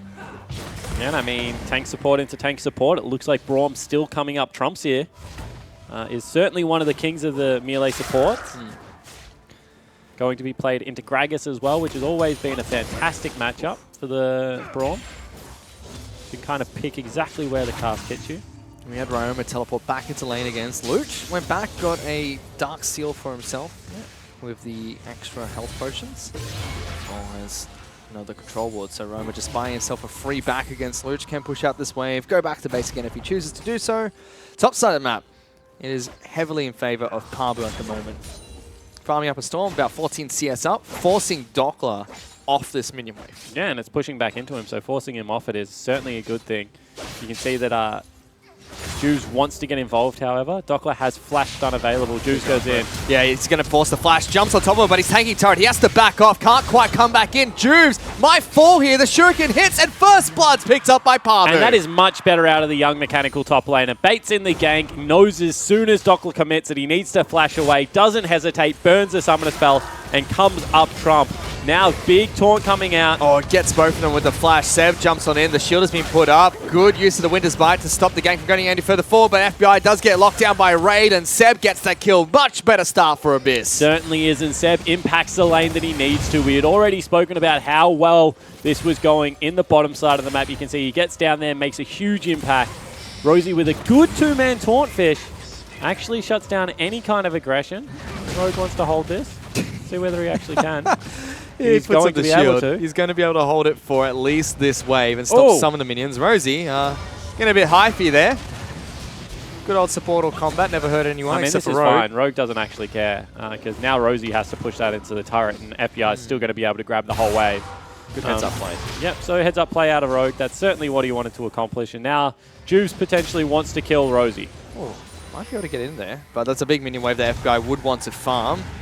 Juves looking for it. We'll get a knock-up and some damage, but that's about it. Doesn't even get the knock-up. Just backs off. Just backs away. Does stagger Raid and Rosie's return to lane, though. While Luch and Ryoma trading, Ryoma's starting to get the better end of those trades. Oh, certainly is. I mean, that's a fantastic trade out of Ryoma. You can see he takes next to no damage, and he's continually riff walking forward. Any matchup you can kind of go for these harass trades in as the Kassadin is certainly a good thing. You can see that Luch didn't get the back that he needed, didn't get the 1250 gold, which means that now he's at a huge disadvantage, Fish. She's going to use this time to try and take red buff away from Seb. So, as we mentioned, much better start for Abyss. They're 1,000 gold up. You have to expect most of that to be on the top laner and jungler. Now I'm really curious to see how Pabu and Seb are going to transition this for the rest of the map. Yeah, for sure, because this is a game where power isn't on Luch. Luch is actually, you know, even in farm, but getting pressured underneath his turret. So this is one of the few times that you really need Pabu and Seb to step up and carry this game nice and early. Because otherwise, Ryoma is going to turn into a ticking time bomb and going to be able to shut down all of the map. Pabu has this lane under control. You can already see Doppler was forced to teleport back to the top lane. He's even got Vamp Scepter, Doran's Blade, and Cull. That's perfect amount of sustain for the cannon at the moment to just keep doing this. Harass Doppler, take minion damage. He's more than happy to take a couple of tower shots as well. And it's nothing as Renekton can really do. He just gets stunned up every time he tries to jump in. Yeah, that's nice play out of Pabu. Uses the Lightning Rush to, to be able to complete the stun, of course, with the 3 marks. But the big problem for me is, you know, eventually Boots 2 are going to come out. That's going to nullify a lot of the damage. And you can see that Doppler already has good sustain. Yep. And Pabu has to watch out for these little trade windows. Seb wants to go for a gank as this lane crashes in. Juice is waiting bottom side. He has a tunnel to work with. Yep. You can see that they give the respect. Raid backs away. And top lane doesn't get dove either. So really across the board, everyone playing pretty respectfully. Yep, Doppler is starting to trade more efficiently against Pabu, as you mentioned, and farm up, but he's still 30 CS behind, which is massive. Rosie again looking for a taunt. Rogue will get taunted up and locked down. Takes quite a bit of damage before he can put up the door, but Winter's Bite will connect. Galio just doesn't take damage. It's a weird thing. Yeah, he's a pretty tanky dude. But still, 22 CS in that bottom lane. Means that FBI is probably actually up in gold, even though he fell down in the game. Yep, so, he is 300 up. Yep. Big top lane advantage. 1,100 in favor of Pabu, and 600 in the jungle. And 100 mid lane still in favor of Luch. So that gold lead. And you can see that the lane is, the map is split in half. 3 control wards. I mean, one was just cleared out, and a deep ward there that we're about to see to be picked up by Luch. Top lane. 2 control wards and 2 very deep wards on Pabu's side of the map where he's absolutely dominating. And he certainly is very far ahead. It's just that I don't think he's going to be as useful late game. And Doppler's already starting to fancy this lane, swinging a little bit. You can see he goes in for a trade. Pabu going to be able to heal a lot of that up. But Doppler not really all that bothered by the cannon. He's falling very far down in CS, but his turret is still pretty healthy. You can see already Abyss actually making a proactive play by sending their bottom lane 80 carry and support towards top side of the map. They need to knock down the turret. They can look for a dive here with Galley as well as the range from the Jhin. Cast comes out as well. Doppler actually avoids that one. He's still alive. Heals up a lot. Gets the slice but not the dice out. Juves is up here looking to defend this turret, but that's a big heads-up play by Abyss. Certainly is. So that's the first really good play Abyss have made of this series. It's going to put them in about a 3,000 gold lead, Fish. And the reason that is so important is that they were starting to lose out on bottom lane. So they get themselves out of the bad matchup. They're going to give Raid a big lead now as he picks up another assist as well as that turret gold.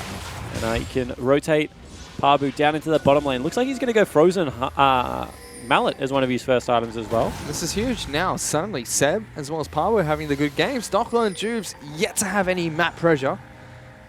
The one gank they went for completely backfired top Yeah, side of and the map. that's what I was going to talk about, is that Juves and Dockler really botched their gank. Maybe if they had waited until level 6, you know, just seeded that the lane was going to be hard until that point, and then try and attack Pabu would have gone a little bit better. Instead, they went for what was a weird turret dive fish. There's also very poor micro play from Dockler, double dicing before the stun. Yeah. Didn't make much sense. Bit him in the bum. And with that, Abyss increased their tempo by picking up a Rift Herald for themselves. But they are going to lose out on a bottom lane turret. So they store up maybe a mid lane turret later, which they shouldn't honestly have that much trouble being able to take down, given the fact that it's a Cassidy. And there is a significant lack of wave clear on Sin's side. But FBI able to pick up the bottom lane turret. He's 30 CS up. Yep. And absolutely massive right now on the Callisto. Dangerous, man. But Sin definitely be looking towards late game now, despite the fact Renekton is catching up. I mean, still not great late put game. it back to 1,500 gold, which is honestly all right. And mid lane, Ryoma is absolutely fine. He gets himself unscathed towards the Rod of Ages. Bottom lane, it's nearly a Hurricane pickup as well. So the two big carries of this team are FBI and Ryoma. And both of them are in very good positions right now. Yep, they are.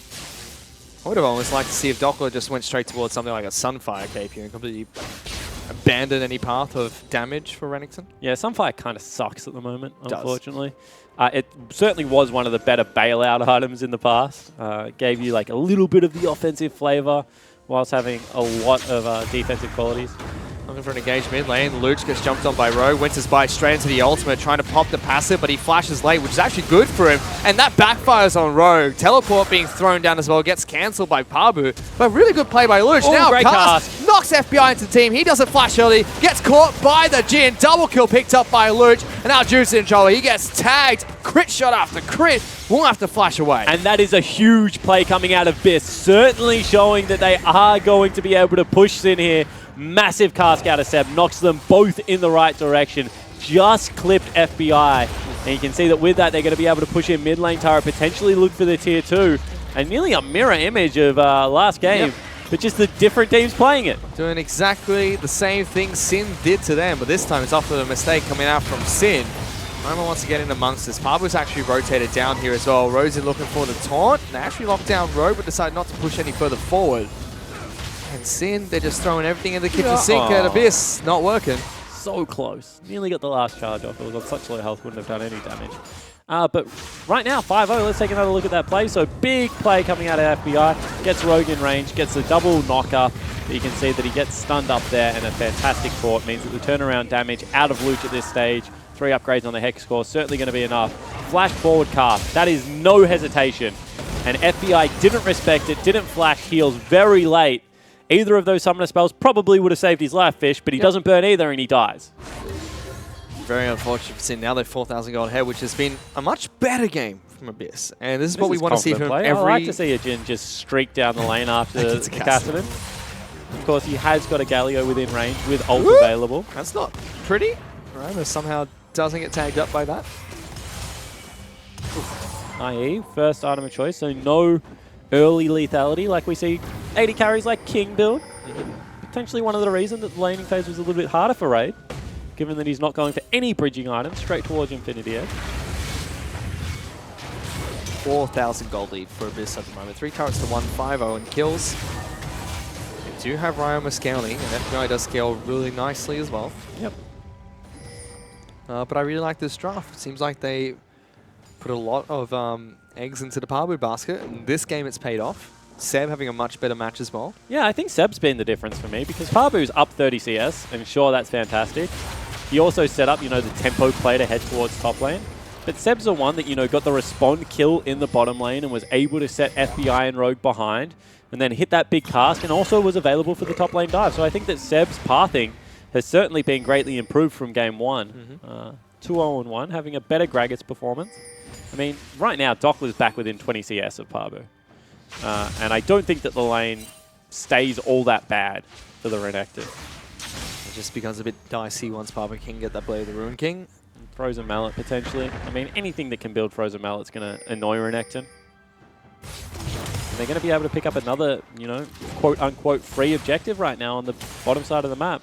They're looking for Pabu. Oh, Juice wants to go for this gang. There's Bilgewater Cutler's used to try and slow him down. Pabu just flashes away. Very patient play from him. Yeah, it certainly is. I mean, he burns the Summoner spell pretty early there, just to get out of dodge.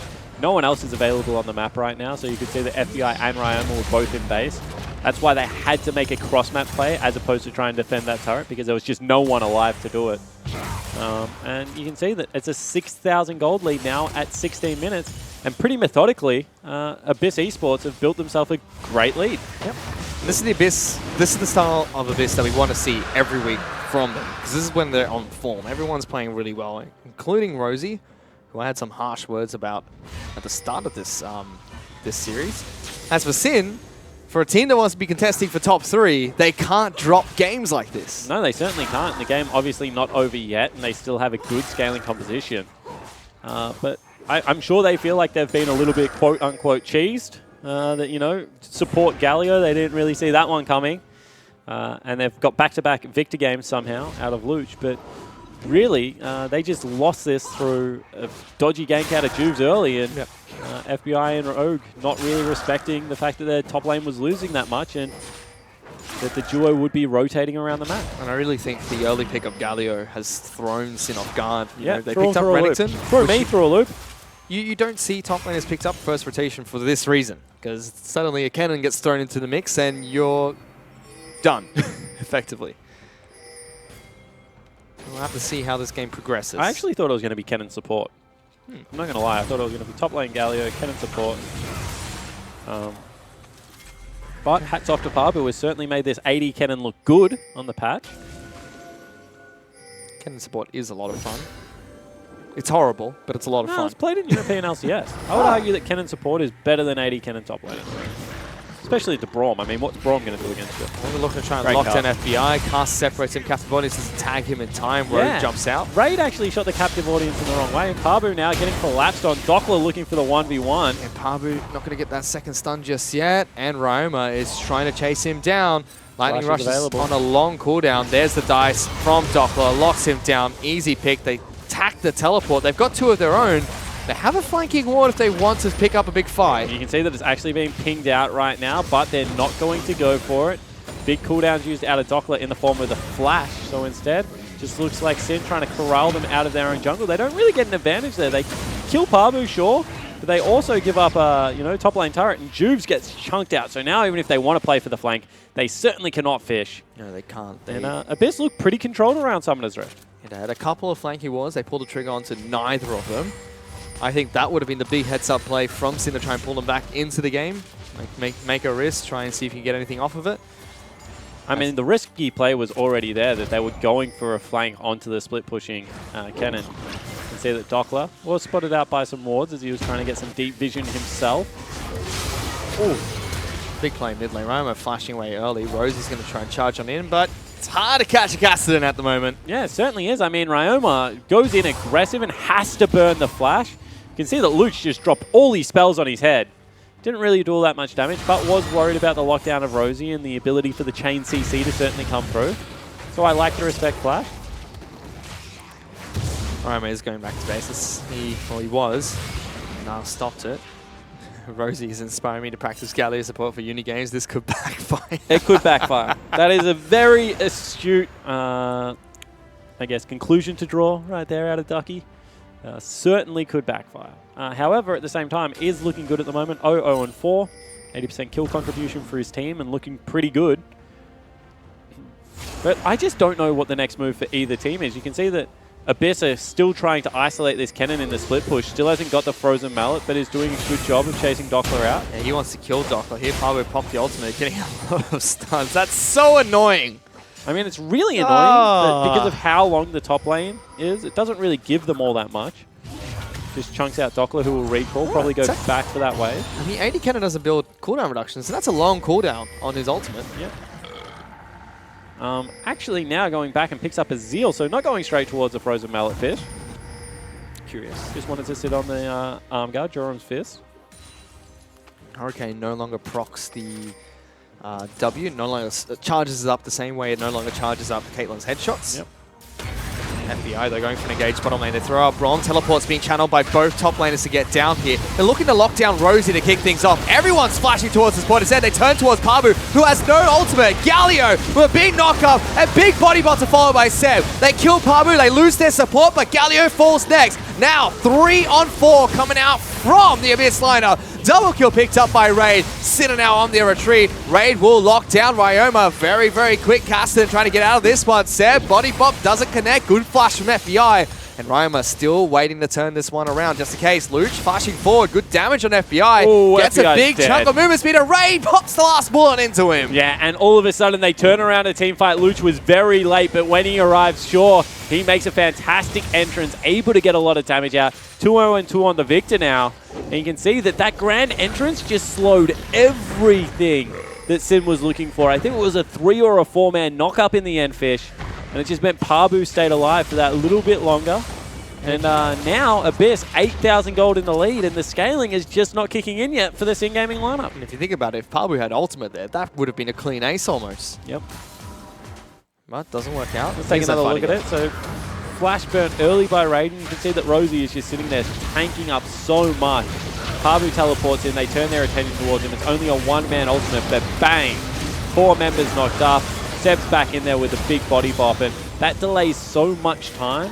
That means that Rogue is dead, and then when Luch gets here, they're just able to get so much damage out. And unfortunately, the Kassadin isn't at the stage yet where you want to be leaping towards the Victor and the Jhin. And FBI just gets flashed on and killed. Ooh, rapid fire cannon. Good item.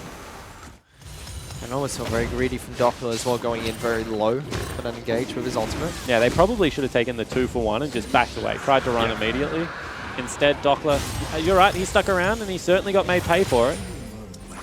Rapido's looking like he's scaling up quite nicely. Still, Sin, they're 8,000 gold behind Abyss. It's a massive lead for the Abyss lineup. They were very confident that they'd be favorites coming into this game. And the gold is actually distributed very evenly on the Abyss lineup. Yeah, it certainly is. I mean, Seb's having a fantastic game over Jews right now. That was one of the areas they thought they would win. You can see that Pabu had a very good game on the cannon right now. He's 2,000 gold up and has been responsible for knocking down a lot of the turrets. Could maybe question that last play. He dove into 5 members and got blown up instantly, but they still won the team fight, which is important to note. Galio Cannon's always been obnoxious. One of the big reasons why Cannon could still be played top with the Galio support. Yep. One of the few reasons why we've seen Galio being thrown as a support. I mean, the really only team that I've seen play it is when they play Kennen 80 carry and Galio, you know, either top or mid lane in Fnatic, and then they're able to attack the split push time and time again.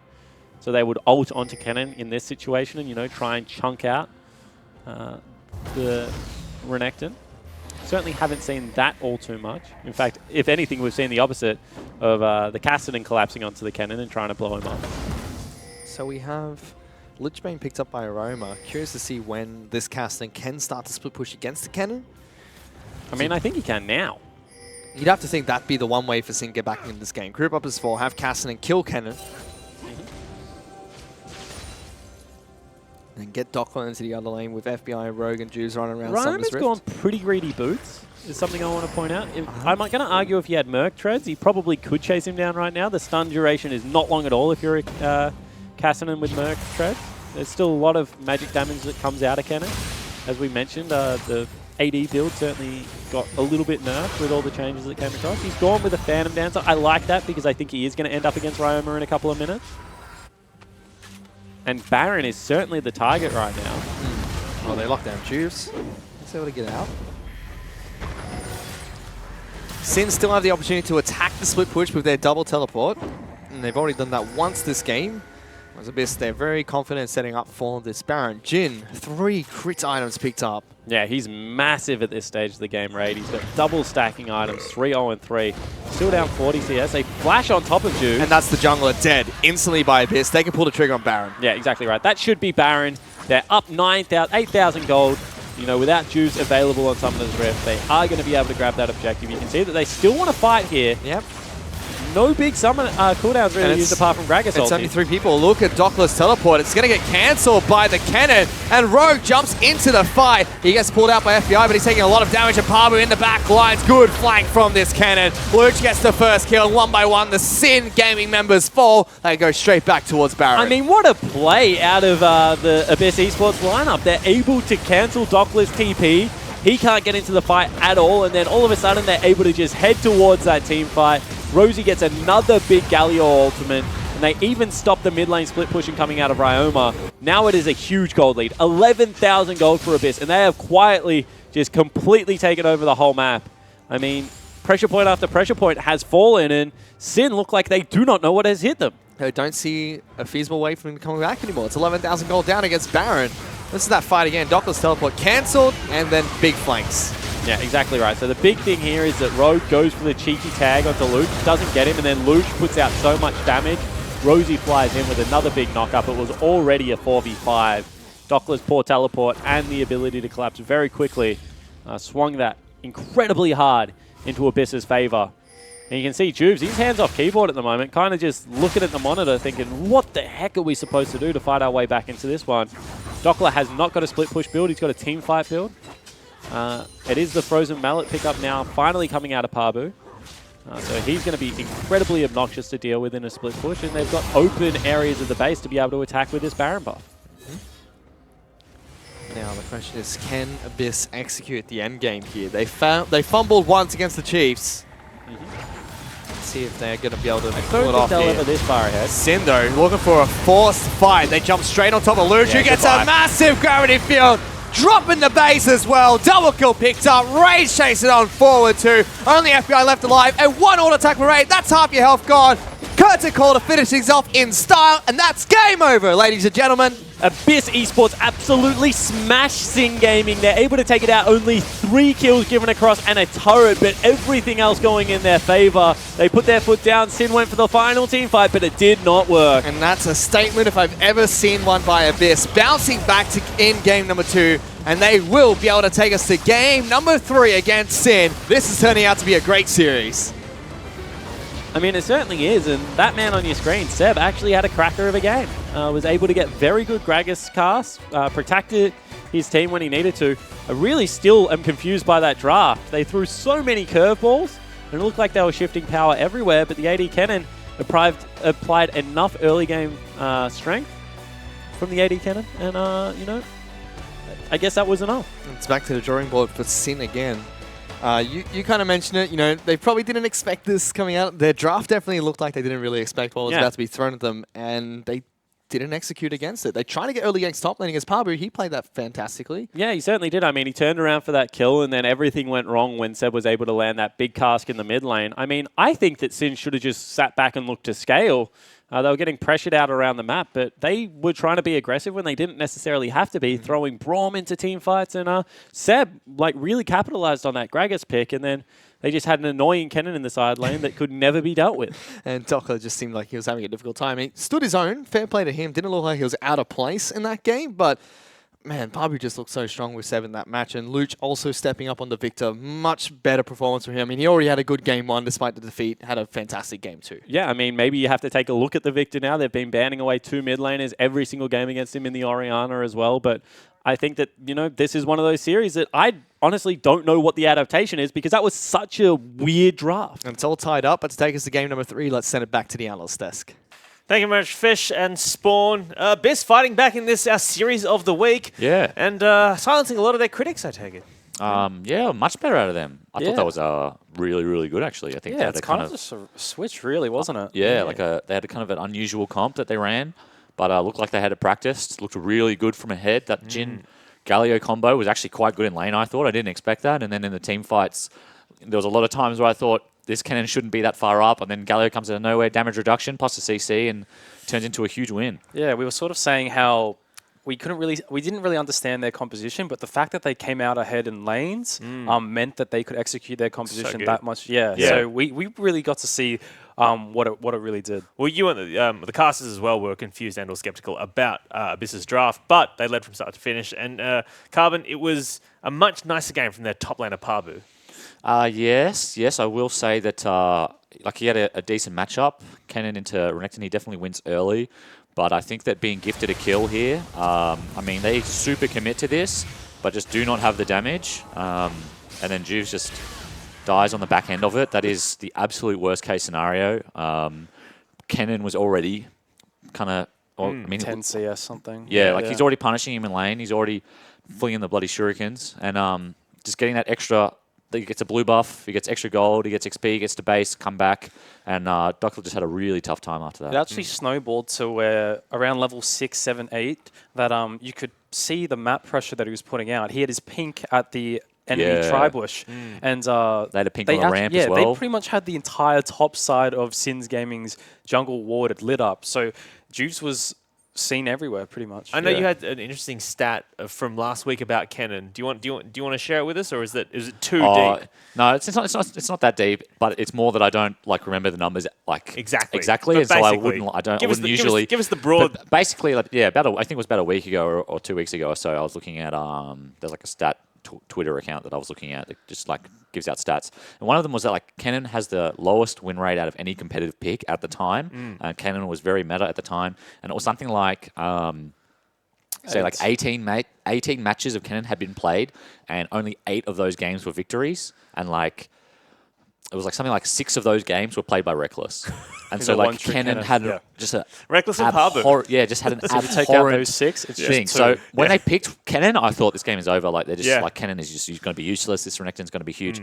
But that free kill at the start just really set Parbu up for success. Absolutely. But it wasn't just individual play choose. Good team play from Abyss as well. I know you want to talk about this replay in particular. Yeah, it actually switched around. Like Sin had a really good showing in game 1, but then this execute top, Parbu ends up tanking the tower for a long time. Initiates quite early, but he knows his team's there to follow up, and they make a really nice four-man play top. You can see Kalista has no pressure bots, so they essentially have develop a huge tempo advantage off that, and that's sort of the starting point for their lead. That was first blood tower as well, so like that was a huge swing in gold. Their top lane was Dockler was already behind. That just sets him further behind. This Kennen really had just kind of everything in his game go right. Yeah, and I guess one of the things we've criticized Abyss for historically has been like not being proactive, not making plays. But this game saw that, and plays like that, they took a nice gank in mid where they were kind of working as a team and being proactive. Do you think that's a possibility that only existed because they were ahead, or do you think that they've been working on that, improving as a team? I mean, it's always really easy to be proactive from ahead, but at the same time, like, it looked to me like that comp was polished. Like they were getting the combos. Yeah. The CC into the Jin W was hitting more often than not. I thought Seb hit a lot of really big barrels. So Seb had a great game. We should also touch on that because he did play very well. I'm very critical and flashing, but he hit some really crazy barrels that FBI, the one on Kalista? FBI, At mid? That was insane. Yes. Like that was like the longest. Yes. That was like that must have been just like he had definitely some of the best barrels out of any Gragas player in OPL. Yeah, When we look at this draft, Sin first pick Braum. I don't understand that. I didn't understand it as well. Well, I kind of... I was trying to justify it. You said to deny Rakan's Aya, like it prevents them from going with that. Not so much that, more that... so they wanted... Because they obviously have very high priority on this Rek'Sai. Juves is playing it a lot in Vietnam, and I know he thinks it's a really strong pick, and he's come home, and he's like, they first picked it in Game 1. Game 2, again, they're like, no, we really want this Rek'Sai first rotation. The thing with picking Rakan early is that Rakan is not great without Xayah or Kalista. Like, he kind of needs that the combo in the duo lane to, like, really be effective. And so I think that Rogue would have said, like, oh, no, I don't feel like playing Rakan without, like, X, like, without the 80 carries. And they're like, okay, well, we have to pick Rek'Sai here, so, like, let's just pick a different support. Thresh is banned, so he's like, just get me Braum. So they're trying to pick something from that Braum that does not give away a lot of info about the way they want to play, but also gives them options for who to pick as their AD carry.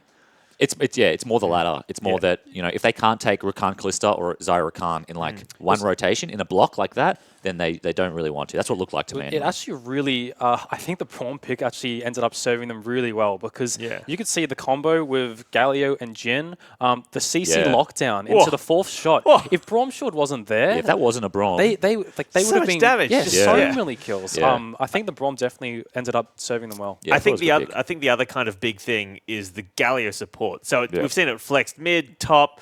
I think Yeah. I've seen it once or twice as Galio support, and we've got a tweet here as well from Archangel. Don't understand why more people don't get around Galio support. Tanking engaged champ with AoE CC. What's not to love? Question mark. You're exactly right. And I also want to add to that, support, if Galio's put in support role, you're not limited to deal with a Jarvan top. A creep wave. Yes, you don't have to be with a creep wave. You're not limited to an opposite side of the map. You're allowed to roam with your AD carry, and we kind of saw how Rosie utilized the support so well. And yeah, I completely agree with you. Like that was a very viable, good option that they've developed. He made it look really good. Yeah. I think he comboed it with like I remember on that top dive that we saw earlier. When I was watching it, I was like, this cannon is going so early. Like, why isn't he waiting for the Gragas to come? And then the Galio ult comes through, and it almost looked like there's no counterplay for the Renekton. So, great pick. Luch as well. Brilliant game. Yeah, Luch did. I don't want Luch things. He's way too comfortable. Way too comfortable on that champion. His CSing is brilliant. You could see in that last team fight how much damage he had developed to do. That being said, like, I don't think the Castle was bad. Like, Ryoma was still 0-0-0, even though his team was getting absolutely destroyed. He was still 0-0-0 at like 15 minutes, farming in the side lane. He did pick up the one kill from Renekton. He didn't get the kill, but Renekton, and he did gank the Renekton lane. So I thought that the Castle was all right, and Victor I think he really benefited from his side lanes. Like, he was allowed to just sit mid and clear waves, and then they had so much CC that by the time it came to teamfight stage, the Victor could really take over. Just really want to add that Sin have very big success when Tommy plays quite an aggressive or early gamed champion. He's such a good mid laner, such a talented mid laner that if he does get an early a little step forward, he can push that advantage and bully out Luch. And Kassadin is a champion that requires 3 items, a lot of time to scale. So I would like them to push him back onto potentially taking away the Victor. Well, if you do take away that Victor, though, even if Sin go back to blue side for this game, right? They have to ban Zac because Juve doesn't play Zac. You don't want to leave that open for Seb, right? And they're already banning Syndra and Orianna. What do you leave up there instead? Every match, You don't need to ban Syndra and Orianna, I don't think. Like, okay, Syndra can be scary, but like, do you really need to ban Ori? Like, I think they're paying Luch too much respect. Like, Ryoma is an extremely good mid laner. I think they can ban him out. I think they can go Ori, Syndra, and look to take away the Victor. As well? Then leave up the Zac for Seb to play. You can, like, Zac is very strong, but he's not a free win. Because Juves isn't going to pick Zac.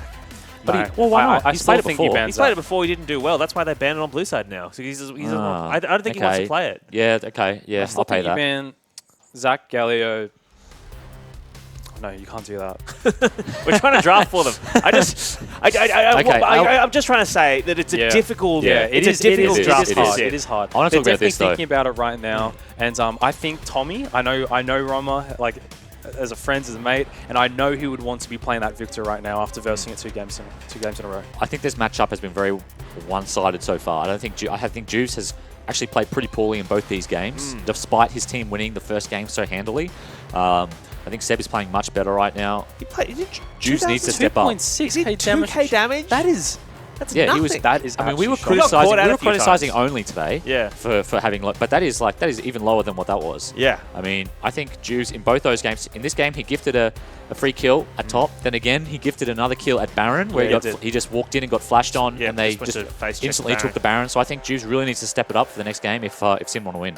Yeah, I mean, if you're Juves though, and you're quite publicly the emotional center of that team, and you're playing 2 games, pretty poorly. Going to that 3rd game, that's a big ask for you to step it up, isn't it? I mean, I'm not disagreeing with you. Like the gauntlet run, they were down 2 games. They were they've been in worse positions. Yeah, Juves has been in a very very tight situation. So. I'm more than confident that he can pull in the this bathroom back right around. now, looking in the mirror. Exactly. But then again, like I don't think it is too much to ask him to step up. Right. Like, do you want to win or do you not want to win? Like, I'm not kidding. Like, winning requires you to play well, and if you're not willing to play well, then you're not going to win. Like, what are you doing here? I'm not saying he's not willing to play well. I'm not saying he's there being like, nah, sorry, I can't do it. What I'm saying is, if you've played 2 games poorly, you're going to game 3. is your mentality, no, I've got to carry this on my shoulders, or is your mentality, look, you guys need to help me because I'm not playing well today. I'm obviously having an off day. Okay. He's aware that Sin have great individual players. Like they've got Phoebe, they've got FBI, Tommy, Rama, and Dokla, who's proven to be very good now. He's not necessarily putting the pressure on himself that I need to carry this game. He just needs to do what he did at Rift Rivals, where he needs to make sure that he's there to shadow them. If they want to make a play, that he's behind them. He hasn't done that in these past 2 games. I think what Game 1 showed is that Sin are very capable of winning the lanes on their own. They don't need Juice's influence. But what they do need is for him not to influence it negatively. Just don't feed. Exactly. Yeah. I mean, that's a lot Don't more give a easier. kill. That's a lot more basic way to say spot it. away. But basically, they don't need him to win their lane for them. They can do that on their own. What they need is for him to make sure that the jungle, that Seb safe. doesn't influence their lane and that he doesn't negatively influence their lane. All right, well, the series is currently tied up 1 apiece. Sin versus Abyss, but do not go anywhere because after these highlights, we'll be back with game number 3. Taking turret, he has to back off, can't quite come back in. Juves might fall here, the shuriken hits, and first blood's picked up by Parvu. And that is now great cast knocks FBI into team, he doesn't flash early, gets caught by the Jin, double kill picked up by Luch, and now Juves is in trouble, he gets tagged. Everyone's flashing towards his point, instead they turn towards Parvu, who has no ultimate. Galio with a big knock-up, and big body bot to follow by Seb. They kill Parvu, they lose their support, but Galio falls next. Now 3 on 4 coming out from the Abyss lineup. Double kill picked up by Raid. Look at Dockla's teleport. It's going to get cancelled by the cannon. And Rogue jumps into the fight. He gets pulled out by FBI, but he's taking a lot of damage. And Parvu in the back lines. Good flank from this cannon. Luch gets the first kill. And 1 by 1, the Sin gaming members fall. As Sin, though, looking for a forced fight. They jump straight on top of Luch, who gets a massive gravity field. Dropping the base as well. Double kill picked up. Raid chasing on forward too. Only FBI left alive. And 1 auto attack for Raid. That's half your health gone. Curtain call to finish things off in style, and that's game over, ladies and gentlemen. And that's a statement if I've ever seen one by Abyss. Bouncing back to in game number 2, and they will be able to take us to game number 3 against Sin. This is turning out to be a great series. Welcome back, ladies and gentlemen. If you guys are just joining us, this is the Oceanic Pro League, Australia's local league, as well as we are tied up for the final series of this week. Abyss taking on Sin. It's tied at 1-1, and that was a interesting game number 2, Spawn. Yeah, Bizarro Land. I mean, we've got the Galio support. Why? And people were like, why can't we get on board with the support? And it's not that you can't get on board with Galio as support. It's that he does like other areas of the map so much better, in my opinion. I mean, we see it played a lot in the LCK where it has very few ganks. It has access to the whole map in that regard. So, of course, that tweet was in from Archangile. And, you know, in the top lane, when it gets the right matchup, tank versus tank, it just outscales a lot of things. So I certainly don't think it is a bad support. That is not what I'm saying. I'm just saying that when you are shoving it into the support position, it's probably, you know, not the tier 1, definitely. Maybe it's equal as top lane now since the nerfs have come in. I just think that, you know, better suited as that mid lane champion. And it was a lot of people I walked past coming back down here were saying it was a very cheese draft coming out from Abyss there. Throwing the Galio support in the last pick rotation. Picking Cannon in the top lane for Parvu despite the nerfs to AD Cannon. He did play well on the top side of the map. Now the question is, Sin, we already mentioned, they want to be a top 4 team in the OPL. They can't drop games like this to Abyss, a team who has dropped a game to the 8th place team in the OPL on Regicide. Abyss, on the other hand, they're very vocal about doing the exact same thing. So now they have to show that last game wasn't just a fluke, it wasn't just a cheese. They need to come back strong and actually take down Sin with a very decisive victory here to prove just that. And they haven't changed their bans, which is really confusing me because we've already said it a little bit. You know, they've got Syndra and Orianna, which I think you can let through. Zach as well has shown that, you know, it's a great jungler, but there are also things on this patch that, you know, are good in that position as well. As Cyclone has found out, Juves doesn't play it. I don't know if that's true. I mean, obviously Juves doesn't like playing it. It does but not. I think if he put a couple of hours into the champion, he would be able to figure it out. Hit the gym, lift some weights with Zach, see how it goes. But Galio is the first pick for Sin. Abyss respond with Rek'Sai. We'll see what their next pick's Interesting, gonna be. because they actually had a great Gragas game. So I'm not sure whether, you know, Dokla had Gragas in game 1, was able to solo kill Parvu. Game 2, they pick up Gragas on the side of Abyss, give it over to Seb. He has a terrific performance. I'm not sure about this priority on Rek'Sai. Let's see. Xayah seems to be the next pick coming out for Raid. Had a great game with Jin, and Jin was the champion that he almost was able to pretty much single-handedly take down the Chiefs. Yeah, I mean, didn't quite work out. Kalista Rakan is available right now out of Sin. You don't really want to give over Xayah Rakan because of how well they interact with each other in the laning phase. Brom is open as well. But Sin decided to pick up Gragas instead. I mean, maybe you just go Gragas Rakan, but then there's a potential that Kalista gets banned away in this second round of draft. So, interesting pickups here. So, once again, that is either going to be a mid lane or a top lane, or jungle. Support? No, it's not support. Rakan has to go down into the support. I mean, come on. Rakan mid lane. Let's go. Rakan sucks as a mid laner. You would know. Well, no, I'm just looking at his numbers and thinking he does no damage. So Look, any champion with Lichbane Landry's does damage. Know what you're talking about. Braum is the final pick coming out from Abyss to pair with Xayah. And heading to the second ban phase. We should see a Kalista ban here. certainly should. I mean, you don't want to give over the Kalista Rakan lane. Being able to throw him in means that he doesn't really have to flash to get the quickness off. FBI is a very versatile AD carry though. In fact, coming into the split, the biggest criticism for him was he couldn't play Xayah. He's completely changed that around. He can play it perfectly fine now. Yep. But he can pick up picks like Jhin. He has Varus up his sleeve as well. Always comfortable to go back towards the Ashe if he needs to play more utility. So far though, Abyss happy to ban out top laners, with Gnar being the first. Fiora was the first ban from Sin. And if Kalista's not banned here, you'd expect another top lane ban thrown their way. And I wonder what Pabu is going to play, because he's already had pretty good success over on that AD cannon. I wasn't a fan of it, but he certainly turned it around. They ban away the Kalista. And we know that Luch is comfortable picking Control Mage blind. Yeah, He's done just it. blind Victor here. So blind Victor into counter matchup for Pabu would be good. I mean, I'm not a huge fan of Victor. I'm certainly not a proponent of blind picking that champion, but Luch has shown that he's incredibly comfortable on it. And if they're not going to force him away from it, he's already played one of the hardest counters that existed in the LPL, which was the Cassinan matchup. But it is going to be Pabu taking the Renekton. Yeah, so giving the counter pick for Luch. Makes sense. I mean, Cassinan is still available, so you can get both sides of the counter matchup if he needs to. FBI reverts back to his Varus play. A lot of magic damage coming out from Sin so far. Waiting to see what either their top lane or mid lane pick is going to be. And that kind of makes sense as to why they've kind of hidden their mid lane pick, because it's actually going to be a Galio mid now with Jax top. Yep. Already talked about this since the changes to Counter-Strike. Renekton doesn't do as well in the matchup anymore, and it's always been the matchup that Jax scales terrifically into. Yep. That was before, you know, Renekton had any viable scaling builds himself. Now he's got Black Cleaver, Titanic Hydra into the, you know, defensive item, most commonly Gargoyle Stoneplate. And that's a good pickup, in my opinion, by Luch, because when you give over Galio, you generally give, you know, a free-ish farm mid lane. Generally, we don't see Galios launching onto people level 2 and chunking them out of the lane fish. Yeah, I think we saw one of those today, We saw one of them today. I don't know how it happened. Generally, it doesn't happen. Yeah.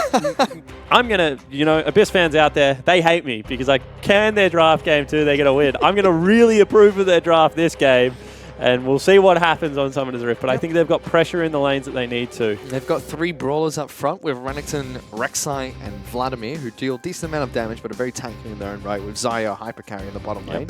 And I think that, you know, FBI is going to be a tough man to defend, because Vlad's going to go under all of that crowd control and look to blow him up in the latter stages of the game.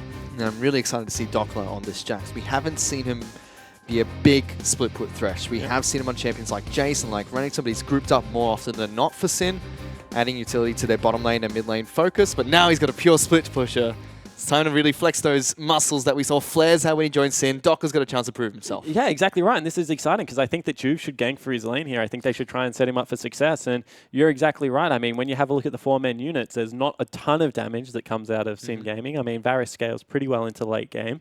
But I think that the way they win this is through really good 1-4 and being able to beat them around the map. Maybe even throwing up, you know, try and draw Luch away from FBI and keep him in a side lane for majority of the game. So I think that this is a game that finally Dockler has to be able to try and explode into the OPL. He's had some good games so far. He's picked up some solo kills, but he hasn't really had that I carried this game from start to finish kind of thing. Yeah, he picked up a solo kill in game number 1 of this series. The last game, unfortunately, Juice entered into his lane very early on underneath a turret.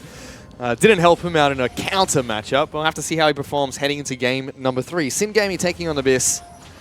Currently tied up 1-1, so it's for the final point here today. And this is a big game, because Sin are back from Rift Rivals, where they are able to win, you know, 3 of their 5 games, they dropped a game against a third-place LJL team. And they were able to, you know, go head-to-head for a little bit against the Marines before dropping that game as well. But apart from that, they were able to take it to Mineski a couple of times. And Ascension. And I think coming back and losing against Abyss would be a critical failure for this team. Would be. I mean, we already said on the desk for Rift Rivals when Sin dropped their game against Unsolved Stop, the 3rd seed team from the LJL, that had to be the biggest learning point. Immediately afterward, the interviews with Juves, he knew that his team made a big mistake. He knew exactly what that mistake was. And the first 2 matches in the very next day against Mineski and Ascension cleaned up the play completely. And they look like they're going to carry through that form in game number 1. Game 2 was a completely different story today, though.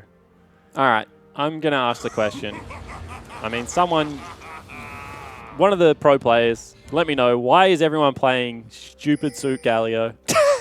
I don't understand it. This is the, you know, 3rd one I think we've seen suit now. Galio. I really don't like Debonair Galio. I liked it when, you know, there was the skinergy going on, but that is a real strange skin. Lucha takes a turret shot. Goodness sake. This is why Gallios are getting level 2 cheeses off in our league. Oh, Dockler. Yeah, actually Counter-Strike's a single auto attack, so we'll get extra damage from that and reduce damage from Pavo. Still wailing away at him, forcing him to burn his potion so early. Dockler does the same with the Corrupting Pot for damage. For damage, yeah. He did it for damage, not for anything else. I mean, that is a fantastic trade coming out of Dockler at this stage of the game. Pabu still gets 2 of the creeps, but now he's zoned away from the rest of it. Yep. Of course, with Shield, we'll be able to reapproach. Get some good health back there off the trade. And the problem is, one of Renington's strongest strengths in the lane is his auto attack reset from W. You can't do that against Jack, so his Counter-Strike comes up and everything you just did is wasted. Completely nullifies the trade. You're exactly right, Fish.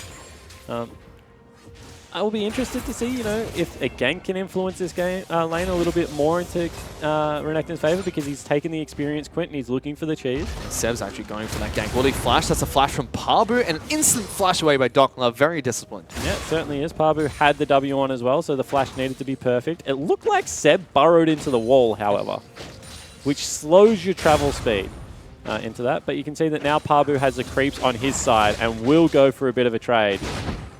Good use of the Counter-Strike by Doppler, though, after the first slice, so Pabu can't do anything about that unless he wants to give away his Rage buff. Trying to deny this Cannon minion, but didn't do it good enough.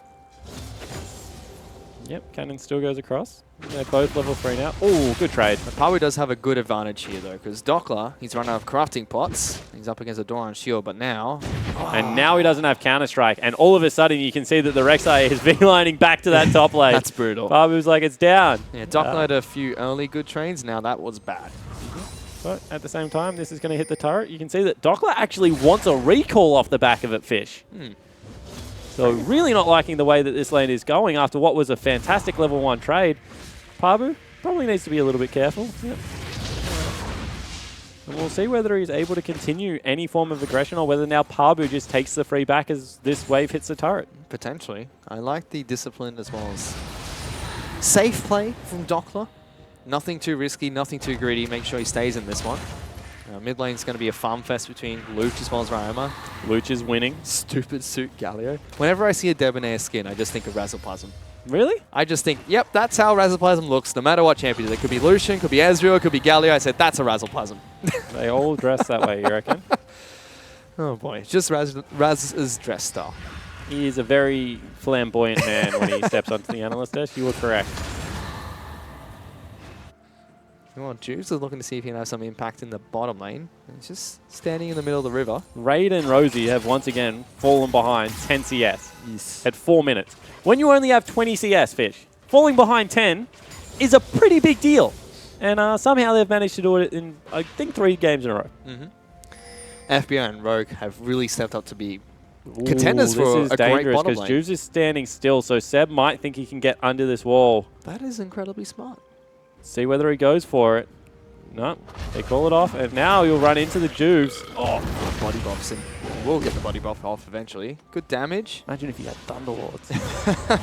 But smart play from Juves, and Ryoma gets a taunt out of the Sanguine Pool from Luch. Has burned his TP and is back in lane with a couple of rings and a Corrupting Potion, so makes sense. Dockler, big creep wave here. And Pabu is going to freeze that one up, it looks like. And unfortunately for Dockler... Oh, no, he's not. He's just going to clear it all out. No. No, he will walk into the brush, I believe, eventually. Yeah. So no TP available right now for Dockler. So he is in some big trouble, Fish. Pabu actually clears that one out, so he'll be able to get a good shove here.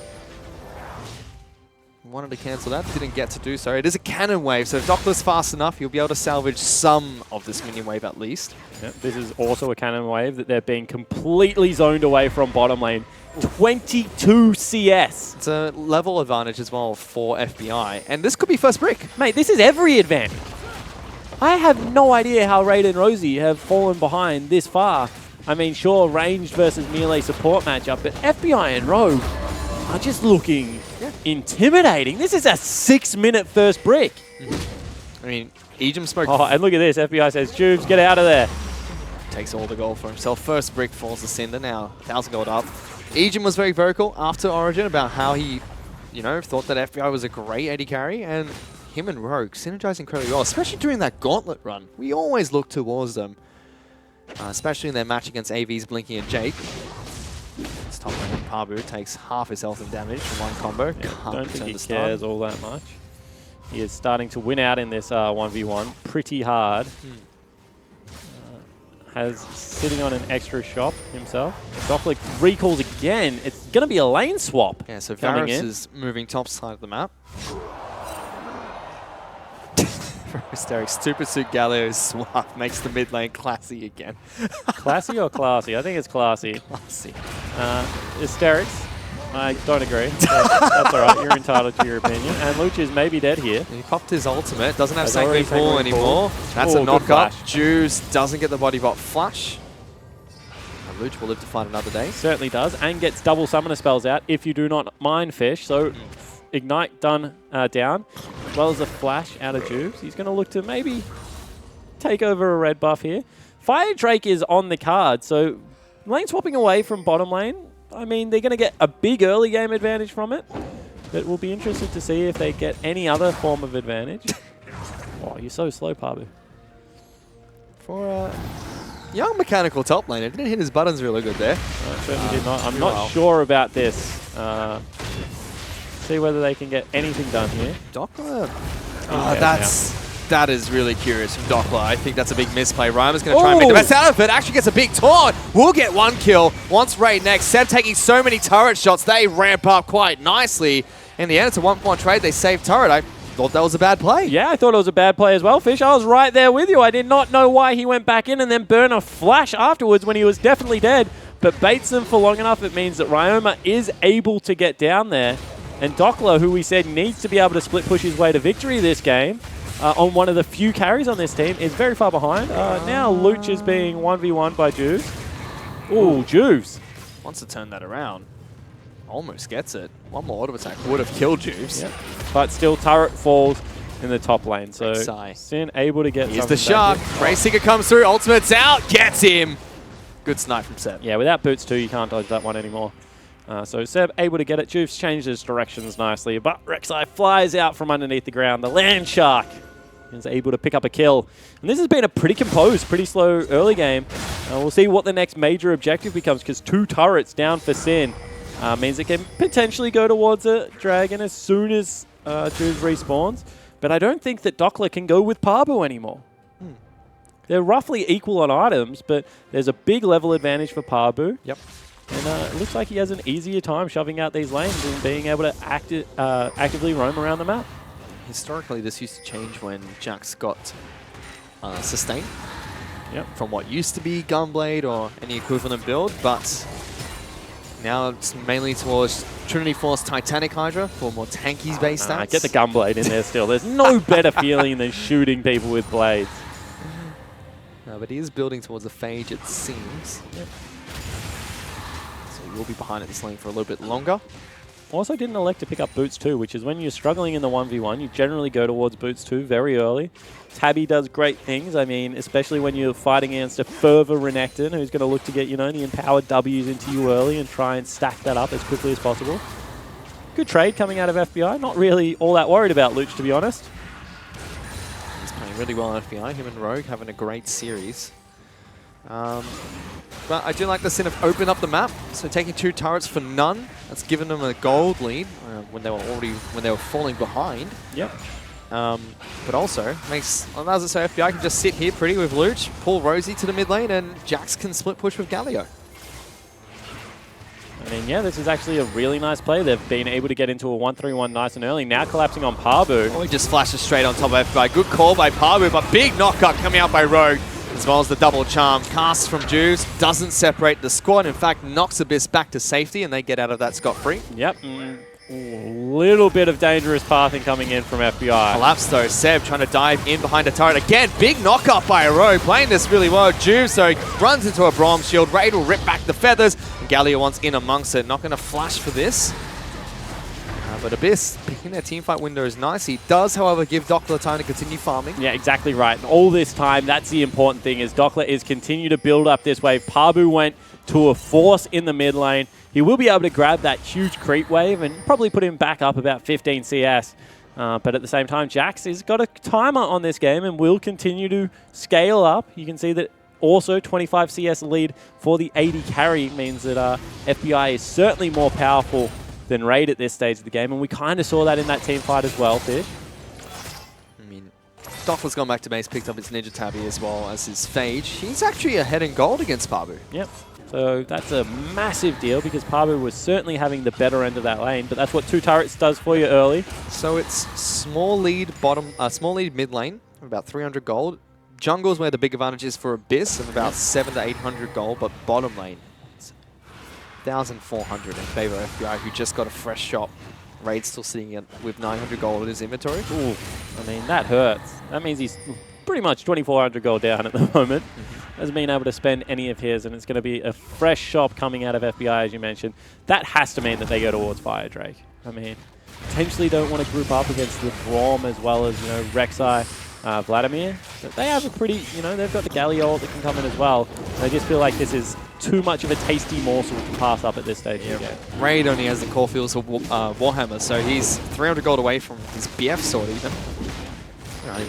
Even then, still, he's up against a Blade of Ruin King by FBI. Much cheaper item, but when you're sitting on components of an Essence Reaver, not that effective into it. Yeah, it certainly isn't. You can see that Luch has picked up his dash cannon as well. Rockets the mid lane wave. Seb is trying to grab this Herald, but there's on the way pings coming out of the Galio. Yep. And if they collapse up, he is actually in big trouble, so they're probably going to have to leave that one alone. Galio will actually find Zaya and go for a bit of a trade against the 80 carry. Ooh, they're actually ignoring Seb in the pit at the moment. Dockler, good damage. Raid in some trouble. Actually, not Dockler, Ryoma looking for this one. Instead, Juice will find Rosie. Everyone is coming now. They're going to look for this. Rogue wants to steal this one, but Seb gets it. Juice flash over the wall, doesn't get anything out of it. Deny it. But they will deny Rift Herald. So that's 100 gold. Yeah, he just got 100 gold and got the flash out. See whether Seb goes for anything cheeky, but you can see that it's starting to pulsate, it's starting to time out, and it is gone because no one's even close to it. We can just ignore it now. So yeah, that's a nice teamfight victory out of Sin because they get the Fire Drake. And unfortunately for Abyss Esports, they do not get the Rift Herald. Yeah. Big play from Sin. Almost looks like they're going to get 2 kills off the back of that as well. Luch now looking for FBI. Good use of the ultimate. Will lock down Vladimir. Galio's coming in as well. FBI throws his arrows the wrong way. Doesn't matter. The Godvi. I like that. The Godvi impersonation. Throws it backwards. Just sending a message at the moment. FBI does have Blade of Ruin King, so he will heal up quite nicely. Luch, though, popping his ultimate there with a good trade. I mean, Vlad's also Vlad, so he gets HP back nicely as well.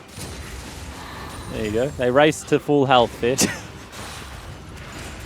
No one wins in this mid lane at the moment. Ryoma's going to head back to the top side of the map. Dockler is still split pushing in the bottom lane. Has a Sheen now. It's actually items up over Pabu. Yeah, Pabu hasn't shopped in a while, you'd have to think at this stage. And Sin's 1-3-1 is looking pretty good. I mean, the longer this happens, the more that Zaya has to be concerned that, Juves is collapsing. And we're going to see another rower come out of Galio.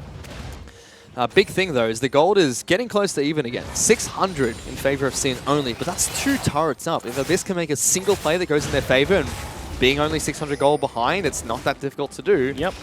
Suddenly the game swings completely in their favor, whereas Sin, they're still looking for very small incremental advantages. Completely agree. And, all that takes is, attacking one side of this 1-3-1, being able to kill them, take out that side turret, or being able to, take a big team fight and being able to push down mid lane, as we saw out of Sin in game number 1. Still a little bit concerned that all the lanes are pushing into Abyss, so it is going to be a little bit difficult to take turrets right now.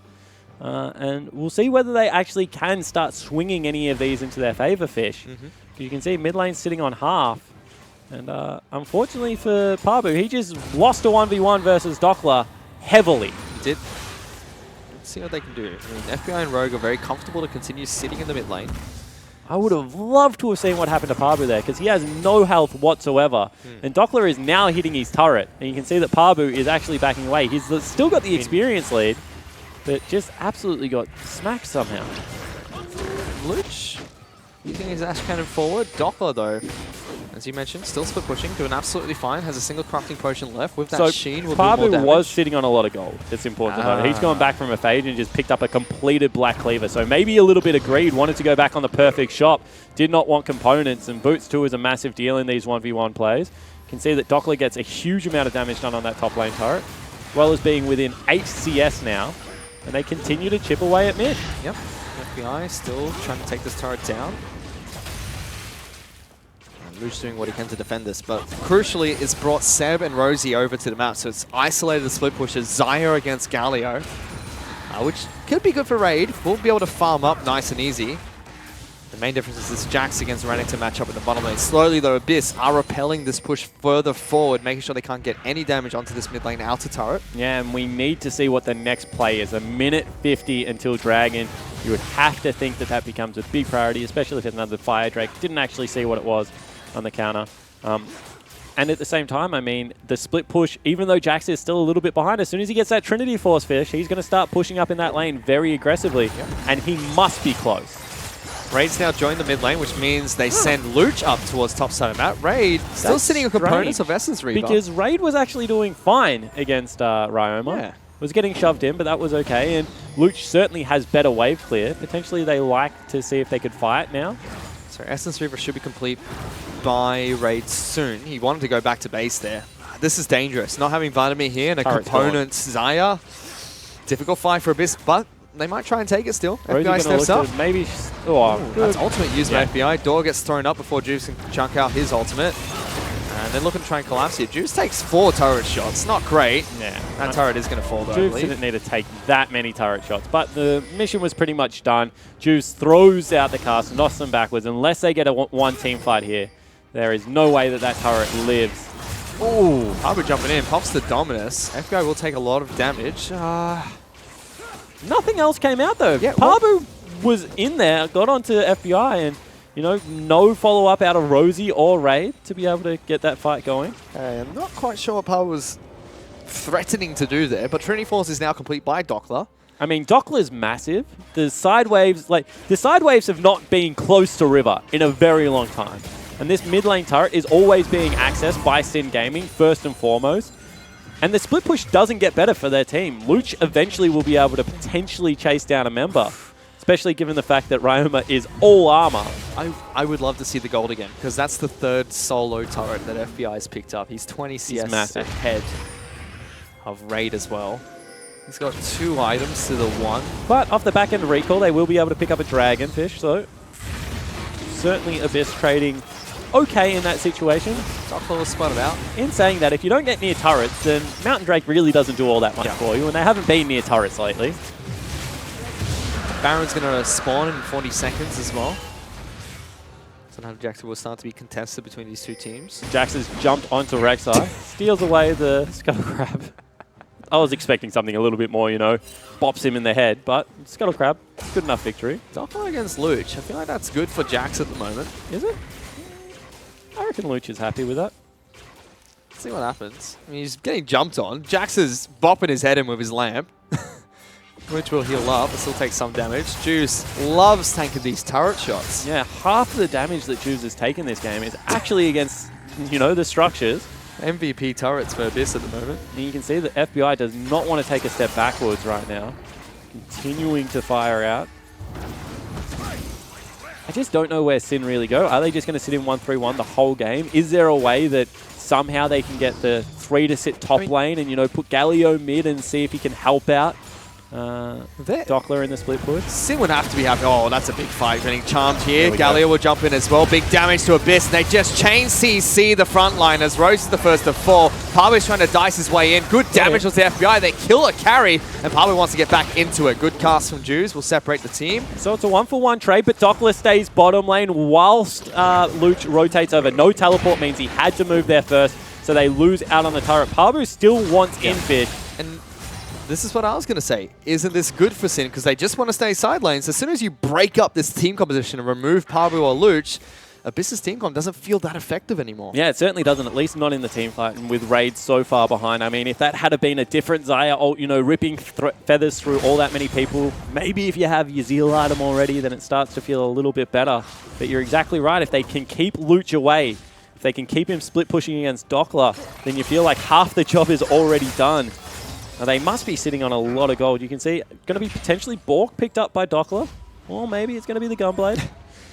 A man can hope. And Luch must be going back soon to pick up, I don't know. What's he going to build out of a Spirit Visage? Potentially. Rylai's is possible. Yeah, kind of sucks. Maybe Haunting Guys. Yeah.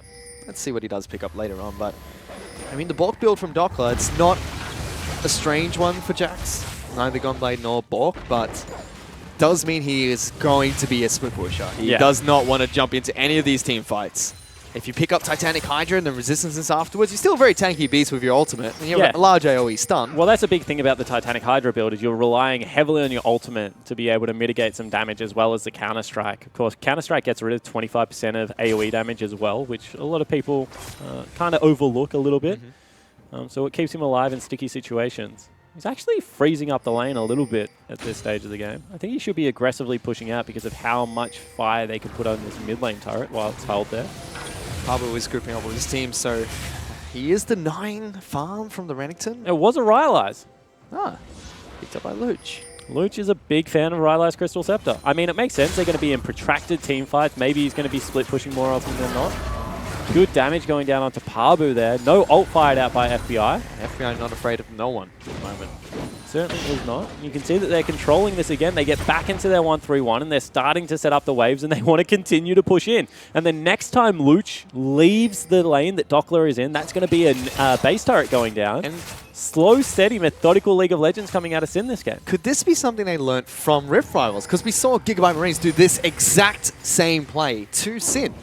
And this was the same lead. They had 4,000 gold of a lead. Sin was still doing fine in fights, but it just slowly dragged the game out, and Sin could not take control again. Yeah, exactly right. So really sticking their claws into a 1-3-1. No wave clear mid lane. You can see Vladimir top lane, as well as the Rek'Sai up there. Be careful, Rosie. That's half your health gone, depending one wave. And that's still no ultimates used as well. I think FBI or Rogue could have probably dashed in there to look to get that one started. Instead, they're just playing very patient League of Legends fish. Excruciatingly patient League of Legends, some would say. We'll see how it works for them. FBI has been a mid laner for most of this game, really trying to be the god V his team wants him to be. Rosie again, putting up the shield, trying to defend another wave, crashing in, takes more harass. FBI getting very cheeky, stepping up to auto-attack this turret. I mean, he has the summoner spells available. He also has Rogue that can jump into his rescue if ever something goes wrong. So I think that he's pretty safe playing the way that he's playing right now. He's farming up an absolute storm. He's ahead of the clock at the moment. They're taking away Seb's jungle whenever they can, although Seb still has a big CS advantage as well as a gold lead over Jude. FBI, though, gets jumped on by Raid. We'll get a good trade in return as Rogue heals him back up. Juice moves in, threatening.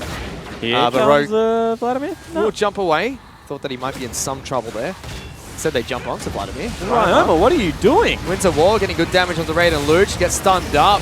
Not taking too much damage just yet, but will get knocked up as well. Sin try to collapse to help. Big ultimate from Juve. Separates it's a big disengage cask, and they just let Dockler continue to go to work here. He's able to shove Pabu underneath that turret. Pabu, again, is going for an adaptation on the build. Is not building towards the team at the Titanic Hydra. Instead, has defensive components. Rosie behind here. Could be the start of the fight that they're looking for. Yes, Flash, but no ultimate. Does get behind FBI. Oh. Rogue jumps in and just saves the Varus' life. Somehow, though, Seb doesn't die. Instead, it's going to be Juice that's forced to flash away. Finally, Rogue will get that kill off the back of its Ignite, but the feathers have been thrown out. Ray's looking to rip them back. Doesn't get anything out of it. I mean, once again, they call Parbu over, and Dockler is just sitting at home. Oh, he's dead. Yeah.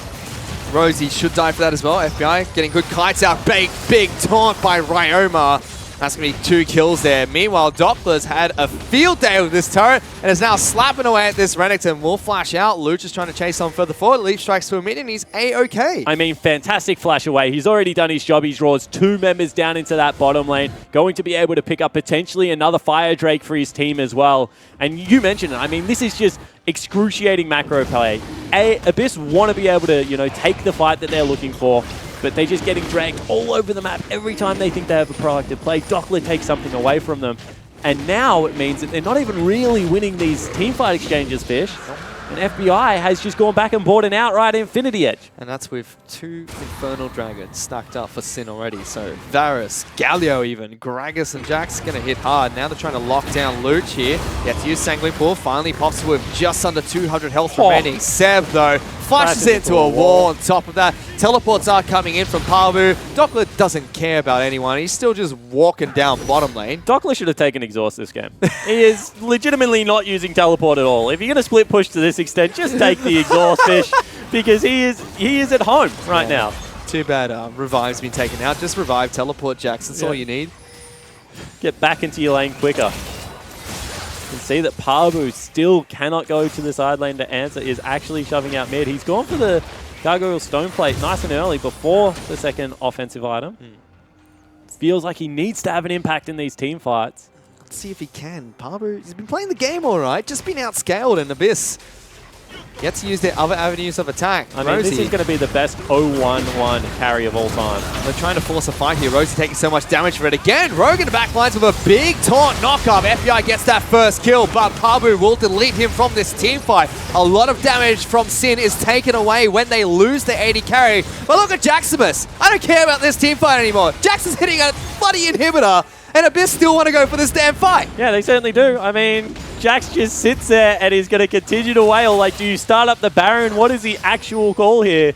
Because otherwise, Jax is going to take your whole base. And actually fancies his fight against Luch. Stop it. This is not fair. The rest of Abyss are looking for Baron. That's now not a Baron. the There's a Baron. comes in. Now he's going for it. Luch doesn't have teleport to follow through. Rogue doesn't get a knock up this time, but will jump out. Ryoma with a taunt lands on towards Parvu. Dockler will dash out to kick things off. Juves in the back lines. Body bop doesn't connect. A bit poor from him, but knocks 2 of them back in. Raid's going to fall. Immediately afterwards, it's going to be Parvu.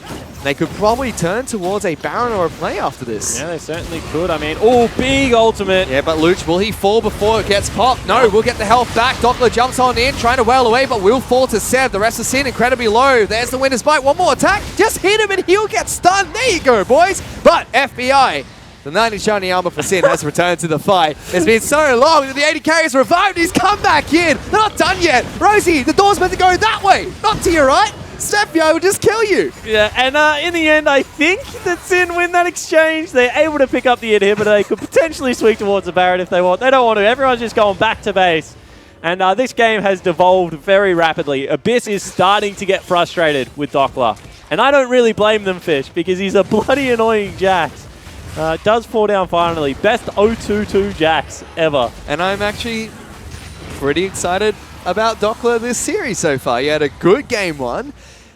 Game 2, not exactly his fault. He still held his own. This game has been fantastic to watch. He's playing his job perfectly, and here's that last fight. Yeah, exactly right. So you see Rogue goes in. Good zoning knock up there. Gets himself back out. And good cast from Juves. He misses the body slam, but this is pretty special here. Able to knock 2 people back and blow up Raid straight away. Unfortunately, they just didn't have the damage to kill Parvu. And he kind of baited them in for the longest time. And then, of course, you know, when you fall that low, I don't blame the man for going for the kill. He probably should have known that the heal was going to come out of the Vladimir eventually. I think we can fast forward a little bit here and play some yakety sack. And they kill the Braum as well, Fish. Yeah, gets set on the back end again. Died at the start of the fight, comes back to clean it up. Yeah, I'm confused as to what's happening as well. But at the same time... Why is Dockler's still bottom lane? Yeah, I mean, just win the game. I don't know why you're confused about this. He's hitting the Nexus turrets, and there's absolutely nothing Pabu can do to stop him. This reminds me of the old cinematic that we Look had. at this. He's dragging 2 waves as well. This is the old school Singed play. And as long as they can get Baron off the back end of this. Dockler in some trouble. Yeah, no, he's not. he's out. Yeah, so he's gone. He's real quick. Had that Grandmaster's Might running there. We'll be able to heal back up on the wave as well. Level 16 accomplished, and they're actually doing the Baron. And there's no way that Pabu can get there. I love this. Getting both the lanes going at the same time, Fish. It's disgusting. Meanwhile, Sin looking for a fight against Biss just beyond the Baron. Seb taking too much damage. Will go over the wall, but Jubes just throws a big old barrel at his face. And they've sent back Raid already, and still somehow the 2v1 was going okay. They will pick up Dockler, but Raid as well. They had to flash. He's dead. What? Ryoma's killed him. He's going to go for 2. He's on top of Pabu. That's a big old crocodile. They might get taken down by Galio. Oh, just slices over the wall in time. Baron is being taken by the rest of Sin. Teleport is coming in from Ryoma just in case. Rose is trying to join this fight. Puts an Ignite on FBI. Oh. Not quite sure why. Rosie will fall. Throws down the ultimate. Stand behind Brom. Doesn't work in this case. And Sin just turned towards Baron. This game has devolved into something, what was a great macro game. It's just been... Yeah, the last couple of minutes has just been a slogfest. Back and forth, teams trying to exchange blows. No one can go with Jackson. Imagine if he had a real weapon, Fish. But teleport coming in again. They're still going. Pabu, he's not happy. Charges into the team. Luch gets taunted up, gets some good damage down, pops into Sanguine Pool and heals up quite nicely, but they turn straight towards Pabu. This was a valiant 2-on-4, but they just don't stop. They certainly don't. They're just going to continue to try and stop this Baron. This time it's successfully disengaged. Fire Drake has respawned one more time, just in case Sin want to go pick up a third for themselves. Final Elemental Drake of the game. I think Juve said it best. Sin are a scrappy team to begin with. Yeah, don't bring the scrap to scrappy to them. Dockler, meanwhile, is going to happily pick up the 3rd Infernal Dragon for Sin in this match. Super Minions are charging on towards the inhibitor turret that has just respawned. The first Nexus turret is in shambles already. My goodness. Yeah, I don't know what the answer is right now. They need a 5v5 team fight, but they're just not going to be able to get it with Dockler continually going back towards this bottom lane. They need to send multiple members to stop him, and that just isn't viable when Pabu hasn't, got the teleport available. They've got so many people on the bottom lane. Rosie's going to find a wild Jax, throws out the Winter's Bite, doesn't connect. Even put a ward down to try and stop him. Well, no, he just wants to know when he retreats and when he's actually continuing to pressure the turret. So that's a good ward out of Rosie. You can see Dockler actually runs away. Probably wants the Baron play right now more than anything. Sin being very patient with it, not rushing for anything, but triple Infernal means they're I don't know if this... I think this patience is a little bit misplaced. There's no way that Abyss have been anywhere near this Baron. I think Sin could have definitely started up, especially with Jax in Fog of War.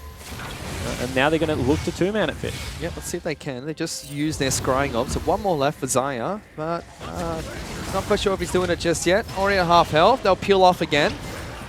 It's a very big Rakan with the elixir of iron. Yeah. And Dockler is once again in the base. So he's going to take down the inhibitor again, and they're going to send 2 people towards him. 3 people, actually. Rosie's going as well. That should be the cue to start up the Baron. Yep, I mean... Fingers crossed. What I was going to say is this game reminds me... This is solo queue. This is when you have a Tryndamere on the enemy team. Jax is being dove by 3 people while Baron's been set up. He's going to die here, but Baron should be picked up. Seb's going to look for a miracle steal. Flash out of Luch still.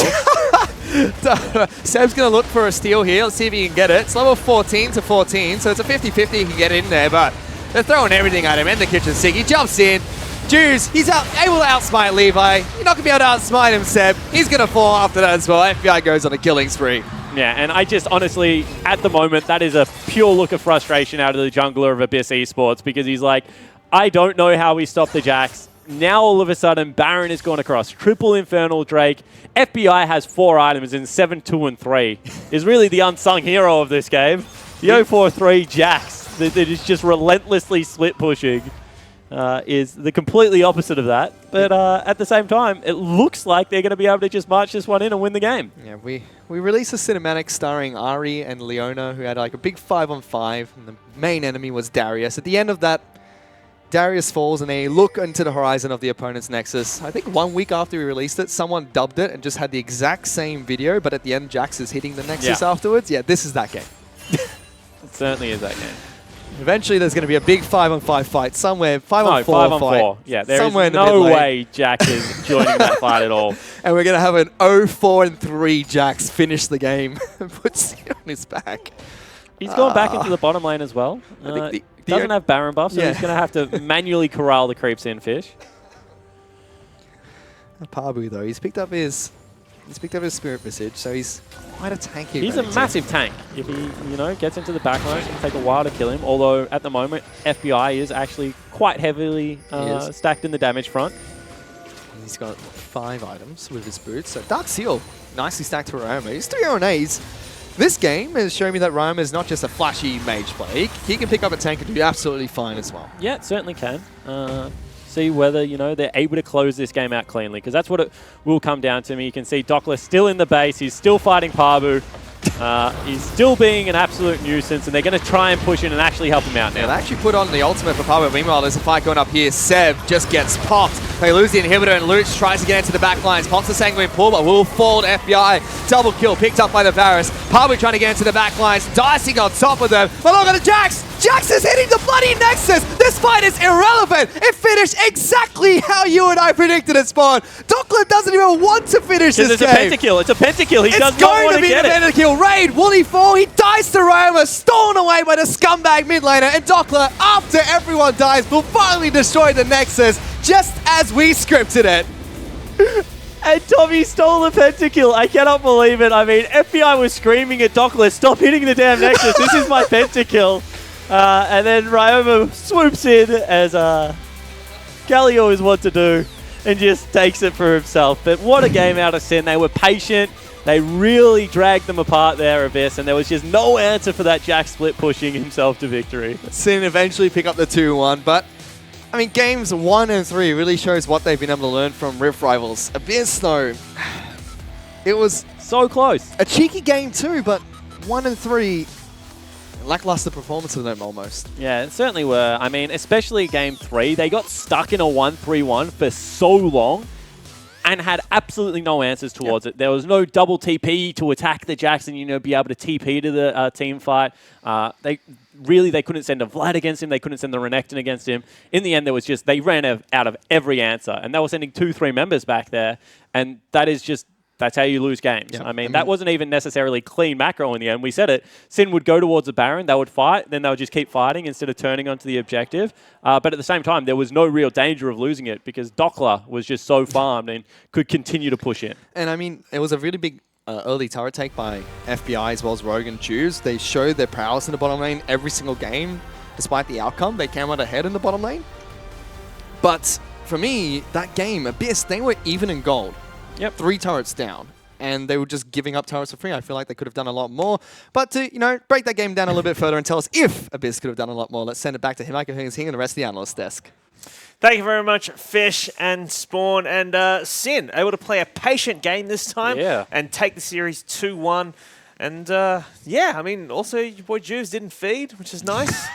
And I think that's what we said. I mean, look, you wanted him to. I mean, he was. It was pretty. The way he died was pretty unfortunate. Yeah. But the fact that Sin was 5-0 up and he was 0-1-0, that broke my heart a little bit. Yeah, but then he picked up a kill. I I just think get a couple involved. of He had assists. some very nice ults toward the end of the good. game. So I think that was a better game. Absolutely, Yeah. good improvement. That pentastill though. Oh, yes. Tommy. That is a reportable offense. I'm not sure whether the viewers at home are aware of that, but that is absolutely a I saw him reportable at the end of offense. the game, and he knew. Yeah, he knew screwed up. yeah. That was not nice. All right, well, let's take a look at this first replay, Choo-Choos, because as we bring it up on your screen. Yeah, so this is where they're sieging tier 2 mid, and Braum actually has a great flank, but I just want to praise Rogue's Rakan again for being able to save FBI, CCing the entire front line, and they end up turning this around with a nice taunt, and they end up going back in here. I think Rogue flashed Ws, and they ended up getting a 3-for-0. 2-for-0. No, 3-for-0. 3-for-0. And this really propels FBI forward. FBI gets 2 kills off that, but that's really the thing that they really needed. They got their main carry threat, 2 kills, and that propelled them forward. I think Rogue actually died in that one, so it was almost even 3 for 1. Yes, I think he even he gave his life. Gave his life for the team. Did the right thing. I like players who do that. I like players who do that. I hate players who are afraid to die.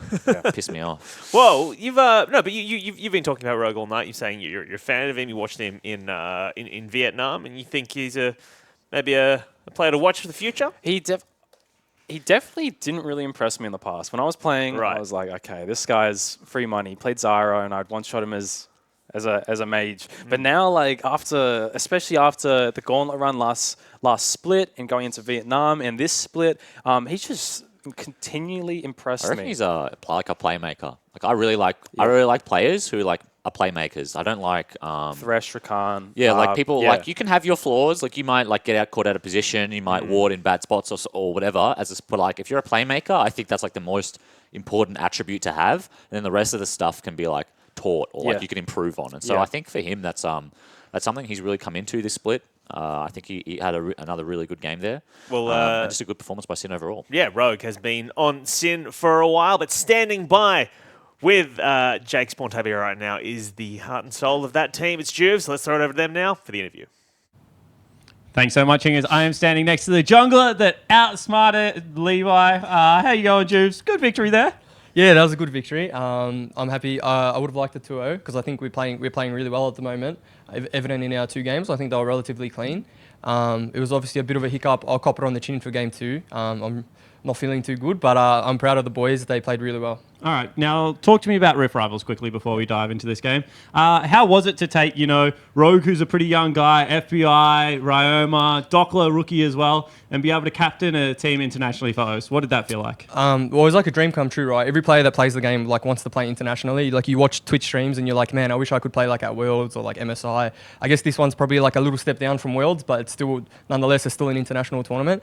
And me and Rogue, we were sitting in the hotel room and we were like, how funny is this? 1 year ago, we were in relegations. Like, we were playing in relegation. So it's just been like a really good journey with like me, Rogue, Bensel, and like we put in a lot of hard work.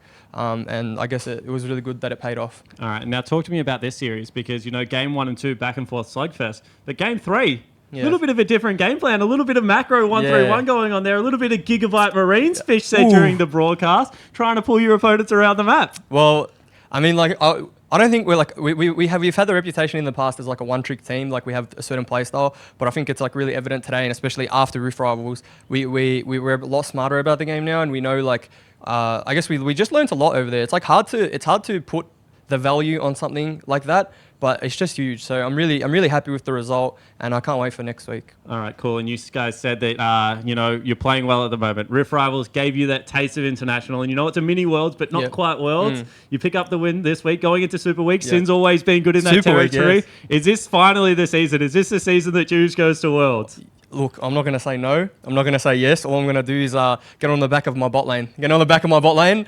and maybe they'll take me to Worlds. We'll see. All right, congratulations on the win today, mate. Let's throw it back to Hingers at the desk to close out the night. What a captain. What a captain. What a captain. Great he's able answer. He's like, look, I'll cop it on the chin for game 2, and I just want my bot lane to carry me to Worlds. Hey, if anyone was willing to carry me to Worlds, sign me up. I don't have to be free ride, why not? Yeah. Take me along. I'll be a sub. All right, well, let's talk then a little bit more about this game, because as Jules was saying, they're playing a little bit of a different style for Sin, and I want to talk to you about Dockler, because we've spoken a lot about him tonight, but this split push from him was very, very effective. Yeah, I mean, at this point of the game, it was pretty tough. Like, Abyss were in a pretty tough spot already, but, like, if you watch the bottom left corner of the screen, like, you can just see Dockler's putting so much pressure on, and Sin just kept dancing this Baron back and forth, forcing them to commit to either one or the other. He actually almost gets the kill on Vlad here.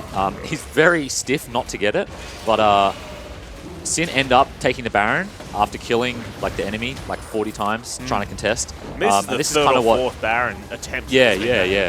And they can't. I mean, Seb did get in the pit here, which is a little bit scary, but good smite by Sin, and this is what finally breaks the game open. They were accruing a lead, but they hadn't really closed it out until this moment. Yeah. And you can kind of see that 1-3-1 is something they've been practicing, and we can see more power here. to him. Yeah. Well, the other thing is, I mean, if you can outsmite Levi, potentially you can outsmite Seb. I mean, it was scary. Like that's still like he got outsmiting. Can I just rant for a little? Outsmiting someone is such a stupid thing. Like there's so little skill involved. Like the thing gets low and you're like, oh yeah, it seems about the right time. Like press, like you know what I mean? Like okay, yeah, you can combo with ability, or like you can combo with a teammate, or like yeah, it's like oh well, the jungler stole it, so maybe your team should have like focused more on getting him. But at the end of the day, if he's in the pit with you, you both just press F at what you think is the right time, and one of you wins. Like it's not like. I don't know if that's what like Bengi or like like Ambition will like. No, if you I've had a spoken debate to with them, and that's what they told me. I'm on a personal. All right, I'm sold. I got the email. Rightio, mate. Tim. I got Rightio. Bengi's phone number. I got him on speed dial. Yeah? I only asked him that question. Oi, Bengi. I rang him. I said, "Oi, Bengi, I've only got Smiting one still the question same? for you. Don't ask how I got your number. I got one question. Is smiting skill? No, it's And not." he's just like, hey, who is this? Can you stop calling also, me? I speak a little bit of Korean, enough to know that he said that smiting's not a skill. All right. Well, rant aside, yeah, this is what Jibs is saying, right? The Dockler had big shoes to fill, coming in for flares, and Ooh-wee. Nearly 50k. But it's all VB popped off. the FBI show. I mean, he did play pretty well. There was one moment in like the mid almost late got a game pentakill. where like, well, yeah, there was that, but also like Renekton kind of showed mid, and he just like autoed Renekton autoed like twice twice. with an E, Yeah. and Renekton lost like 3/4 of his health, and I was like, oh, that stings. Yeah, that stings. after he got his first 2 kills, he backed, got 3 items, finally had the Infinity Edge, and then you could definitely see that Varus was online. He's bringing the pain. Ooh. So, The pain. this is here's a question for you. Excluding your own bot lane, is Sin's bot lane the best bot lane in Ice right now? Maybe Aaron should answer because he's not on a team. Top 3. Top 3. Maybe. All right. Well, I put them top 2 actually. the Direwolves, Chiefs, and us, and Sin. Like, Yeah, and so you can- How would you do it? How would you do it? What would you say? Oh, okay. Top one would of course be my boys' Legacy. Andy, and This is so biased. Andy No bias. and Lawrence. No bias. And then I would say FBI Rogue, and then probably King and Destiny. Ejim. Oh, right. King and Ejim. King and Destiny. Oh, that's- my goodness. King and, They would- you know, King they and would be Destiny, good. Yeah. and then probably Chiefs. Interesting. All right, power Interesting. rankings. All right, and if we take Legacy out of that, because that's obviously. Yeah. I mean, But I've watched so them you would for a say while. so? Do you I've say wa- they were actually number 1 then? No, he said number 2. I said number but we 2. were number 1. Yeah, So if you take us them out, out, for I'd say bias, the number yep. 1. you I'd say actually the number 1. Damn, okay. I've seen them lane against Destiny and King Yeah. and Ejim and Raze, and Yeah, you think they? I can safely say that. Okay. All right. Well, there we have it. There you Feel go. free to tweet at Choo-Choos if you have Blame to. him. Yeah, disagree with his opinion. But let's take a look at the Blame him. results Go from for it. today, shall we? After Legacy beat Regicide and Dials beat AV yesterday, TM went down to Chiefs and Sin 2-1 over Abyss, which means things are heating up on the table. Chiefs equal points now with Direwolves, but Direwolves have the head-to-head over them. And yeah, Legacy sit currently in third. It's a close Only split. 1 point behind. Avant there rounding out the top looks so 4. weird. Sin 4-0 in though. 5th. Yeah, but And, just like looks so weird, right? Abyss, But, like, TM and Regicide. that you can have like the same. You know what I mean? Like Same Chiefs points. have a loss and it looks so ugly compared to like Direwolves. Yeah, well, just Yeah, well, you would say that, wouldn't you? No, I'm not. I didn't even say us. Okay, I'm just saying that compared to Direwolves, they're like the same points as a team. Tim, That who are you versing next week? Chiefs. Chiefs. Chiefs. Just win. Okay. That's what you got to do. Speaking Planning on of, it anyway, let's you don't have to take say so. a look at the schedule for next week because we're going to start things off as Super Week on Friday at 5 p.m. Sin will take on Direwolves, and then it's El Clasico OPL. Chiefs versus Legacy kicking off sometime Bring it around 7 or 8 on. o'clock. And you're saying bring it on. I love playing Chiefs. Actually, I really enjoy Historically, it. Probably It's the just biggest like rivalry. yeah, All right. it's like yeah, it's just lots of fun. Saturday, we'll see Abyss take on AV. Regicide will try to take a game or 2 off Sin. Regicide then will back up on Sunday taking on TM. That's a spicy game. And Legacy versus Abyss. So you're going to play twice in the weekend across the Super Week. Yep. And give us a quick. I mean, we were just talking about it then. You love to play the Chiefs. Hands on ice. You love it. Yeah. Oh, you want to In between games. In between just the games, Avoid for the recovery. go get a sorry, massage, a go- hand massage. No, you're saying you love to play the Chiefs. So give us a quick preview of next week. I mean, both teams looking in fine form after the last couple of weeks. Quick 20. Quick 20. Quick 20. Yeah. That's what I want to hear. Yeah. Well, as an unbiased member of the broadcast team, Choo-Choos, what's your I don't opinion know. on They that? both look pretty good. Yeah. It's going to be spicy. I think No, it'd be a good match. It'd be a good match. Yeah. Yeah, I think it'll be 3 games. I'd like to see 3 games, but then again, yeah, it'll be a great match. All right. Well, Very good team. I can tell you now that I'll be away next week, unfortunately. So Spawn will be sitting in the host desk, in the hot seat, returning to his Iron Throne, as it were. But from all of us here at Riot and the OPL, we'd like to thank you for watching. We'll see some highlights, and we'll see you next Friday. Ticking. Ray's going to flash forward. Low's going to go down, and Egypt picks up that kill. The Swiper hugging the wall, which means that final proc's not going to go down, but is it enough? He hops away. Praetor flashes forward. It's going to get that second proc. Looks for the finals, and again, he's outplayed Swiper. It knocks Ray's back. He's already used his QSS, and Praetor's on top of the AD carry. Look at the other side of the fight, though. Big taunts coming out from Galio, now jumping towards the side of his AD carry. Ray's somehow able to outduel the duelist herself. Tiga's now running for the hills, and TM retreat away from this team fight. Swiffer taking up all by himself. Praetor's got a kill on the Swiffer. So that means, Spruce, that means it's going to be a 4 on 5, and the Chiefs health bars are low. But look at Raze. He's hopping into the back lines already. He's already got 1 kill. QSS is out on the hook. Tiga's now in trouble. So many spears connecting, and their AD carry is being punted around by an Alistar. Galio jumps on in. Raze goes dominating. Nard jumps into the fight, and that's going to be game 1 going to the Chiefs. It's good. Up, play it back. Hits the turret. Low get 1. He can't. He gets healed. Will he fall? He does to the turret. Low can look for the Super Mario jumps. Joe's for the first one. Gets spooked. Tries to jump in. He's going to fall. Praetor's up here as well, being chased by a snake. Egypt pops the ultimate. He gets angry. Knocks him down for a stun. Swiffer turns around for more kills. He's going to black drag. Flash Swiffer follows. Grounds low. Twin fang after fang after fang. And double kill picked up by the snake. Praetor jumps on in. Picks up a kill on the Tiga. He'll fall shortly after, but the snake lady as well as the sticks are being thrown to the TM. Only their mid laner left up. Swiffer, meanwhile, gets a solo kill against Praetor. He wants more. He wants Shock and Tiga. Going for Shock first. Only's going to come through. We'll get a double kill to Tiga. Pops the Saracen Raze for a big shield. Only's trying to fight back, but look at the stasis. Look at all the healing from the Twin Fags. Chiefs are just stonewalling through TM. There's nothing they can do. It looks so sloppy. I can't even keep up with this team fight. But all I know, that's a quadruple picked up by Raze. He's marching towards the Nexus, and the Chiefs are going to be able to take down TM.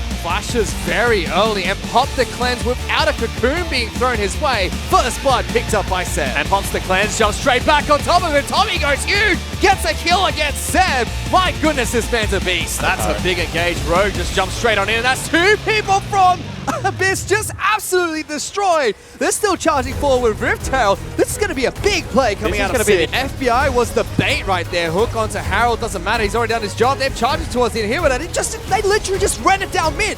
Sin with a huge play off the back of a Rifttail. That was unbelievable. Papa jumps in with his own gargoyles, but he's going to get taken out immediately. Big knock-up coming out from the support of Sin. Rogue goes massive, and they lock down Raid as well. FBI gets that kill. The flag drags in, looking for Cataclysm. He gets instantly crowd controlled by everyone else and deleted. Rymer gets that kill. He flashes forward. He's on top of Luke. He's gone. That's the hopes and dreams of Abyss being crushed. Sin are so strong in game number 1. They're marching towards the Nexus. Yeah, they've caught out Tommy, but that's just a consolation prize at this point. The Abyss team can't just quite defend against Sin, and eventually they'll be able to pick up game 1 in this series. Jumps on top of him, but he's tanking turret. He has to back off. Can't quite come back in. Juves might fall here. The Shuriken hits, and first blood's picked up by Parmu. And that is now a great cast. Knocks FBI into the team. He doesn't flash early. Gets caught by the Jin. Double kill picked up by Luch. And now Juves in trouble. He gets tagged. Everyone's flashing towards this point. Instead, they turn towards Parmu, who has no ultimate. Galio with a big knock-up and big body bot to follow by Seb. They kill Parmu. They lose their support, but Galio falls next. Now, 3 on 4 coming out from the Abyss lineup. Double kill picked up by Raid. Look at Dockless teleport. It's going to get cancelled by the cannon. And Rogue jumps into the fight. He gets pulled out by FBI, but he's taking a lot of damage. And Parmu in the back lines. Good flank from this cannon. Luch gets the first kill. 1 by 1, the Sin gaming members fall. Sin, though, looking for a forced fight. They jump straight on top of Luch, who gets a massive gravity field. Dropping the base as well. Double kill picked up. Rage chasing on forward too. Only FBI left alive. And 1 auto attack for Raid. That's half your health gone. Curtain call to finish things off in style. And that's game over, ladies and gentlemen. And that's a statement if I've ever seen one by Abyss. Bouncing back to in game number 2. And they will be able to take us to game number 3 against Sin. This is turning out to be a great series. That is really curious from Doppler. I think that's a big misplay. Reimer's going to try and make the best out of it. Actually gets a big taunt. Will get 1 kill. Wants Raid next. Seb taking so many turret shots. They ramp up quite nicely. Galio will jump in as well. Big damage to Abyss. And they just chain CC the front line as Rose is the first to fall. Pabu's trying to dice his way in. Good damage on the FBI. They kill a carry. And Pabu wants to get back into it. Good cast from Juice. Rogue jumps in and just saves the Varus' life. Somehow though, Seb doesn't die. Instead, it's going to be Juice that's forced to flash away. Finally, Rogue will get that kill off the back of his Ignite, but the feathers have been thrown out. Ray's looking to rip them back. Doesn't get anything out of it. Oh, big ultimate. Yeah, but Luch, will he fall before it gets popped? No, we'll get the health back. Doppler jumps on in, trying to wail away, but will fall to Seb. The rest of the scene incredibly low. There's the winner's bite. One more attack. Just hit him and he'll get stunned. There you go, boys. Seb just gets popped. They lose the inhibitor and Luch tries to get into the back lines. Pops the Sanguine Pull, but will fall to FBI. Double kill picked up by the Varus. Pabu trying to get into the back lines. Dicing on top of them. But look at the Jax. Jax is hitting the bloody Nexus! This fight is irrelevant! It finished exactly how you and I predicted it, Spawn! Dockland doesn't even want to finish this game! It's a pentakill, it's a pentakill, he does not want to get it! It's going to be a pentakill! Raid, will he fall? He dies to Roma, stolen away by the scumbag mid laner, and Doppler, after everyone dies, will finally destroy the Nexus, just as we scripted it!